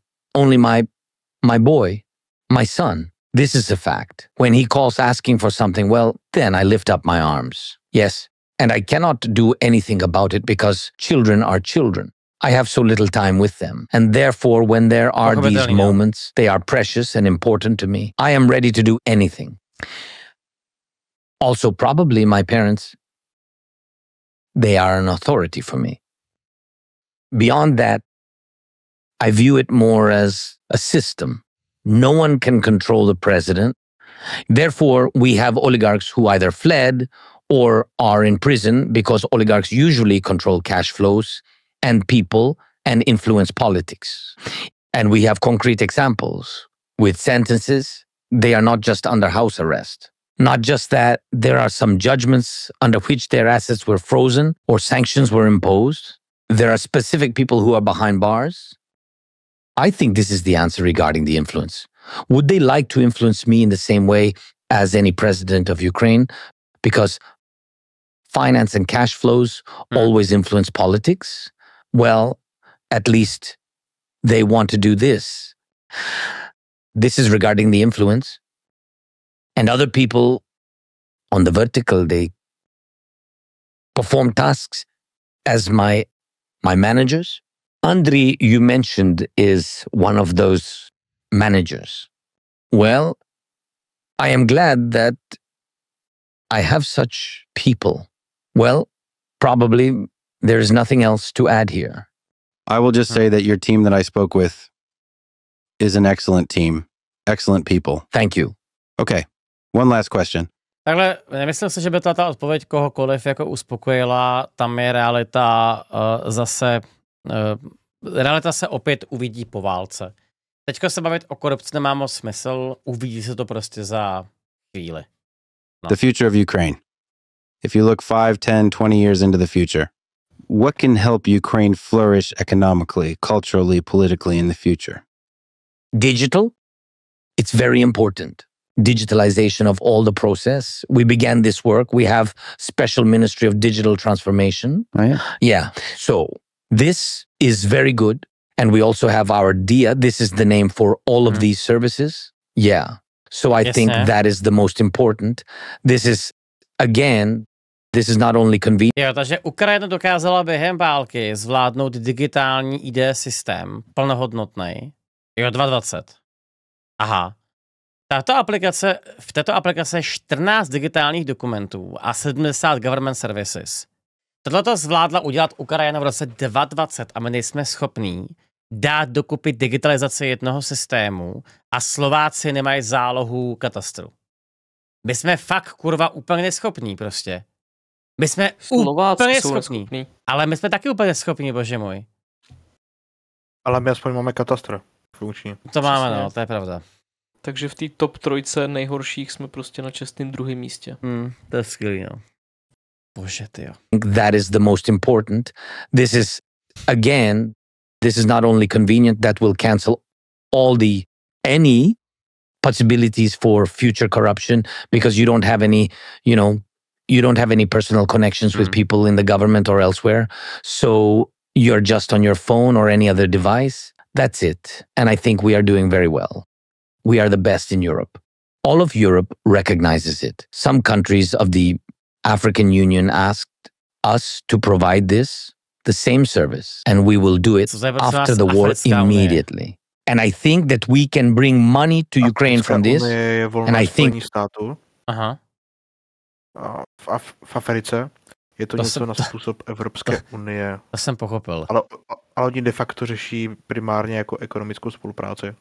Jo, takže to je třeba jako bezcelní transfer a tak dále mezi státama například, jo? No, taky slazování práv, a slazování ekonomické spolupráce a tady ty věci. Ok. To důležité je říct, že Africká unie je prakticky celá Afrika. Všechny státy Afriky jsou členy Africké unie, až na některých pár, které mají pozastavené členství kvůli nějakým vnitřním konfliktům. Děkuji. We need a tax reform.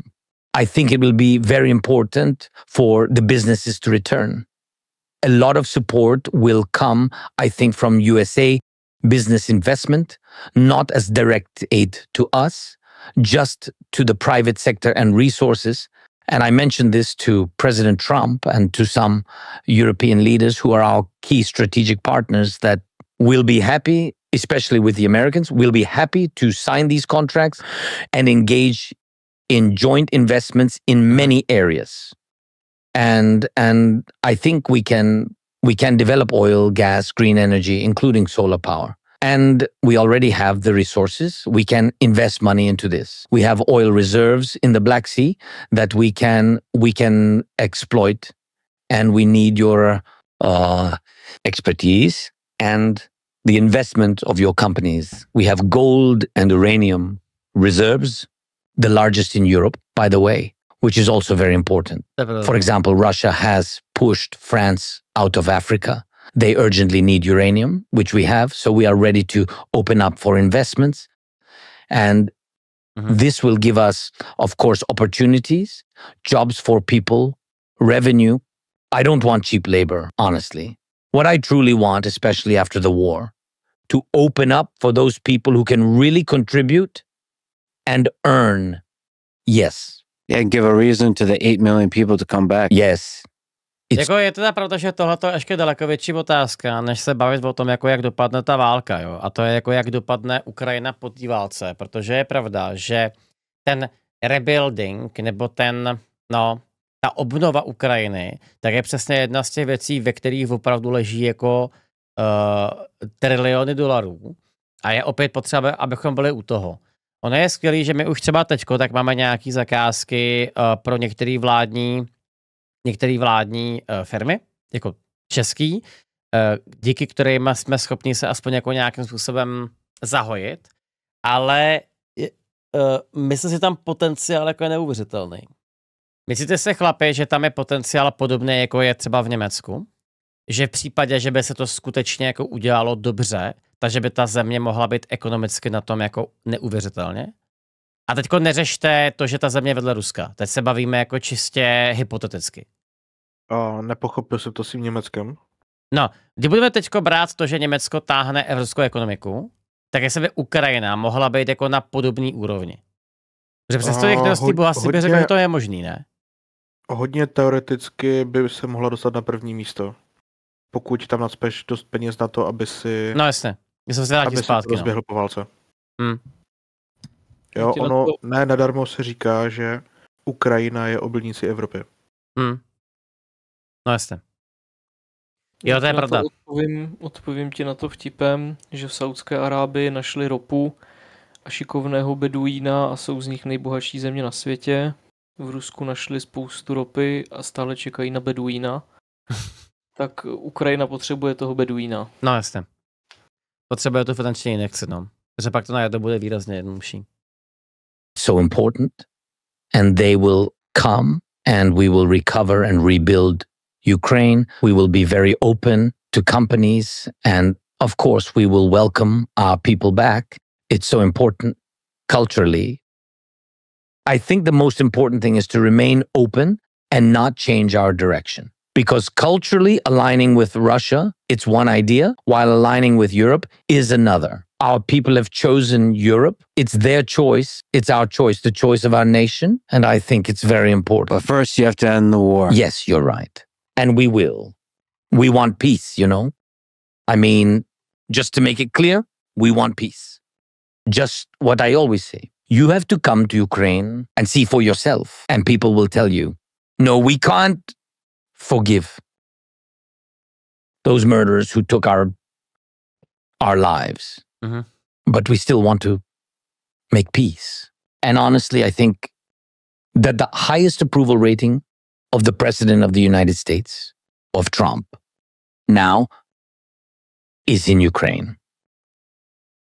People really believe that he can truly help bring peace. Now they have faith that he can make it happen, that he can support Ukraine and he can stop Putin. Mm-hmm. And that he will make sure Putin doesn't get everything he wants. This is very important, and it's why we believe that we must not lose this opportunity. I hope you find the path to peace. Thank you. Thank you so much. Thank you for talking. Thank you today. for coming. Спасибо. Дякую. Я забыл. Дякую. Yeah, you started. No ty bláho, to byl rozhovor teda. Thank you very much. Thank you for listening to this conversation with the president of Ukraine, Volodymyrem Zelenskym. And now let me answer some questions and try to reflect on and articulate some things I've been thinking about. If you would like to submit questions, including in audio. Tak já to tady s dovolením asi katnu, protože tohle už je zase otázka jako okolo produkce a tak dále. Takže já čistě jako zhodnotím ten rozhovor. Hele, nevím, jak to teda upřímně jako působilo na vás. Bylo to fakt skvělý. Jo, možná, že jsem jako unavený a dlouho jsem neslyšel nic, ale bylo to fakt strašně dobrý. Je, na to, jak jsem si říkal, to byl jako fakt špatný rozhovor, podobně jako to bylo třeba s tím Putinem, tak tady to bylo jako fakt skvělý. Jestli Friedman dělá takovéhle podcasty normálně, tak mám asi novýho youtubera, který ho budu poslouchat, protože jsem teda fakt překopaný, ty kráso. Úplně zírám. Některé ty otázky byly velice zajímavý. Je to ta pravda, že to bylo celý primárně o tom, že to tak, kdy bude mír a tak dále. Nebyly tam jako žádný asi zásadní nový sdělení, ale jako celkově takovýto vysvětlení té války člověku, který je třeba ovlivněný jako ruskou propagandou, anebo prostě jako neví, tak tenhle rozhovor je podle mě úplně v pohodě. Jasně, je to pořád zabarvený, takže Ukrajina chce tu válku logicky jako vyhrát. Kdo by to byl očekával, že ji chce vyhrát, že jo? Takže Zelenský strašlivě chválí Trumpa, i když ještě pořád jako není za co. Občas skritizuje Ameriku, to se mi hrozně jako líbilo, a velice jako by dobře kritizoval Evropu, která prostě není schopná se pořád na spoustě věcech jako domluvit, ale toto jsou jako realistické informace, docela jako čumem, no. Tak. Jak to vidíte vy, chlapi? No, byla to docela pěkná změna oproti těm ostatním, co jsi říkal. No to rozhodně. Bylo to dlouhé, ale Jsi strašně slabý líbilo kusy, se mi kámo. to. Teď to mělo jenom 5,5 hodiny. Já vím, No. jenom 5,5 hodiny. Ale No. je tam takové mínus, možná měl být ten Friedman trošku víc ostřejší. Tak on do toho šel s takovým jiným mindsetem docela. Ale Jo, jak, to je jo, to jakože takhle. jak je to tak řeknu třeba za mě, jo, abych jako vysvětlil. Já jsem měl rozhovory už taky s docela jako zajímavými lidma, ať už to byl třeba právě Zelinka, anebo nějaký europoslanci. A upřímně ono to jako není úplně tak jednoduchý, ty lidi jako atakovat napřímo. Jestli mi rozumíte. Je, že na co by se chtěl jako Zelenskýho napřímo prostě jako zeptat, tak aby se měl být jako útočnej. Pochy. Chápeš? No, jako takhle. Bylo to dobré, ale ten Friedman, tak on se tam pořád snažil protlačit jako ten mír a tady tohleto. A bavili se o tom docela dlouho. A Zelenský ho právě z toho nebe tak ho dostal jako nohama na zem.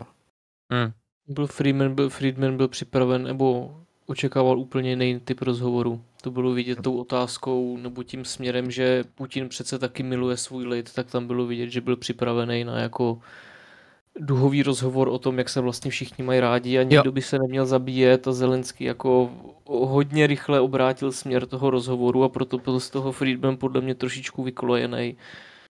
No a potom ty najednou jako narazil a zjistil, že aha, tyhle, tak je to fakt průser, no.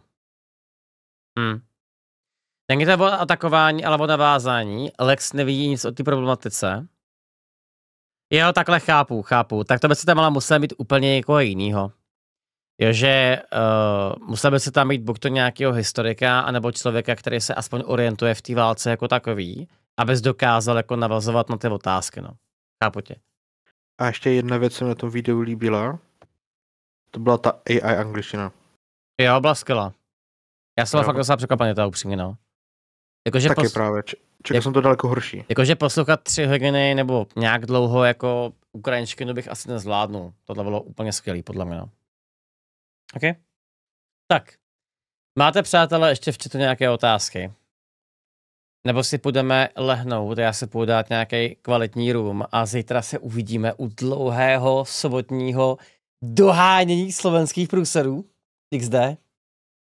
A ještě kvalitní vtip nakonec. Bude to na YouTube. Hele, Jacob mi řekl, že končí, takže nevím. že se jako podíval se a řekl, to se děláš prdel, ty zmrde. To mi napsal. Takže na YouTube to půjde. Otázka je, na kterým a kdy. Mám otázku, ty progresivní pes, co se bojíš odpovídat. Ahoj, Bobe, už jsi zpátky v Bratislavě, ty vole. Jak bylo ve Vietnamu? Pro ňochy, povídej. No ne, tak díval se na řeku a on říkal, že každý ten svůj vles tak okomentuje nakonec k nějakým krásným vtipem. Tak já mám taky pro tebe jeden. Ale kámo, to zálohování do katastru už nevyhraje. A teď jsem ho ztratil. Okay. Jo, tady. Víš, jaký je rozdíl mezi málo masa, hodně dřeva a hodně dřeva, málo masa? To první je veverka na stromě a to druhé je tříska v prdeli. To je vtip, ty vole? To je dobrý. OK, tak to asi jako uniká koncept vtipu, ty vole, ale v pořádku. OK. Jo, tak jasně, mám a měl jsem lepší, ale jo, to i nejlepší vtipy částečně dochází. Ano, i ten nejlepší vtip dojde nakonec. Prostě moje špatně složená hromada písku prostě taky už padla. Tak jo. Ale chlape, děkuji vám. Užijte si krásně večer a uvidíme se zítra.